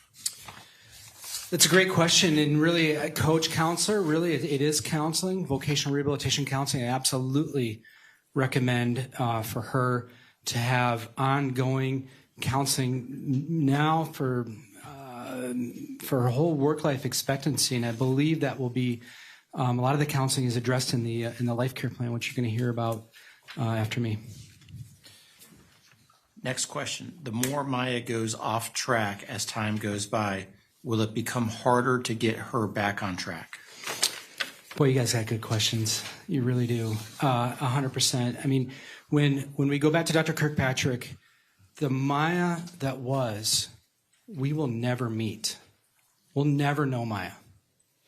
The Maya we have now after the trauma is a different Maya than how she was born. She's altered. Absolutely different. So the longer she deviates, she'll never catch up to the gap, right? If she was on this trajectory, she's always going to be kind of behind. We're now looking at her in her senior year with all that academic prowess, not even one single college application. That's alarming. So yes, absolutely. The compounding effect. And I did talk to Dr. Kirkpatrick quite a bit about that in her 30s. Life issues, marriage, kids. If she chooses to have kids, I don't know. Because, she's going to fear about them being taken away and going to a hospital while pregnant. I mean, how's she going to trust anybody? So, yeah, absolutely. It's a tough, tough road for her, and that's why it is so guarded. Yep. Okay. Any further questions? No, Your Honor. No, thank you, Your Honor. Okay. May this witness be excused? Please. Thank you, Your Honor. Yes, sir. Okay. Thank you, sir. Thank you.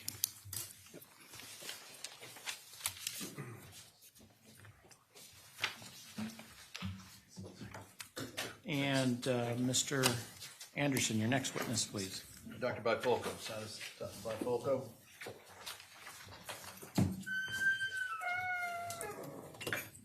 Last one for the day. Right this way, sir. Stand here, face the clerk, and raise your right hand. You solemnly swear or affirm the testimony you're about to give will be the truth, the whole truth, and nothing but the truth. I do. I'll have a seat. I'll witness stand.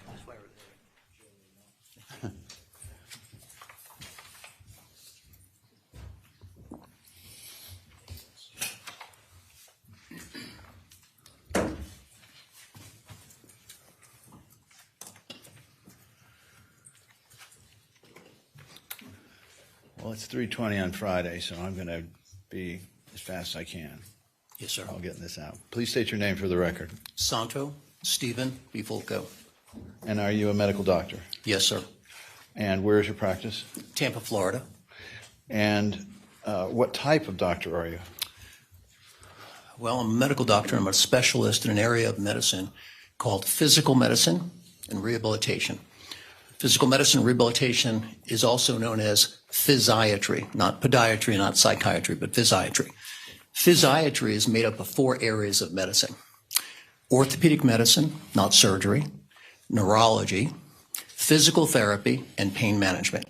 In addition to having practiced in that specialty for 33 years now, I am a board-certified life care planner, physician life care planner, and I've been doing that for more than a decade. All right. Can you tell the jury a little bit about your background, training, and experience? I've gotten a few things to them, but start with undergrad and work your way over. So I know it's late, and I'll give you the short version. After high school, which is 12th grade, I went and trained for an additional 12 years. We call that 24th grade. Those 12 years began. So I started this journey in medicine 44 years ago when I finished high school, when I came to Tampa, and I started my undergraduate studies. So the first 4 years after high school were undergraduate or pre-medical studies. I went to college in Tampa, got a degree in biology. I applied to a number of medical schools. I was accepted, but I chose to stay in Tampa at the University of South Florida College of Medicine. So the next 4 years of that 12, I was in medical school, University of South Florida College of Medicine. 1982 to 1986, I finished medical school and I was given a doctorate degree, but doctors don't have enough training or education or knowledge to practice medicine. We are required to do at least 1 year of additional training. I went to New York, lived at a 1,300-bed level 1 trauma center where I did a 4-year residency. First year was internship in internal medicine and cardiac care and emergency medicine. And then the next 3 years of that 12 years, the final 3 years of the 12, I did my residency in physical medicine and rehabilitation, where I worked along those doctors that later hold themselves out as orthopedic surgeons, later hold themselves out as physical therapists, later hold themselves out as neurosurgeons and neurologists. So after completing all of that training in 1990, which was 33 years ago, I relocated back to Tampa Bay, and I've been in private practice in the Tampa Bay area since then. Okay. And in addition, like you said, you're a life care planner. Why don't you explain to the jury a little bit about what that is? So a life care planner is someone who has the requisite training and experience to write a life care plan. What is a life care plan? Well, a life care plan is a dynamic document that's based on standards of practice and a methodology that's been around for a long time, since the mid-1970s. And it really started as a case management tool for individuals that have chronic, catastrophic, or permanent injuries. And it was a way to educate all members of the treatment team, as well as family members and an injured person, as to what the trajectory of care should be over someone's life. So a life care plan answers 3 questions. What does someone have? What does someone need? And what will it cost? So it's essentially a care plan, which every doctor, when you go to a doctor, they always do a care plan. The difference is a life care plan adds a couple of factors. It adds the care over someone's entire life, not just between now and when I'm going to see you in the office again, and it adds cost. And so a life care planner is someone like myself that's gone through the necessary training, has the experience and the knowledge, and I'm board certified. I've been certified twice as a life care planner. So that is a national certification. I see patients from all over the country and even outside the country. So that's what a life care planner is. Got it. All right. We're talking here about PTSD and CRPS. 2 questions. The first one is, have you had sufficient clinical experience with a CRPS to give the jury some idea of how, second question, as a life care planner, this presents difficulties, opportunities, or affects it? I have treated individuals with complex regional pain syndrome for the last 33 years in private practice, as well as post-traumatic stress disorder. Okay. I see it frequently in my practice. How often, just out of curiosity, do you see CRPS plus PTSD? It kind of sounds like an unusual. It's not that common. And when it is present, the problem is it's not like 1 + 1 = 2. It's 1 + 1 = 10 or 11, because those 2 things potentiate each other. But it's a great question. We see complex regional pain syndrome often because I'm a trauma physician. So I see these kind of injuries, and I see post-traumatic stress disorder often. But you're right, you don't see them together all the time. All right. And where are you licensed to practice medicine? I have an active and clear license in Florida, of course, California, and New York. And are you certified in any areas? In what areas? So I have specialty certification, of course, and I'm board certified in life care planning. I have specialty certification in disability evaluation. I have specialty certification in interventional pain management, which means that I could put a needle in most areas of the body in order to reduce pain. It seems to be more and more the case. Do you do those, what do they call, the denervation surgeries at all? You know, where the nerve burns? Whatever. What is that called? Well, so you brought. I had one. I was just curious. Well, radiofrequency neurotomy or radiofrequency ablation. Okay. So physical medicine rehabilitation is a non-surgical specialty in that I do not do surgery with a scalpel, but it's a surgical specialty in that the definition of surgery is anytime you pierce the body cavity, that's surgery. And I pierce the body cavity a lot because we do all kinds of injections. So by virtue of the injections, those are all surgical codes. But I'm not a surgeon in the way that a neurosurgeon or orthopedic surgeon holds a scalpel. Got it. All right. So what was your job here? What was your, and before I ask that, were your results provided to our economist here, Christy? Absolutely. We communicated. I provided my report. And as you heard this morning, I've been here all day. She based her numbers on my report. All right. And to the best of your knowledge, and have you worked with Mr. Trent before as well? I have. All right. And were his numbers also provided along with yours to Christy Kirby? Yes. And do they form the basis of her numbers that she gave to the jury here? Yes. All right. So now tell the jury what your assignment was with Maya Kowalski, and then I want to get into what you did so that you can inform them here today of your opinions. Yeah, my assignment was quite simply to independently evaluate Maya Kowalski, to be available for expert testimony if I was called. I was retained in this case more than 3.5 years ago, to independently evaluate her and to be able to formulate the necessary opinions to outline the care, treatment, and cost of her care over her lifetime. All right. And so what did you do towards figuring that out? Well, I have approximately 75 hours into this case, so I did a lot. First and foremost, when I'm retained, the first thing I do is I make sure I don't have a conflict. I am retained by both defense and plaintiff counsel. Make sure I don't have a conflict. I did not. Then I request. How did we get together? Just so. Actually, I think that I testified and you were opposite. You cross-examined me. You were on the defense. You were on the opposite side, and I testified. Yes. Sorry. So the first thing I do is I request all documents in the attorney's file that hires me. And I call that factual information because the methodology, the three basic steps of the methodology that I follow are facts, opinions, and conclusions. So before I could arrive at sound opinions, or final conclusions, I have to have enough factual information to be able to arrive at sound opinions. I never know or never assume that I have every piece of factual information. In this particular case, Maya was very young, but I see individuals across the entire spectrum. So I never assume that I have every record in the universe, but I request every document. That means thousands of pages of medical records, which I reviewed. Lots and lots, maybe 25 depositions which I reviewed. Interrogatories, medical bills, basically every piece of factual information which counsel can disclose to me, I ask for and I review. That's the first thing I did. Then I asked to evaluate Maya Kowalski. I wanted to have an opportunity to see her in my office, but that was not possible. So I had 4 telemedicine visits with Maya, her father, her brother, but I only evaluated Maya. But I wanted her family involved so I can get an accurate picture. In addition to those telemedicine visits, I spoke with her treating physicians on a number of occasions. I spoke with them, I communicated with them, I reviewed their records, I reviewed their updated records, their reports, I coordinated my opinions with Mr. Trent.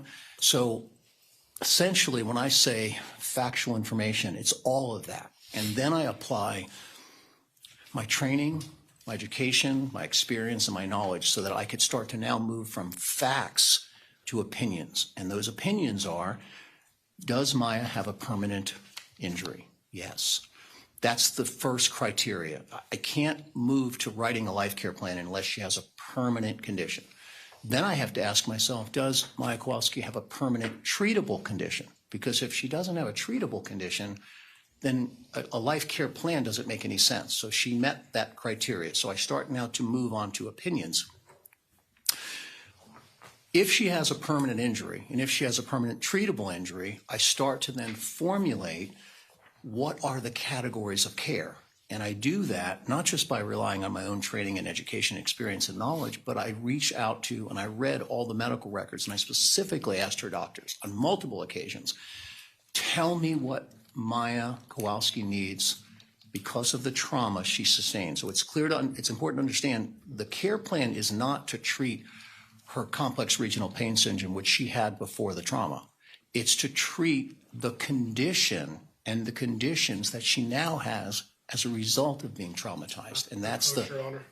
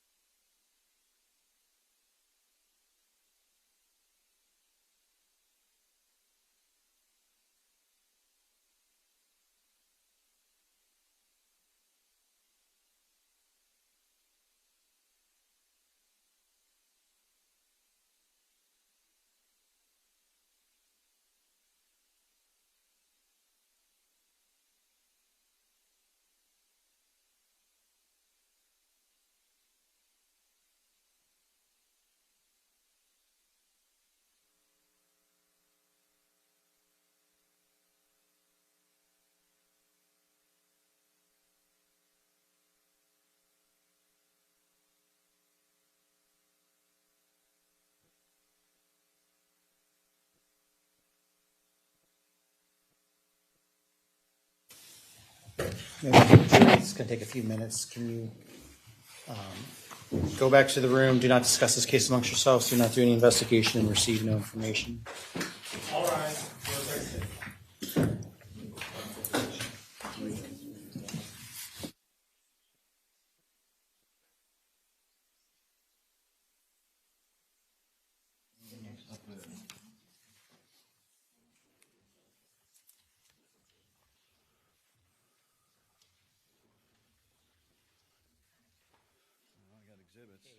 Jury's out of our presence. Doctor, if I could have you step outside, please. Yes, Your Honor. Everyone, feel free to sit down.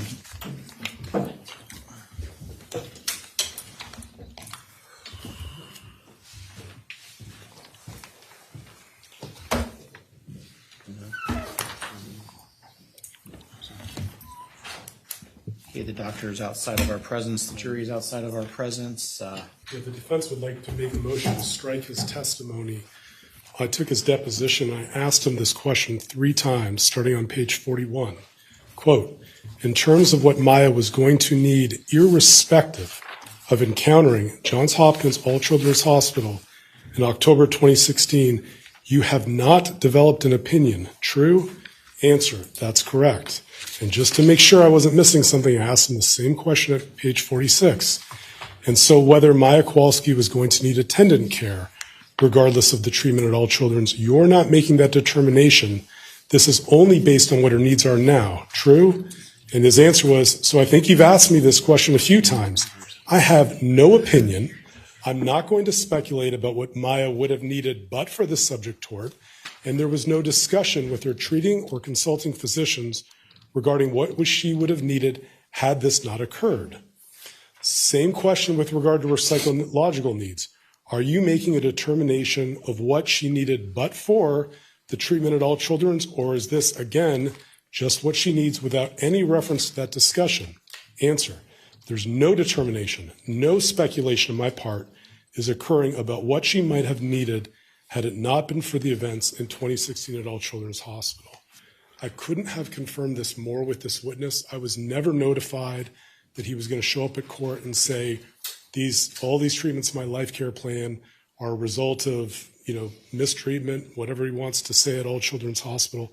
It's a surprise opinion. I moved to completely exclude his testimony. I moved to strike his life care plan. If he's going to proceed at all, I would like the questions to be very clear that his opinions are only, this is what she needs now, but I'm not alleging it's due to anyone's negligence. This is completely unfair. Your Honor, those opinions and those questions and answers strike me as the inverse of the positions the defense counsel is taking. Those sound to be responses that Dr. Bifoco has not formed opinions as to speculate as to what she would have needed prior to All Children's. He's confirming in those answers that his opinions account for the trauma at All Children's. That's how I understand those answers and those exchanges. Not only that, we provided them with an opinion, with a report in this case, which stated, and a disclosure, which stated that he was going to testify as to all of this. Well, let me see the report that was. When was that dated? I got a report last night. There's a report dated August 29th, 2023 that I was forwarded some additional materials last night around 7, if that's what it was included in. I moved to strike. We sent it to you. Well, it's dated August 29th, 2023. Let's go with something that was timely produced under the court's order, not something that was given to them a couple minutes ago. Sure. And we did have, there was an order from this court that we could provide supplemental reports of our life care plan or voc rehab. And so there's a specific order on this. So is this... And this is the one that would... Is this timely under that order? I need to go back and look at The order, though, was because their numbers were going to change. Sorry. I just... First off, is the report that's in Mr. Anderson's hand, is it timely under the court's order? I'm going to look at the date of the order. Okay. First order, I have the first report either.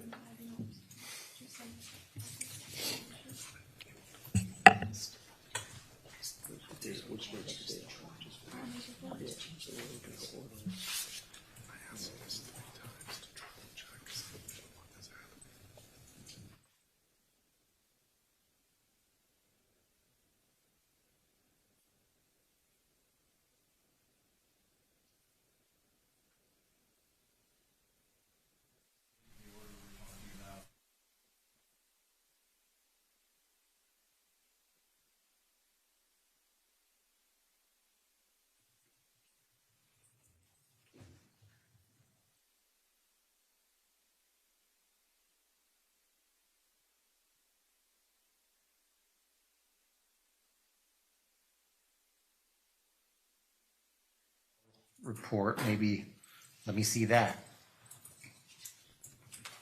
And while they're looking, I would note for the record that his errata sheet is empty, so he didn't attempt to change his opinion either. Well, I mean, if it was in his original report, then it's a question of impeachment. If it's not in his original, or if it's not in a timely disclosed report, then we might have a different issue. Can I make a comment? Sure. The reason they were allowed to give new reports because they said the numbers would have changed given the fact that the trial had been delayed, not because they have new opinions or expanded opinions. And so the court allowed them to do, for the life care planner and the economist, new reports because of the delay of the trial and new numbers. I need to find a disclosure. I'm confident, because that was the entire purpose of the witness, Your Honor, that we provide disclosure.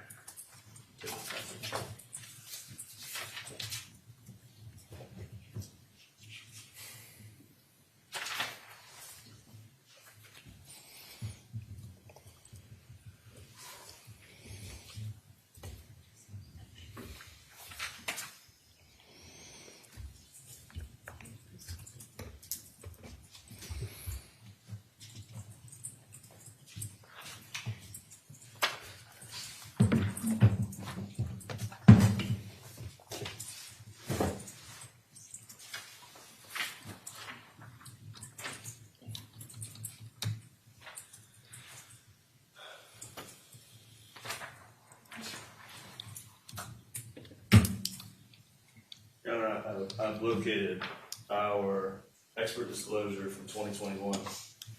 I hesitate to bring it up yet because I don't have the DIN for it, but I can tell you the date of it. Tell me the dates. October 15th, 2021.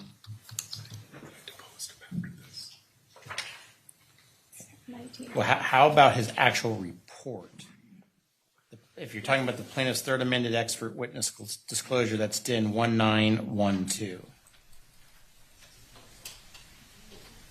The only report that I ever received from him is the life care plan projections that are replete with notions in here that what is required for her as a result of CRPS, which was entirely consistent with his testimony.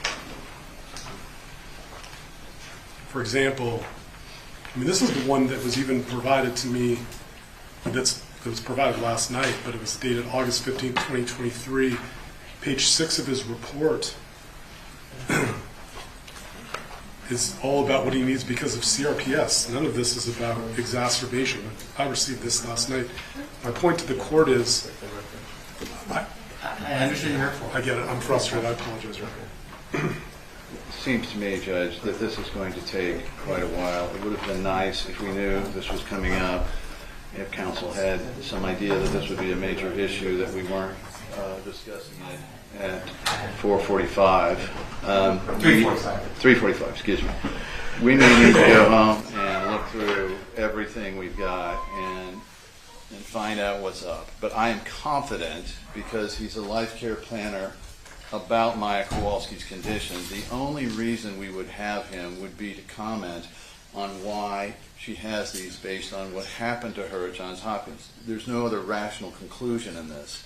And so I question whether this is truly surprise and whether this is truly some kind of prejudice here, or whether we're the victim of a gotcha unprepared. Because if I had known about this, I would have gone through the entire history of the experts. This case went to trial, not to trial, but this case went 4 days before trial, a year and a half ago. And I know at that point we had made full and complete disclosures. I didn't hear anything at that time, and I didn't hear anything in the pretrial here. Now we are in this situation, and I'm certainly not going to give up on the witness's testimony. I suggest that I be allowed to complete the deposition, and then if we can't prove to the court's satisfaction and counsel's that yes, he was informed that my life care plan expert was in fact going to testify about a life care plan as a result of the tort, then we can move from there. Respectfully, Mr. Whitney, who's a fantastic attorney, was at this deposition, and you can see the reason why I asked Dr. Bifocal this 3 times, to the point where the 3rd time I'm like, I'm sorry to keep harassing you about this. I want to make super sure you're really not going to come to court and say, this is because of what your hospital did. You're just saying, this is what she needs. He couldn't have been any more clear. If they wanted to make a change to this, they could have done an errata sheet. They could have said, hey, Mr. Shapiro, he's reconsidered. It wasn't my obligation to tell them that their life care planner conceded to me at their deposition when, respectfully, Mr. Whitney listened to this and did not cross him to try to rehabilitate him on the subject. Again, I read the question exchanges. The report, the initial report is from February 5th, 2022. Our legal assistant is printing it, but we can display it for the court. Go ahead, next page. Can you enlarge it, perhaps? Just, and for the record, while you're reading this, I deposed him after this to ask him about these opinions, and that's when he conceded. So this is not a subsequent disclosure trying to account for his testimony. I had this report. I had his life care plan. My thought process, Mr. Shapiro, is I first want to know is if some semblance of an opinion was disclosed in the expert report about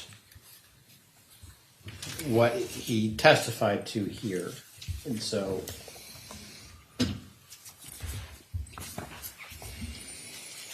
just go to the next page.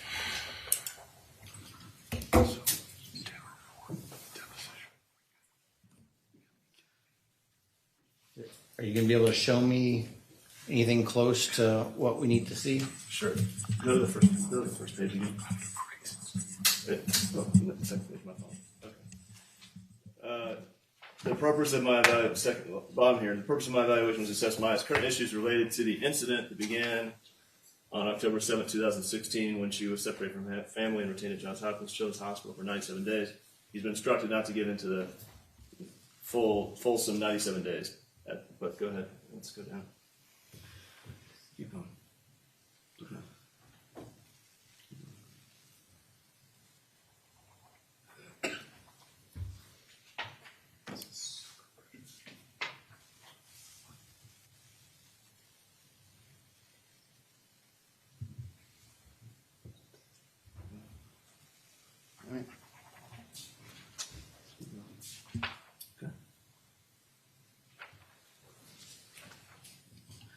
Maya has suffered a traumatic event that will have a lifelong impact. He's describing there.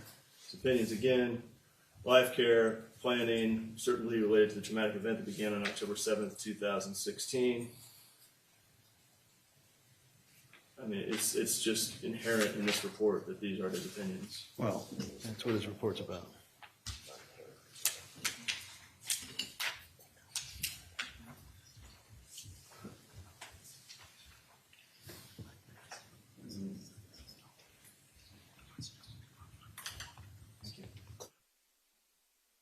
Copy if the court would prefer. Well, on page 5 of this document, it does say the life care plan in this update outlines the minimum care Maya's needs within a reasonable degree of medical and life care planning certainty related to the traumatic event that began on October 7th, 2016, which would exclude the onset of CRPS originally. I agree with Mr. Shapiro that this deposition seems to be replete with opinions that might be at odds from this document that I'm looking at on the screen. The issue to me, though, is it a surprise? And if you had the written report, did you ask about, hey, your written report seems to be at odds to what you're saying? Respectfully, the whole reason why this is so complicated and respectfully convoluted is because we have testimony, in this case, from people like Dr. Chopra and others who will say and have said, CRPS is this lifetime permanent condition, right, that will never be cured and that Maya was going to need care for the rest of her life. So my plan, coming into Dr. Bifocal's deposition, was to try to get him to say how much ketamine, how much rehab, how much PT was she going to need as a result of her just having CRPS versus how much was she going to need as a result of whatever re-injury or whatever lapse in care that you're going to allege. But what Dr. Bifocal said unequivocally to me 3 times, and the reason I asked it 3 times because I was in a little bit of disbelief, but if he wants to say, Mr. Shapiro, I am not coming to trial to tell the trier of this fact that my life care plan is related to a trauma at All Children's. I'm just coming to say this is what she needs. I can't do any more than that. And that's why I asked him the question, not once as a gotcha, not twice, to the point where you can literally see in the transcript, I'm saying, I know you're sick of me asking this, but just to triple check. And this is exactly what the Binger rule is designed to prevent, is an expert, after his report, I get his opinions, he says, I am not going to testify to that. Mr. Shapiro, I promise you, under oath, my entire report is based only on what she generally needs and not based on what your client did. And now he's taking the stand at trial. Well, what you just said, are those words in here, or is that your interpretation of those words? Those are his exact words in the deposition. I would encourage Your Honor to read it again. Can we point Your Honor to page 30 of the deposition? Leave that back up, please. Yes, sir. At page 30, beginning at line 4.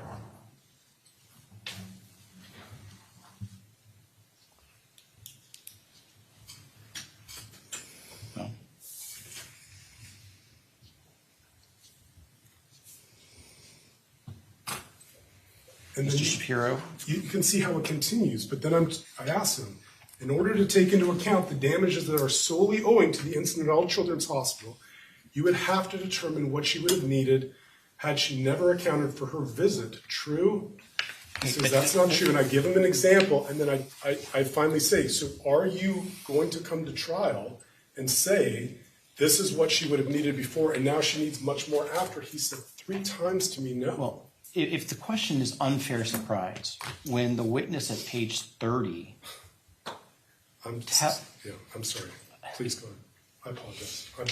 I'm happy to, if there's anything else you want to say, I'm going to listen totally to what you have to say, then I would ask for the same courtesy of listening to me.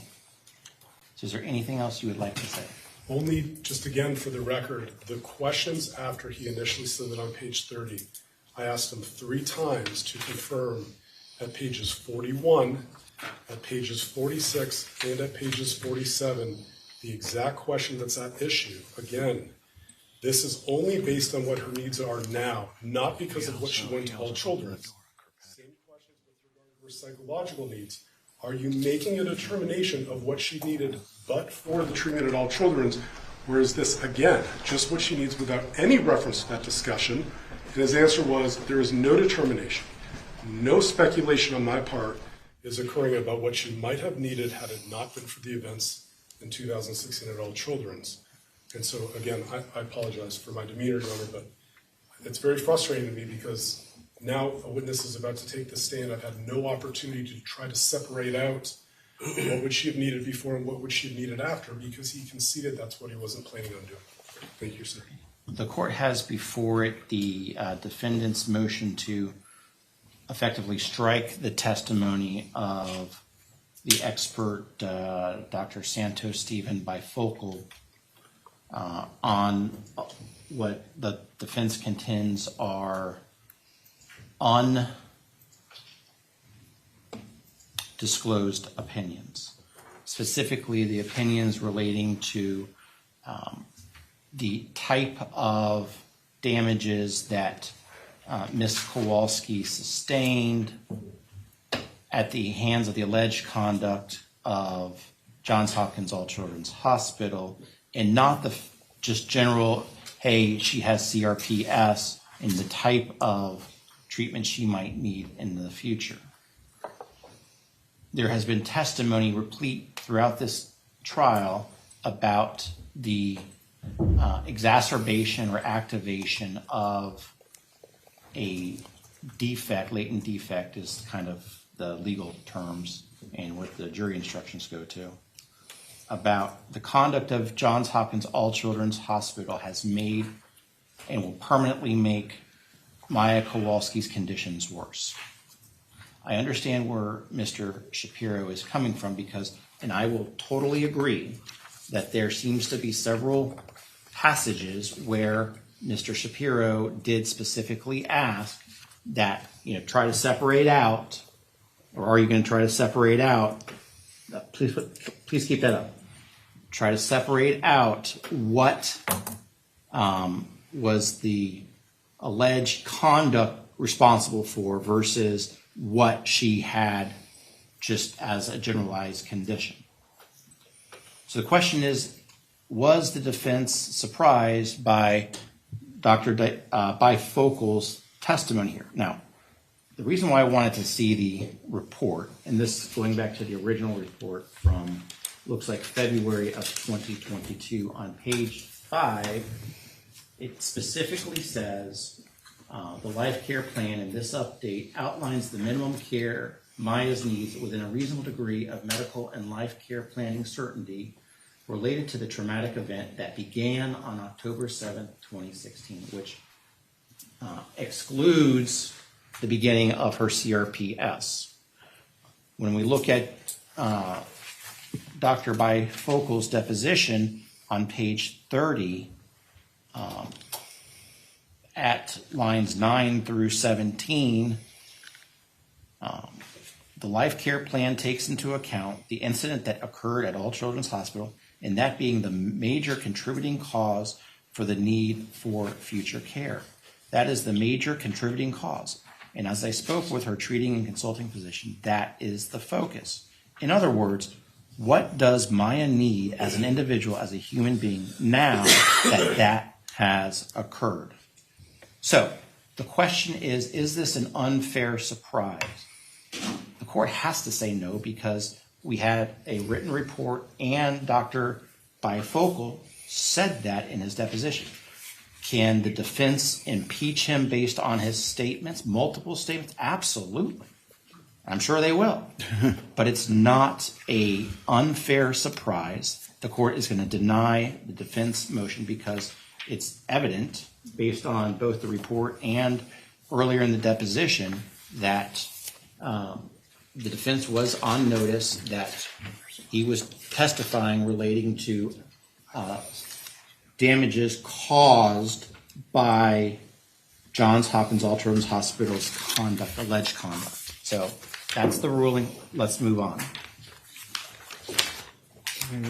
What do you call Dr. Bifocal?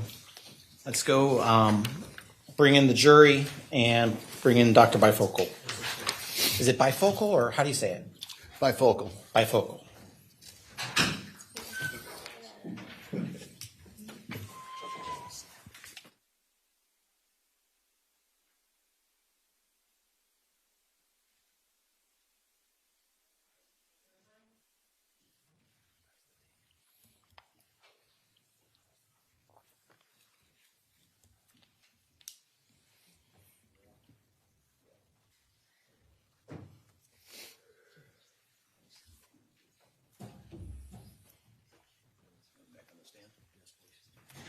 Okay, everyone, please be seated.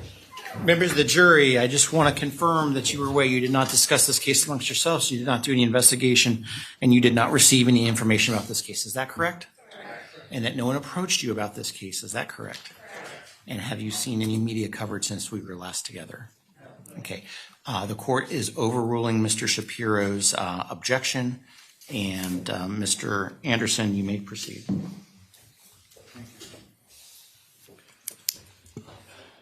I hesitate to ask for you to read back the last question. You want me to just ask another one? It's right. I'll ask another one. All right.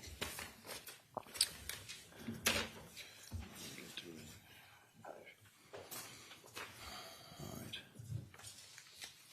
Let me get to opinions here.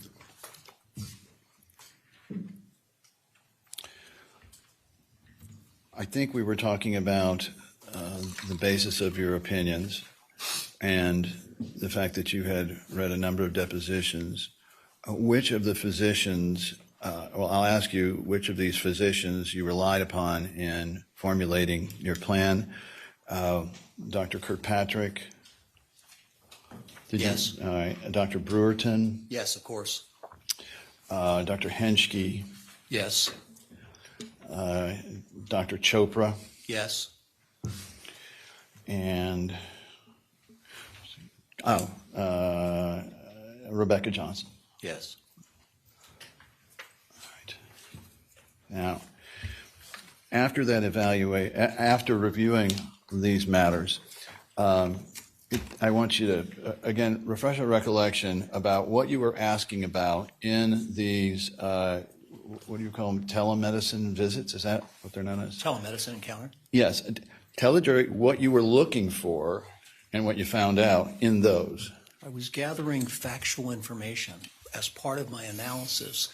Those 3 steps are facts, opinions, and conclusions. Before I could even move on to sound opinions and conclusions, I have to make sure I have all the factual information. And part of that is, as a physician, as a medical doctor, I have the capacity and the responsibility and the ability to evaluate Maya and to confirm that what the other medical providers have seen and done and heard is actually what's going on. So as a medical doctor, I did that. Now, I didn't have, unfortunately, the opportunity to examine her with my own hands. I did invite her to come to my office, but as you've heard for weeks, she is cautious of physicians, and I understood that. And so we opted at this time to do a telemedicine visit. And I spent a lot of time with her on Zoom, face-to-face, interviewing her, asking her, confirming all of the things that her treating physicians told me, all the things that are in the medical records. I wanted to confirm them with my own eyes and ears. Is this true? Once I did that, and I was certain that I had enough factual information, then I moved to sound opinions, and I started to explain what those opinions were. All right. If we could, let us go through your opinions. If you need to refer to your notes to begin with, I think this is at page 3 of your report, or you can direct me elsewhere. So there are actually 2 parts to my report. There's a narrative report, which is just typed words, and then there's the care plan, the life care plan. Which would you like to look at? Can we go through just very briefly the basic recommendations in your narrative and the support there? So we have some context for the life care plan. I would refer you to the very last page. Well, the last page is a signature page, but that's page 7, where the first thing I say is, what is a life care plan? And I've told you that the lay definition is, it's a report, it's a dynamic report because it changes as things change, that answers 3 questions. What does Maya Kowalski have? What does she need medically, and what will it cost? But there's a stated definition, and that definition is, life care plan is a dynamic document based upon published standards of practice, comprehensive assessment, data analysis, and research. Your Honor, I object to him just reading from his report. Okay, I sustain that. You can just summarize it very quickly. Okay, so what does she have, what does she need, and what does it cost? And then I say, what are the goals of this care plan? And I state what the goals are. And then I move into my opinions and conclusions. I know you've said it in macro, what were the goals for this young lady? There's 5 objectives. The reason you treat anyone with a permanent treatable condition are 5 things. Number 1, you want to reduce her pain and suffering, despite what happened to her. You want to increase her quality of life. That's the reason why we treat, despite what happened to her. You want to help Maya Kowalski reach her highest level of function and her highest rehabilitation potential. And perhaps the most important of the 5 is the reason you treat or implement this care plan is to help her avoid avoidable complications, things that will more likely than not occur if she's not treated. So was the idea here, based on your clinical experience, and your studies, is CRPS curable or is it a manageable disease? It's not curable. It's a lifelong condition that is incurable. It's manageable. So one of the purposes of the Life Care Plan to find the best opportunities to manage this, to maximize the patient, in this case, Maya Kowalski's abilities to function normally in life? Yes. All right. So then let's move, unless you'd like to add anything else as to the background of it that the jury should know, into your Life Care Plan and how you, just explain how you came to it and what it is. Well, how I came to it was I considered everything you sent me, right? Everything I learned from my multiple telemedicine interviews and everything I learned from reading all of the medical records and then speaking with and communicating with or treating physicians. That's how the Life Care Plan in this case was created. It came directly from her treating physicians by me asking Dr. Kirkpatrick, Dr. Brewerton, Dr. Wassenaar, tell me what Maya Kowalski needs within a reasonable degree of medical certainty. I'm not asking them to predict the future. That would be speculative. I'm asking them to tell me within a reasonable degree of medical certainty and probability, what does she need? What is the item? What is the frequency? And what is the duration? My job is then to do the research to determine what's the cost. The doctors generally don't give the cost. Now, Dr. Kirkpatrick is different. He's an expert in his field. He knows the cost. So he gave me the cost for certain things.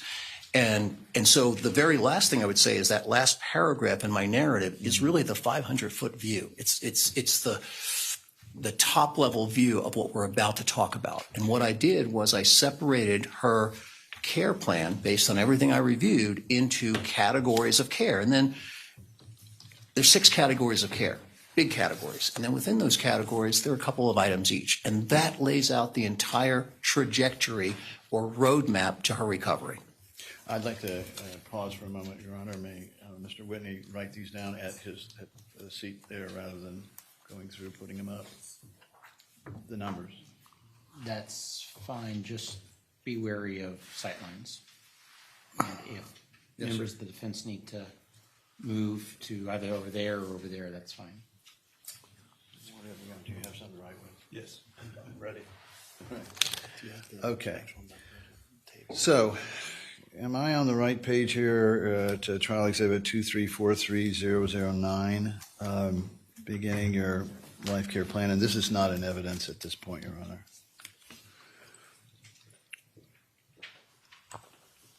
Mr. Anderson, you asking me a question? Yes. No, I would say you should be on 2343007. I'm sorry. Page 7. Okay. If you could then And it would be go through, please, the opinion. And are these opinions to a reasonable medical probability? Of course. Right. And starting with the paragraph, I think it's the second to the third. Right. The Life Care Plan includes 3 options. That's what I'll be reading from. All right. And so what is the first option in the best case scenario? So the Life Care Plan includes 3 options for long-term needs. The first option is the best case scenario, and the total value of this scenario is $2,499,597, period. There are 2 options for the worst case scenario. One outlines the cost to privately hire caregivers, and the other option outlines the cost to hire caregivers through a home health agency. We call that private hire versus an agency, period. The total value of the Life Care Plan in the option where caregivers are privately hired is $6,660,597, period. In the option where caregivers are hired through a home health agency, the total value of the Life Care Plan is $8,063,077. The value of the Life Care Plan options have been calculated using simple math. The values have not been calculated to present value, as this requires the service of an economist, which you heard from earlier today. So that's the 500-foot view. All right. And these were provided to the economists that the jury heard from earlier. Absolutely. Okay. So Now, I'd like you to explain to the jury, because they heard from Mr. Tremp earlier about the 100% loss, if you will, for Maya, and then the 50%. And could you explain how they interact with these amounts? So What's what the Mr. goal? I'd be happy to. What Mr. Tremp was. Objection outside the scope of his report. I'm not sure I understand.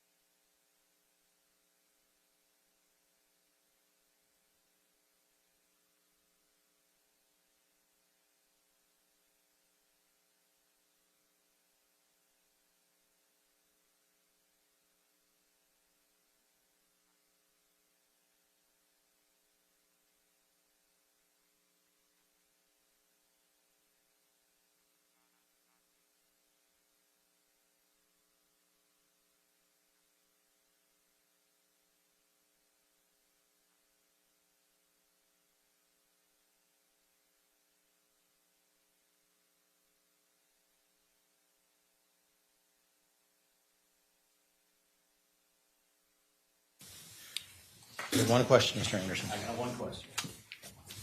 Explain the inverse relationship between the two. All right. What's the question? Between the diminished earning capacity from 100 to 50%, 100%, versus the increase in costs of the life care plan. How do they work together? You know what? They're two completely separate things. Mr. Trump covered that, so. All right. The support for your plan there, I think we should go through a little bit of it so that we have a record here of exactly what you were provided and some basics. And I don't want to go through all of the actual numbers, but I do want to go through the services if we could. And now I'm on page 9. Is that right? Can we? Yes. Okay. Yay. So what is the first, under the projected evaluations, what is the first item in service? So the first category, you have to understand, is projected evaluation. In this category, there are 4 items. Number 1, there's no cost for this, but it's an item. Rehabilitation and long-term needs assessment. That's what this is. So it's already been done. There's no cost. The second item is neuropsychological evaluation. This was provided by Dr. Brewerton. It's a one-time fee, one time in her life, not one time per year, just one time. And the cost is between $1,300 and $3,509. The third item is a physical therapy evaluation. This is one time per year for 10 years, and the basis for this, or the foundation for this, was Dr. Wassenaar. The last item in this category of projected evaluations is a dietitian evaluation. This is one time per year for 10 years of her life, and the basis or foundation for this was Dr. Wassenaar.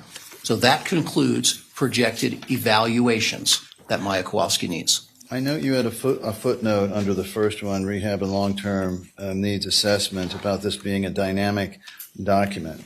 And I also note this appears to be set out in 10-year increments. Are you suggesting that all of this starts immediately, or is this, again, that 10-year plan a dynamic number? It's a dynamic number. And explain that to the jury in terms of the challenges, the decades, if you will, of life that Maya, in your opinion, will start having the challenges that make this more and more likely to be needed. I think Mr. Trump touched upon this. Early on, where Maya is right now, she's in her 20s. and her defenses are pretty good, despite what's happened to her. About to be in her 20s. I think she's still 17. Okay, I'm sorry. She's about to be in her 20s. That's what you had in your book. As she approaches, excuse me, I stand corrected. As she approaches her 30s, and Mr. Tremp talked about this, that's where life starts to get a little bit tougher in many ways. Jobs and family and just things, we call them stressors. And so with CRPS, or complex regional pain syndrome, I know from my training, education, experience, and knowledge, that's where things start to get really difficult. And so when it talks about the dynamic aspect of this, she's actually doing pretty good right now. But when I spoke to her doctors, we get really one opportunity to educate you, the trier of fact, as to what she's going to need in her lifetime. And we can't speculate. We're not allowed to speculate. So all of these opinions from her doctors are within a reasonable degree of medical certainty and probability.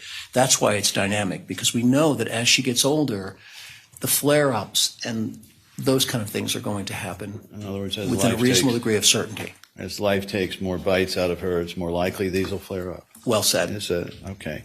And so you have them in 10-year increments, so the jury could decide when, based on all the evidence, this would begin. In other words? Yes. And then apply them to 10-year. Well, for instance, you're bringing up the 10 years. It says a physical therapy evaluation, not treatment, physical therapy evaluation one time a year for 10 years. That just means over her entire life expectancy, 10 years of that, she's going to have 10 evaluations. It's probably not going to be in the first 10 years from now. 10 years from now, it's more likely to be in the middle or the latter part of her life. That's where she's going to need it. Right. That's what we mean by that. All right. And then I think you went through, or are we at now psychological counseling? Did you hit that yet? We are at the second category of care, projected therapeutic modalities. What we mean by that is therapy. And so the first item is psychological counseling, and that is one time per week for 48 weeks out of a year. And so Dr. Brewerton and Dr. Wassenaar provided the foundation and the basis for that. The second item is TMS, transcranial magnetic stimulation therapy, 30 to 35 sessions, 2 to 3 times over her lifetime. Dr. Brewerton gave that opinion. My job was to calculate the cost. What is it for? It's for treatment of depression? Is that for the depression? Absolutely. How does that work, by the way? There's a device which is placed on the outside of the head, and it's a very strong magnet, and it's been shown, the data is irrefutable, that treats depression in a very safe manner. It's called transcranial magnetic stimulation. No meds? No meds. No invasive procedure. Okay. The third item is outpatient psychological care following inpatient hospitalization. Dr. Brewerton said 2 times per week for 30 to 60 days following any inpatient hospitalization. He said it'll be between 60 and 120 sessions in addition to the counseling already outlined 2 times in her lifetime. And I provided the cost for that. The last item in this category of projected therapy is residential psychiatric treatment. So 30 to 60 days, 1 to 2 times in her lifetime. Here again, is that likely? Is it more likely to be now, or is it more likely to be towards the middle to latter part of her life when she has life stresses? The latter. It's going to be to the middle to latter part of her life when she has life stresses. And Dr. Brewerton provided that foundation. Is it, to your knowledge, is CRPS and is the latest thinking that CRPS is an immunities-based disease? Yes. It's unclear, but that's the thinking, yes. So what is the influence, if you will, of our immune system as we get older, out of our peak years, if you will, on this? The immune system is going to get weaker as we get older. That's just a fact. And so that's why you tend to have more flare-ups when you have CRPS as you get older. Right. Okay. The next one. Category, there are only 6. We're on number 3. Okay. The next category is medications. And what Dr. Brewerton did here is he said, let's have an allowance. So in order to treat her depression and insomnia, there's an annual allowance of $307 a year for her medications. Again, this is very conservative, but we took a very conservative approach. So $307 per unit, or $3,684. And then I list all of the medications that Dr. Brewerton was referring to. So there's only one item in that category, medications. It's an allowance of $3,684 per year. Doctor, you're familiar with Dr. Brewerton's background training and experience as a pediatric psychiatrist? Yes. Is his information the type of data that you traditionally rely upon or reasonably rely upon in your profession as a physiatrist life care planner? Absolutely. And not only did he give me his opinions in writing and verbally, but he sent me an email with a large number of peer-reviewed articles that supported every single thing he said. And as to Dr. Kirkpatrick, are you familiar with his background training and experience? Very much so. And is his opinions about the need for different therapies and medications the type of information that experts within your specialty of physiatry and life care planning rely upon routinely? Absolutely. All right, let's go to are we done here with the medications? Are we still going on that? We are. No, we're on the fourth category now. Yay. We're landing the plane. The fourth category is home care or facility care, and there are 4 items in this category. The first one, there's a worst case scenario. So this is option 1, private hire of a home health aide. And what Dr. Kirkpatrick said is 24 hours per day, that's 8,760 hours per year, for 10 years of her life. And again, this is not likely to be now. It's not likely to be the next 10 years. It's likely to be the middle to the latter part of her life. The next item, worst case scenario, option 1, private hire, homemaker and housekeeper, not a home health aide, homemaker and housekeeper. 4 hours per week. There's 208 hours. There's 168 hours in a week, but 4 hours of help per week, or 208 hours out of a year. And I provided the cost for that. And what's the next one? 'Cause we're almost done. The next item, worst case scenario, option 2, agency hire as opposed to private hire. The difference there is when it's private hire, you have to take out taxes. You have to worry about when people don't show up. You have to be an agency. Agency hire is a little bit more expensive, but it's easier because you call an agency, and if someone doesn't show up, they send another person. So agency hire of a home health aide, 24 hours per day, for 10 years of her life, not the first 10 years, but somewhere in the middle or latter 10 years, 10 years out of her entire lifetime. And then the fourth item is worst case scenario, option 2, agency hire of a homemaker or housekeeper, 4 hours per week. And I provided the cost. Okay, let's turn to the last one. We're now on the 5th category. Yay. Yeah, that's good. We call this future medical care routine, and Dr. Wassenaar, Dr. Brewerton, Dr. Kirkpatrick all gave me these opinions, and I calculated the cost. So first one is internal medicine, 1 to 2 times per year. The second one is a psychiatrist, 1 time per month. Third one is a pain management specialist, 1 time every 3 months. The fourth one, best case scenario, ketamine infusions. 1 to 2 infusion sessions per year. Each infusion session consists of 4 days of infusion. And this is for the treatment of her complex regional pain syndrome. And these opinions were provided by Dr. Wassenaar, Brewerton, Kirkpatrick. And then the very last item here under future medical care routine is worst case scenario, ketamine infusions, 5 infusion sessions per year. Infusion sessions, again, last 4 days. Isn't that dependent on getting Maya to actually do that? Yes, sir. So that one may not work out? Yes, sir. Well, I'll try. All right. And then I think you've got a last one under future medical care aggressive treatment. That's correct. So the very What is that? last category, we have one item here. And Dr. Brewerton provided this. Inpatient behavioral health hospitalization, 7 days of inpatient care 2 times over her entire lifetime. And I provided the cost for that. Okay. And all of those add up to the numbers that you, strike that, are all of those recommendations based upon your background, training, and experience and to a reasonable medical probability. They're based on a lot more than my background, education, training experience. They're the basis, the foundation is, of course, what you just said, but all of the medical records, all of the factual information, all of the records are reviewed, all of the input from our treating physicians and the multiple telemedicine visits that I had.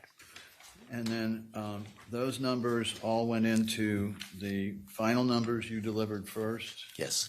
And have those then been provided to the jury through the present value by Christy Kirby? Yes. Okay. Your witness.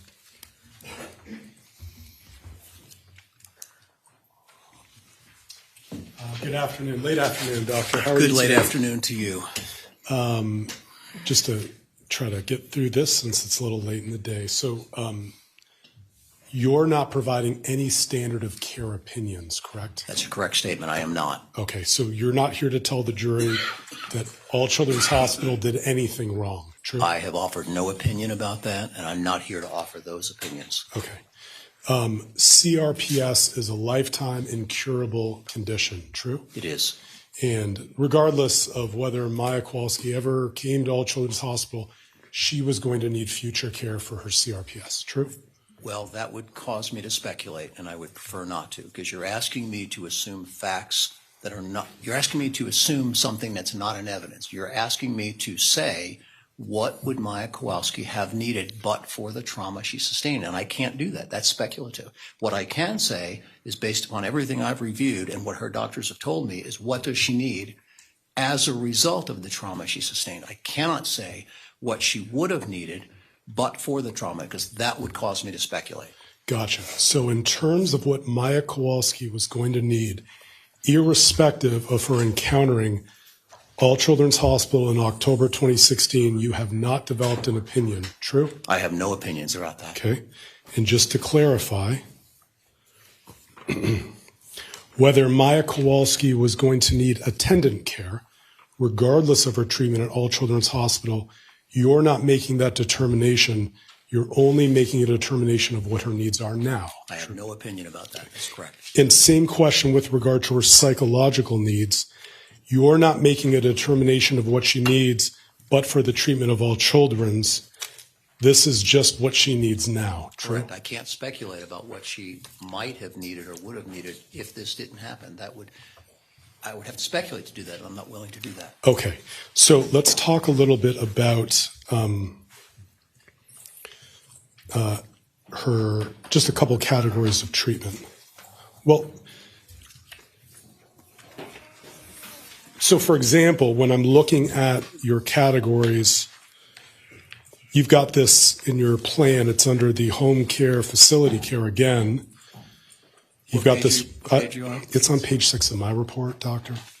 So I have a 10-page report, and I'll go to page 6, and it starts with the home care, facility care category 4. Yeah, it just says the purpose there is to provide one-on-one care and supervision during periods of intense pain due to CRPS, right? Yes, Counselor, that's correct. Okay, so let's talk a little bit about,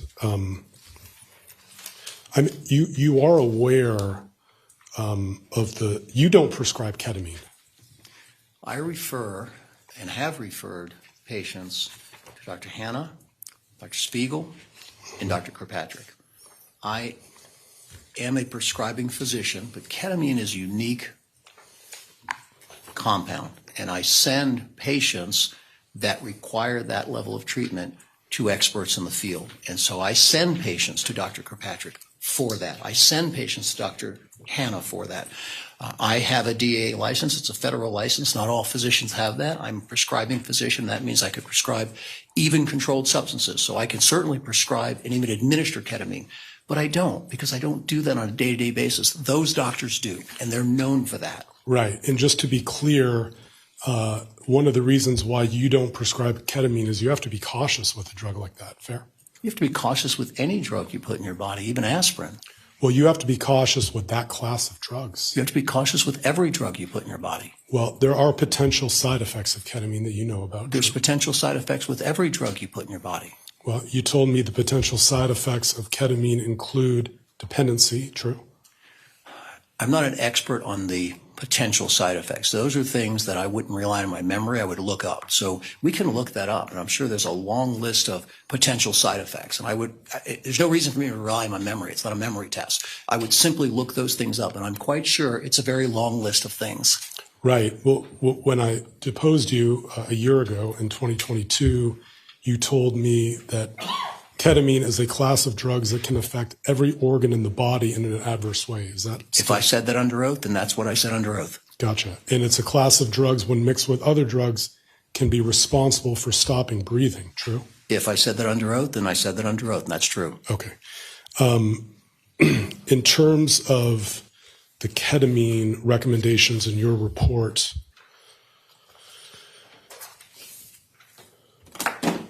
well, just to be clear, those recommendations come from our treating physicians. They don't come from me. yeah, I appreciate you saying that.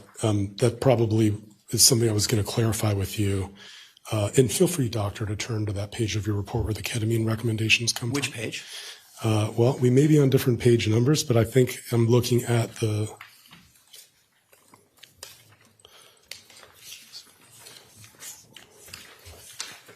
My page of medications is page 5.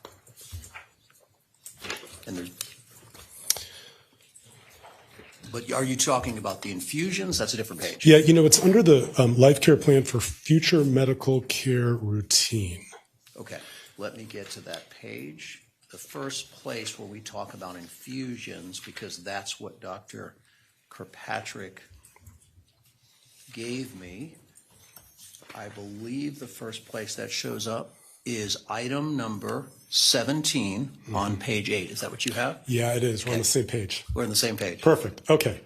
And the reason I wanted to clarify, you had talked about there's recommendations on this page from Dr. Wassenaar, Dr. Brewington, Dr. Kirkpatrick, but the recommendation for ketamine is only from Dr. Kirkpatrick. True.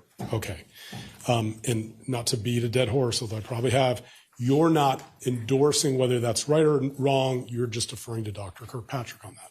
Okay? I was not asked to come here today and give my own medical opinions about these things. Okay. These are her treating physician's opinions. My job was to put them in an understandable, readable format and attach the costs over her lifetime, and that's what I did. Dr. Kirkpatrick told you that his recommendation is to start ketamine now for a total of between $12,000 to $24,000 a year, potentially for the rest of Maya's life. Correct. And so just so this jury understands, and they heard from Ms. Kirby earlier that those numbers totaled up to $5 million.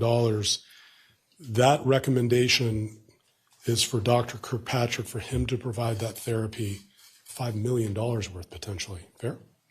So let me make sure I understand what you're asking me. So let me be clear about what I know for sure. Dr. Kirkpatrick told me regarding the ketamine, that falls under the future medical care routine category. He said best case scenario, 1 to 2 infusion sessions per year. And an infusion session consists of 4 days of infusion. Worst case scenario, 5 infusion sessions per year. Again, 4 days. He gave me a cost. It is $12,000 per unit, or $12,000 to $24,000 per year for the best case scenario. For the worst case scenario, and again, it's simple math, is $12,000 to $60,000. Now, Ms. Kirby takes those numbers and does her calculations. It's what economists do. These are in today's dollars, not projecting out how much money or resources you need today, if invested, to have it over your lifetime. So those are the facts. Right. And so when you spoke to Dr. Kirkpatrick and he said, I'm recommending that Maya pay me, starting now, $12,000 for these infusions, did you ask him what's your profit margin on that? First of all, he didn't say that. He didn't say I'm recommending Maya pay me. The question to him was, Dr. Kirkpatrick, I've been asked to put together a life care plan. Can you tell me within a reasonable degree of medical certainty and probability what Maya Kowalski, your patient, needs and will need over her lifetime? And he did that. And then I asked him, do you have an opinion as to what these things cost. And that's what he gave me. Gotcha. So Dr. Kirkpatrick told you that his cost to do this, that he's recommending to this jury, is $12,000 a year on the low end and up to $60,000 a year on the high end for ketamine per year. Well, he didn't say cost. He said that's what the charge is. So I used the word that's what these things cost. He didn't say that's what his cost is. Those are very different terms. I asked him, what is the cost? Gotcha. And these are his charges. Yeah, totally fair. I'm using terms sort of loosely. What ketamine actually costs isn't what Dr. Kirkpatrick told you. He said, here's what I charge for it. I have no opinion about that. Okay. And would you dispute if Ms. Kirby had testified to this jury that if they took the higher end of what Dr. Kirkpatrick said needs to be ketamine, starting today, ending at age 80 for Maya, that cost would be $5.3 million in ketamine? Any reason to dispute? If at the worst case scenario, $60,000 per year, if you take $60,000 times, what was it, 63 years? Yeah, let's say 63 years. It's $3.7 million. Okay. Her growth rate's up. So $3.7 million in total dollars for Dr. Kirkpatrick's ketamine, and then the growth rate on that, depending on the +1, -1, could get up to $5.3 million in present value. That's what Dr. Kirby told us. Above my pay grade. Okay. I don't do that. I give things in just real concrete terms. This is what it is in today's dollars. Gotcha. That's why economists do what they do. Okay. $3.7 million in ketamine in today's dollars, but how that projects in the future, you defer. I defer that to Ms. Kirby. Gotcha. One moment, please. Thank you for your time, Doctor. You're welcome, Counselor. Mr. Anderson. No need. Done. Members of the jury. Just the one or anyone else? Okay. Can I see the attorneys, please?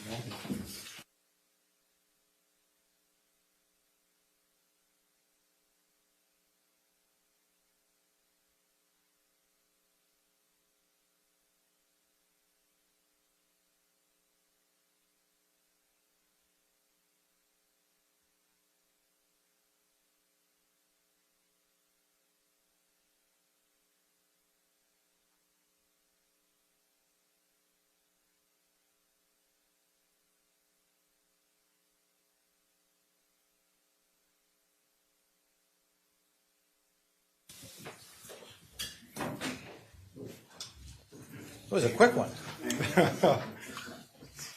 Okay, Doctor, the jury had a question on the cost you gave us. Have you taken consideration the cost of doctor-therapist medication as time goes on, prices go up?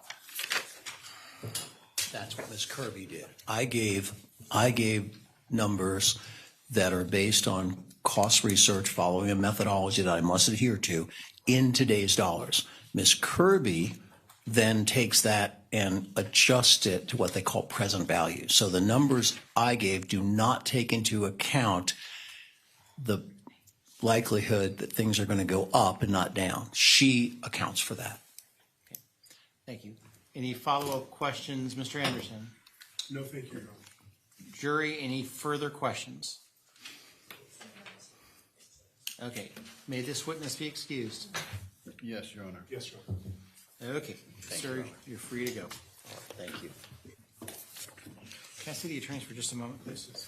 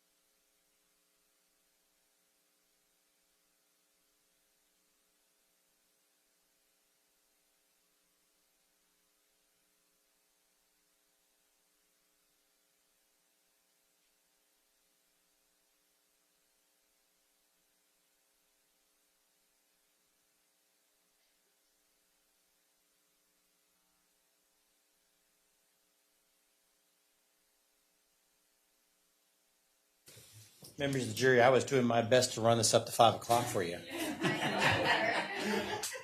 Just because I like talking slow. That ends your day today. Thank you very much for your time.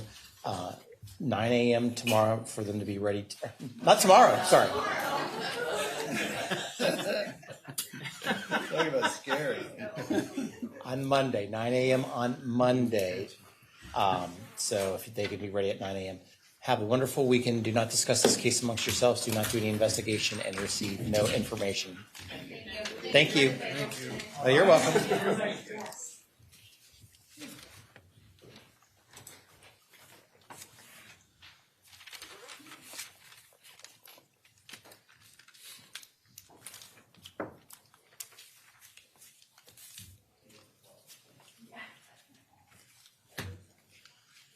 Okay, the jury is out of our presence. Just so everybody in the gallery is aware, we're going to be going through a lot of different things. So why don't we take a 5-minute break? Anyone that wants to leave, great. But then we're going to power through and do as much as we can before we leave this afternoon. So let's take a 5-minute break and then we'll be right back.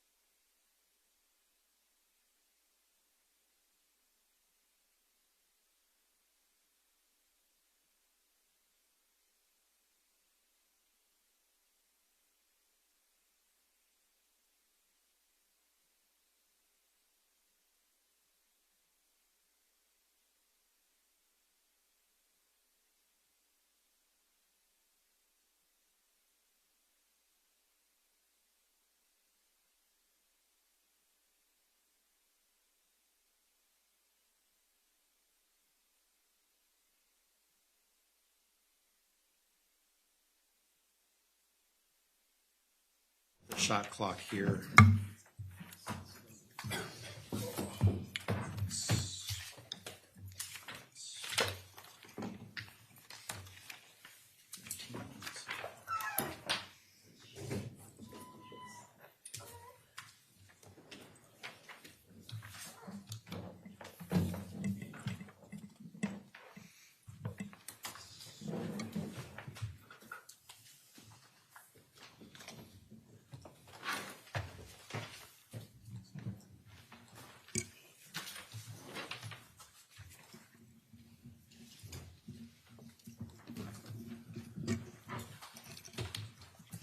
Okay, today the plaintiffs consumed 3 hours, 20 minutes for a running total of 43 hours, 35 minutes.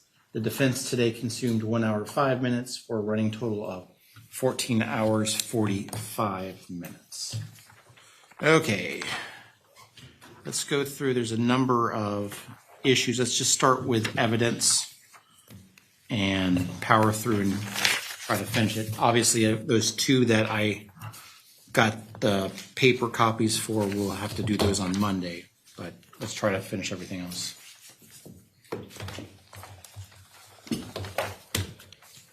Thank you, Your Honor. I've narrowed our list to 4 additional exhibits we'd like to discuss. I'd like to begin with, and then the motion for reconsideration, so that'd be fine. 2277, which is again the risk management file, and page 253. Let's put it up, please.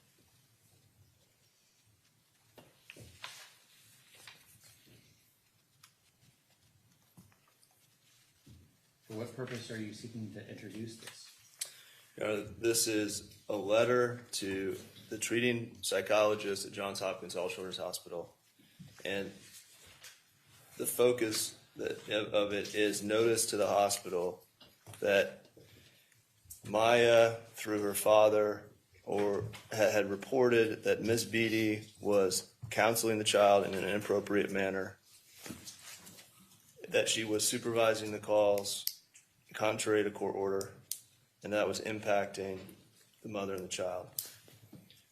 So we believe it's relevant to the issues that have been raised through the case thus far.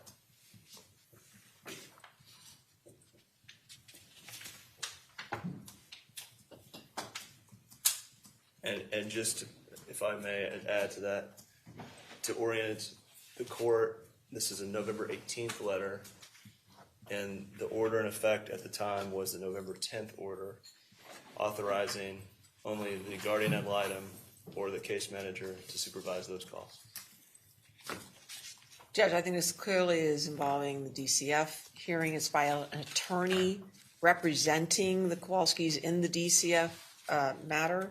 It's hearsay within hearsay. It's her saying what Jack told her that Maya told him. I believe it should be inadmissible.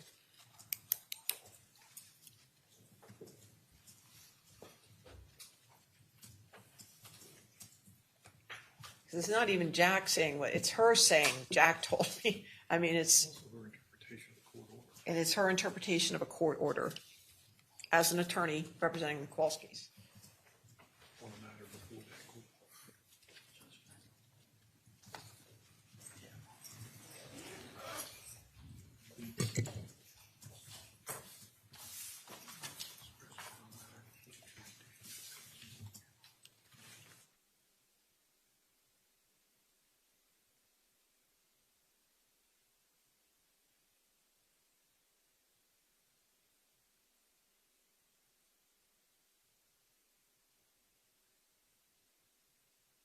Again, I need to remind you that no one's allowed to use a cell phone. No one's allowed to videotape this unless you're a member of the credentialed media.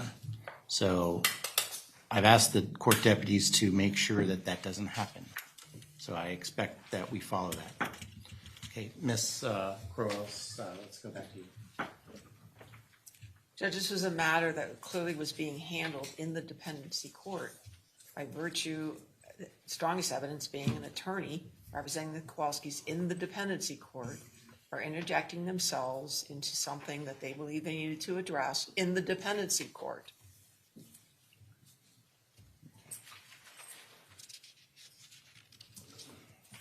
Mr. Whitney, I agree with Ms. Crowell. Obviously, this is hearsay. I don't see an exception to hearsay that admits this document, with the only possible exception being the one sentence that says some concerns have arisen, and only that sentence. So, And we're fine with that because that is a statement for purposes of medical treatment. Child is a minor at the time, so it's through her representative. We don't, Mr. Anderson points out, we're also not wedded to having the letterhead that this is from Deborah Salisbury. We care that the addressee is a treating psychologist at the hospital, and it goes to our medical malpractice claim, negligent training claim. Judge, there's no medical malpractice against Kathy Beatty. The medical malpractice claim it assumes that all of these actors were agents of the hospital, so it's to all of them, and that was stipulated too. Judge, trying to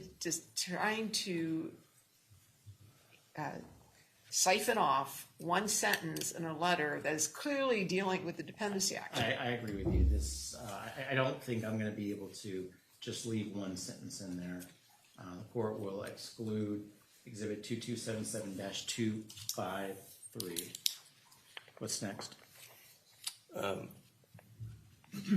narrows our list further. I'm not going to try the other letter, and so we'll go to 2277-286 to 288. 286 to 288. And you'll see another policy here, Johns Hopkins Children's Hospital, in effect at the time. So this is the complaint procedure for patients and family members? Yes, Your Honor. What's the objection to this?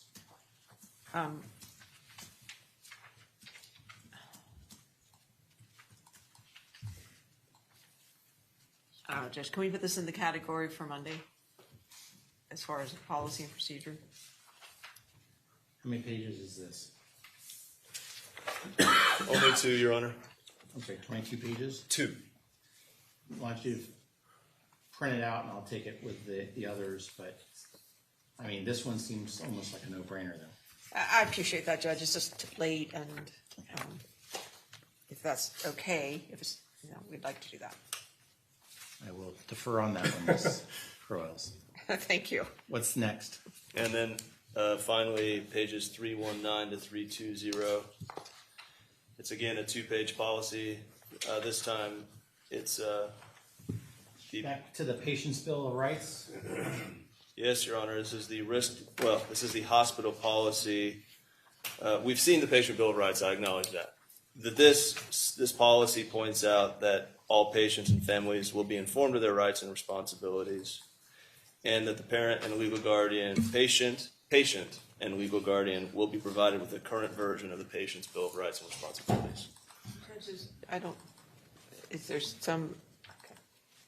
think it's relevant. They already put the Patient Bill of Rights in evidence. It's not like they're saying they don't have the Bill of Rights, so I'm not clear why this is relevant. In fact, they asked Mr. Qual. No. This seems to, again, this one kind of seems like in the no-brainer. So I'm going to admit 2277-319 and 320. What's next, Mr. Whitney? Your Honor, that completes our exhibit list as provided today. with the exception of the motion for reconsideration on the Beatty email. Am I going to receive a whole bunch of exhibits on Monday? I do not think so. We'd like to reserve to take a look over the weekend, but should be less than a handful, less than 5 if we find any that we have failed to admit. And Judge, the drill is we look over our elements and look over our proof and over the weekend, and so the only thing I foresee is plugging any holes. Okay. Let's move on to your motion for reconsideration. Which DIN number? Is that 3466? Plaintiff's motion for reconsideration regarding admission of plaintiff's trial exhibit 2123-610, and I apologize, I don't have a DIN on this document. It's 3466, Madam Clerk. We're on DIN 3466. I'm sorry, what's the exhibit we're reconsidering? The exhibit number is 213-610. So that's one page. So can someone put that back up for me, please? Beatty email.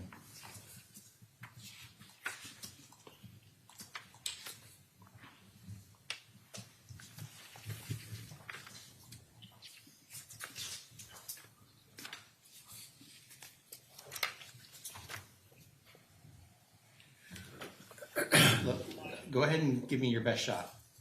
Oh, do you want to take it? Yeah, Judge, you heard the conversation that is being recited here by Ms. Beatty in the November 29th, 2016 memo. We were trying to move into evidence.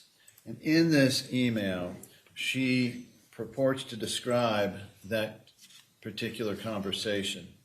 And other than Beata Kowalski stating, well, you don't live in a prison camp, you don't live in a concentration camp, or words to that effect, Beata Kowalski was perfectly polite and stayed within the rules. And yet Ms. Beatty writes here to DCF and talks about things that simply never happened. It's a complete fabrication. Well, most of it is a complete fabrication. And so we want to put it in to demonstrate that at that time, Ms. Beatty was not only did not have authority based on the November 10th order, but Ms. Beatty was directly misrepresenting not only to DCF, but to my families and the Sarasota.org outside contractors that Beata Kowalski was doing things she simply was not doing. Anybody who listened to that tape, that audio, and then compares this, it's just ridiculous. And so we believe that it is probative of the hospital's complete and utter lack of supervision and complete and utter lack of training. I don't worry about the supervision anymore, but complete and utter lack of training, and goes to our our tortious, where's my brain? Our intentional infliction of emotional distress count. And so, and counts 21A through C. So this is, for Ms. Beatty, also a present recollection recorded. If that is indeed her recollection, there's something very wrong with this picture, because we have in writing what it is. Also, we want to move under 90.105 paren 2, and relevancy of evidence depends on the existence of a preliminary fact. The court shall admit the proffered evidence when there's prima facie evidence sufficient to support a finding of the preliminary fact. And the court had a dialogue with us over the admissibility of it. And frankly, at that point, I thought the court was going to admit it. However, the court was concerned as to whether Ms. Beatty had the authority to do this. And then it turned out that based on the November 10th order, Ms. Beatty absolutely did not have authority on that. And then the court heard, and I should be able to cite the court to the exhibit number of the audio, but the court heard that audio call with Ms. Beatty's reinteract. And so this would be used in conjunction with that, and therefore we believe it's probative of issues in the case. And Ms. Beatty had absolutely no right to be making these comments. First of all, because she Judge, shouldn't have been on there. I'm sorry, you're done. The audio that was played for the court is a November 15th call. This is referencing a call on November 29th. There's been no audio of this call put in evidence or heard by the court. For them to stand here and say that this misrepresents the call, there's no evidence supporting that. The only call that's been put in evidence is from November 15th. This is referencing a call on November 29th. So the redirect that they're referencing, which, by the way, wasn't Miss Beatty, which we advised them of, and they went on and put two witnesses on to say it was Miss Beatty. It wasn't. It's Miss Laporte. Has nothing to do with this document. Well, I'm not reconsidering my ruling. I remain convinced that this document should not come into evidence. This document is a request from the hospital to DCF and ultimately the dependency court to change the court order with respect to supervision and whatnot. I do not read this letter as any sort of admission that there was no authority, or it doesn't go to the question of whether DCF had delegated or didn't delegate anything to the hospital or Miss Beatty. So I'm going to continue its exclusion. I will deny the motion for reconsideration, which is at 3466. I'm not going to do a standalone order just orally in court, and then the court minutes will reflect my ruling on that. Okay. I've got some notes on some other things.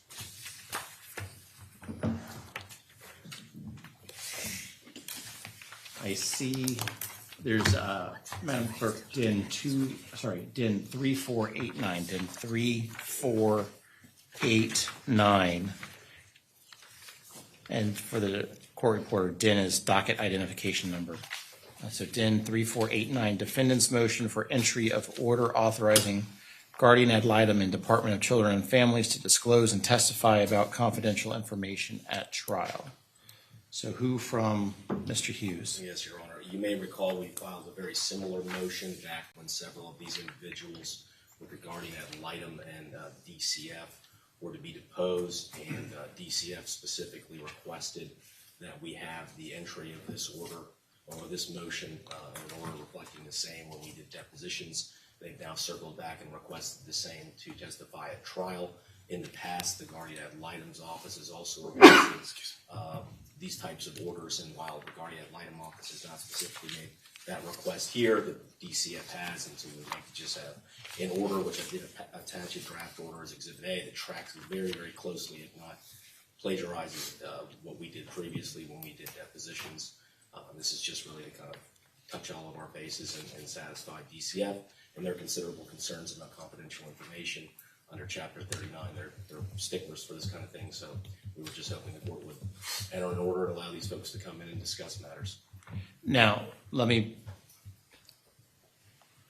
just because I enter this order is not obviously an authorization that the scope of what is contained in this order is coming into trial.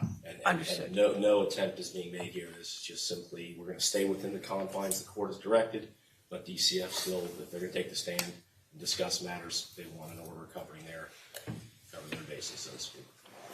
I thought there is no way that we'll be able to keep this within the guardrails. As I see it here, what they will bring out will require us then to counter that with further memos, and now we will be getting into whether DCF can contradict or whether DCF can expand upon a court order.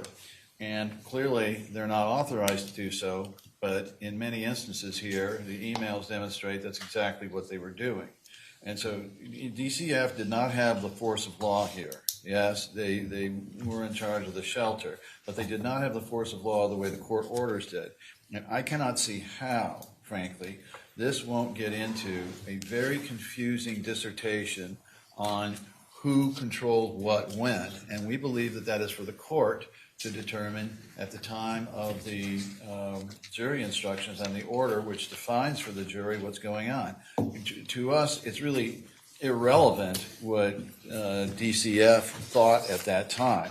The only point I can see that them making is coming in and saying either secondhand, or I suppose maybe there's a firsthand, someone there who saw Maya and then said, oh, she seemed to be moving around like me. Well, that doesn't seem to be enough probative value given all the other testimony to outweigh the problems with this. And so the court is aware, at the end of all of these memos, there's an email from David Silverstein, a summary of the case in which the final paragraph is, in essence, we were wrong, forget it. And I intend to use that if they try to bring any of these in. And so that, I think, I can't understand why they would want to have this, but I seriously doubt how they can keep this from going far outside the bounds and confusing the jury. Well, I trust in your ability to stand up and say object. And I also trust in my abilities to rule consistently to what we've been doing. I see this as nothing more than a comfort order for DCF and the individuals, just like how I like getting a comfort order from the bankruptcy court whenever there's a bankruptcy and a foreclosure action and I'm being asked to do something, which might otherwise run afoul of some sort of provision of the law. So I'm fine with signing the comfort order with the understanding that it is not an authorization to change how I have been ruling on what is and is not admissible. So Mr. Hughes, can your team print up a paper order? I will sign it right here. I'll hand it to the clerk and they can scan it and you can grab it hopefully tonight, maybe tomorrow. So you'll be able to put it tonight. Just a second. If we can have it by 5:30, the clerk can process it with a date today. If not, it won't be processed until Monday. They're not going to testify till Tuesday, Judge. So If you can get it to me by 5:30, the clerk will be able to process it today. we're working on it. Have it to you in a couple minutes, Judge. And so I trust then, will the order then reflect the court's instruction here that the defense is not allowed to exceed the bounds the court has previously set forth to all The counsel? written order doesn't have that. However, my statement here, I think, is clear enough.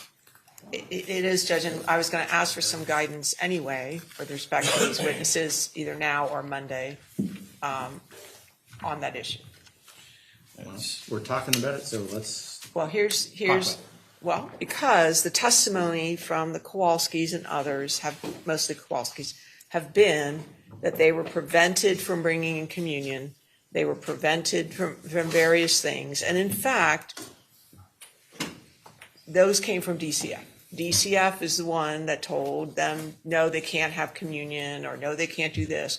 They have asserted in front of this jury that Johns Hopkins prevented them from bringing communion in, prevented the priest from seeing her, all of the things that they allege we haven't prevented. Additionally, they have played an audio in front of this jury and had two witnesses say it was Kathy Beatty when it's Charlotte Laporte on the audio. We told them that. They went ahead with it anyway. Miss Laporte is coming in Tuesday morning, and she will testify. That is my voice on the audio redirecting Miss Kowalski. So those are the general parameters of why we're calling the specific DCF people. Okay. Go ahead, Mr.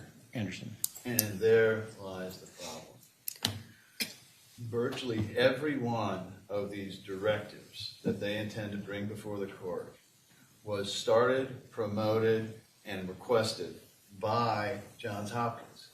DCF did not hang around that hospital to watch how things were going. DCF did not go and test a bunch of the baked goods. DCF wasn't there to look at all of the, quote, religious artifacts. Every single thing that they're talking about, there is contact between Johns Hopkins and DCF where they're saying, hey, this is what that bad girl's doing. This is what that bad mom's doing. We need an order to be able to do that. And if they're going to come in and somebody's going to testify to that, I want the ability to go after them and say, you didn't see it. You didn't do it. You were following their commands. And so as long as I have some freedom to go after them in that way and point out these emails, then, all right, they can try at it. And then I'm going to certainly bring in that last email which says, oh, well, never mind. All of this was, we had no basis. On the question of the audio that has already been played for the jury, that the plaintiff contends is Miss Beatty and the defense claims is Charlotte Laporte, I have no problem with Charlotte Laporte coming in and identifying her voice and saying it was her. That's an easy issue. The question about can DCF, I keep on calling them HRS, but can DCF testify that they instructed the hospital XYZ?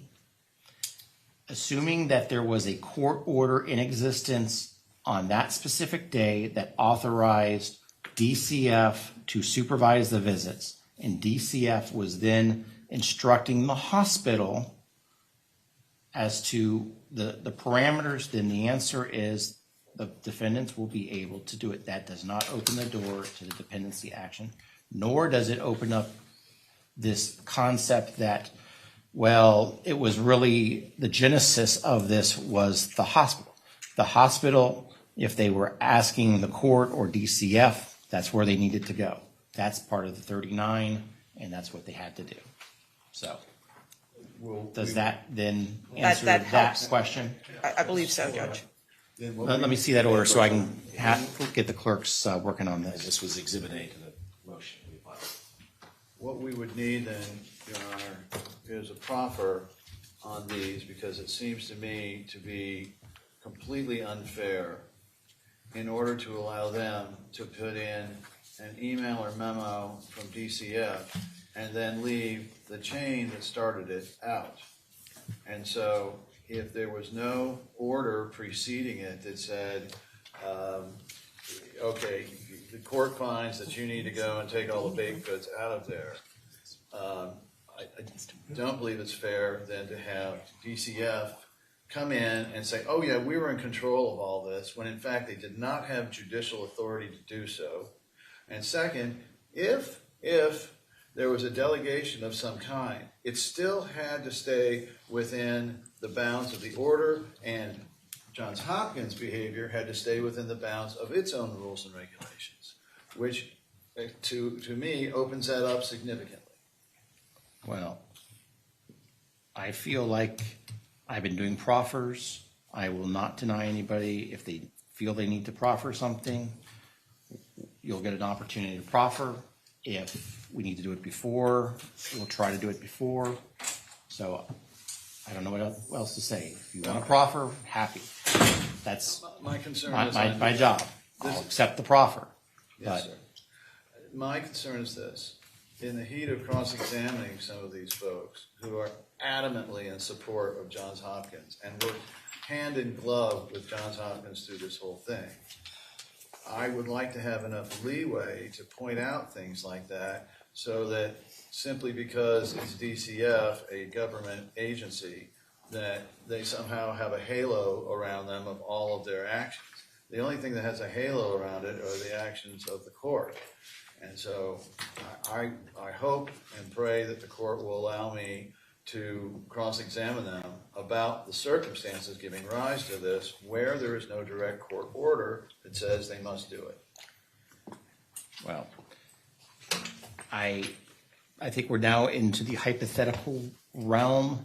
I've told you my thoughts on what Ms. Crowell's specific request was.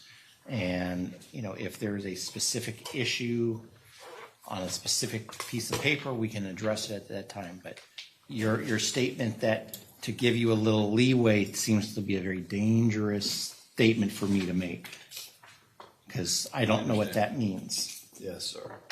I understand it'll be topic specific.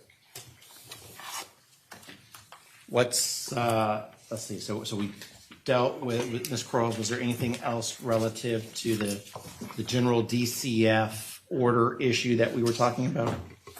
Can I have 1 second? Sure.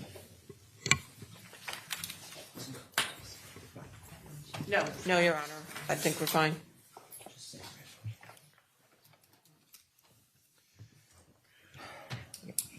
And also, Judge, I may want to revisit any ruling on at least the Florida Constitution to the extent that DCF starts acting in a manner completely inconsistent with the Florida Constitution. But I guess that's fact specific. You know, let me just.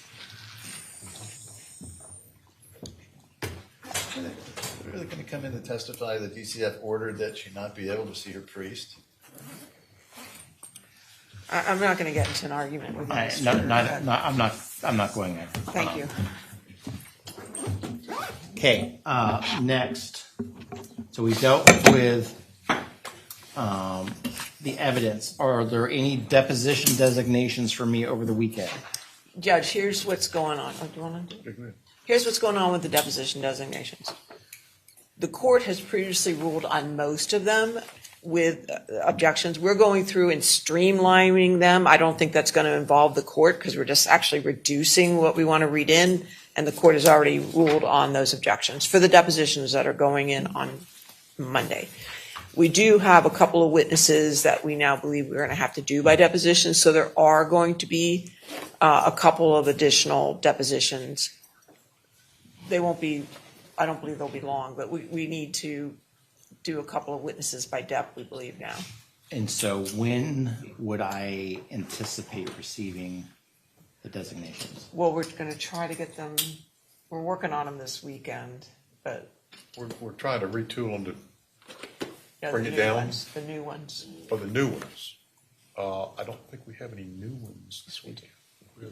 It will be played very soon, I think. Yeah. Well, there'll be at least one, but it will be brief. Judge, I guess. When you want them, I guess that's. Well, our focus, Judge, was tooling down the ones that we're going to play on Monday, and that's going to take a little bit of time. So it'd be hard. Plus, we have to get them over to the other side on the new ones, and they have to do their counters. So I doubt you'll get them this weekend, Judge. If that makes sense. Okay. That's fine. It will be all depositions on Monday? Yes. Yes. And can you tell them what depots you are contemplating on playing on Monday? Yes, sir. We have not told them. We have not told them. Now, I'm asking you to go ahead and tell them. Yes. Oh, okay. Well, it depended on which ones we got streamlined, but we were looking at in general, the Tampa General and the Lori depositions, and somebody else is better prepared to give you the names. The lead off will probably be Dr. Behar Posey. She's probably, hopefully by the time we get through, in less than an hour. Then there'll be Dr. Lewis, who will be about an hour, give or take, at least as far as we're concerned. Then there will be a designation of Dr. Hannah that we will need to. What about race? We're not doing Hannah Monday, are we? Thinking about. Hannah Monday? Dr. Malik is one that we've Malik. anticipated. We're trying to go chronologically. So it'd probably be, what we're thinking is we probably have Monday afternoon to fill. And in that respect, we'd have Dr. Posey, Dr. Lewis, and Dr. Malik. And perhaps if there's time, that's probably going to shoot it, Judge. I heard something about trying to change the 4 o'clock to 3 o'clock on Monday. I think that would be a very good idea. There's an awful lot of counts. The punitive damages, one of these counts is a matter of first impression anywhere. And so we've had several weeks of testimony already. So with our arguments on both sides, I think probably having 2 hours rather than 1 hour, hour and a half. But Okay. Is Mr. Elliott going to be able to be here? I don't. He was prepared to be here at 4 o'clock on Monday. I haven't had a chance to check with him as to whether he can be here at 3 o'clock. Yeah. And is this something he's going to come live for? Yes. If we can just see if Mr. Elliott can be here at 3, I'm fine doing them at 3. Okay.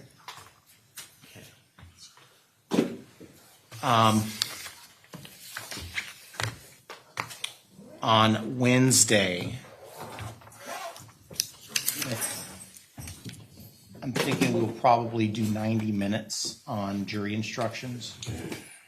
And depending on how others use my time that day, it might not be until 3:30. Okay, that probably, actually, It's not going to be like 1:30 to 3:30, but probably on the 3:30 side. That's a very good idea, because I'm sure that Mr. Elliott and I are both going to be wrapped up with TVs for a while, and my game plan is to go back to Tampa on Monday evening, and then try to spend as much time as I can on Tuesday and Wednesday getting ready for that hearing.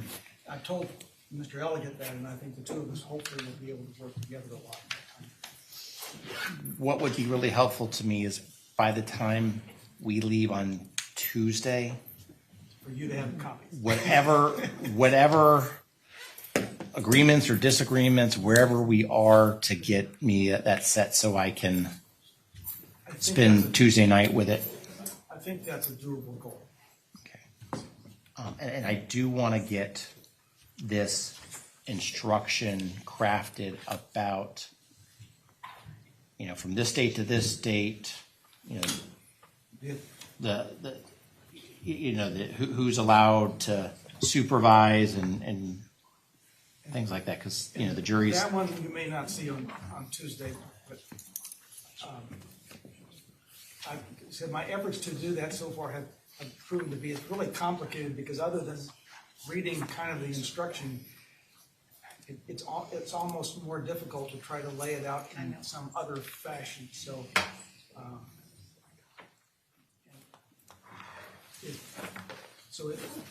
I can talk to Mr. Elliott about that as well, as to how he thinks we best explain it as well. It may very well be that trying to at least narrow down the order and the judge provisions of some of the orders. Several of the orders, by the way, especially as to Beata conversations over the telephone, it's the same thing in 2 or 3 orders with only slight modifications. So we may be able to explain that in some shorter fashion. Okay. Are there other motions that either side need or want to address today? I don't think so on our side. Because what I don't want to have happen is we walk in on Monday morning with 2 hours worth of motions while the plaintiff's trying to rest, and I've got a jury cooling their jets. Judge, I discussed one motion we put out last night having to do with the apparent agency claim.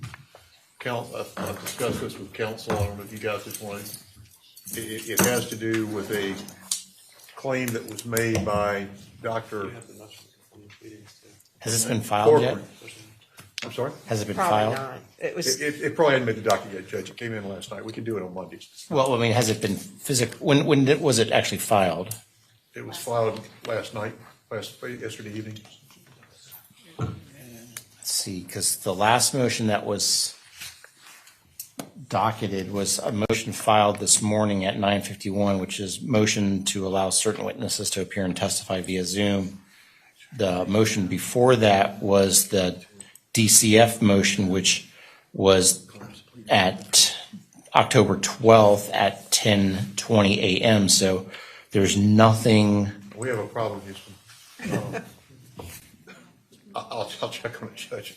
Because my information was that it was filed last night about 8 o'clock, 8:30, something like that. And if it hadn't made the docket, I will tell you the clerk would have docketed by then. So either it wasn't filed or it's in the correction queue. But if it was in the correction queue, you would have been notified. Okay. Well, we'll figure it out and fix it. But I've advised counsel of what it amounts to. They've told me they don't have. Since it's not docketed, I won't see it. It won't appear until at least Monday. So can you or somebody send it to that other email address? Yes, sir. So I'll be able to look at it over the weekend and actually know what you're talking about. Yes, sir. We had in the works, I don't know if we filed it or not, in follow-up to my ora tennis motion for amendment or relief for general agency as opposed to just a parent agency. And may we provide it to that email? It's more or less in response to what they're saying. Okay, well, the answer is yes. Obviously, file it through the e-portal, but then submit it, a copy to that other email address that we have been using. And I'll get a chance to look at it, and that way I'll have some ability. That's just the other policy, Judge, that Okay, you're going to take on. thank you. Anything else on the horizon? Not from plaintiffs. Well, Mr. Whitney. We will be filing a motion regarding limitations on expert testimony, but we don't need to take it up Monday. I don't imagine there'll be. Yeah, are they going to Whoa, call whoa, any whoa, experts whoa. live? Yes. What do you mean, a limitation on expert testimony? Kind of like the same issue we had with Mr. Hunter the other day? Why are we talking about this now as opposed to before trial? Because it's congruent with the court's order entered just before trial, limiting specialists, whether anesthesiologists, pediatricians, or psychiatrists, to testifying only to standard of care in their field. If we knew who they were going to call, it would streamline things greatly. Well, I would just, Mr. Whitney, I would recommend any substantive motion like that get filed sooner as opposed to later. I do not want to get jammed. We will not. We will have it filed this weekend. Okay. Anything else? Thank you, Judge. I will see everybody here 8:30 on Monday. We'll be in recess. Do the best you can considering all the things.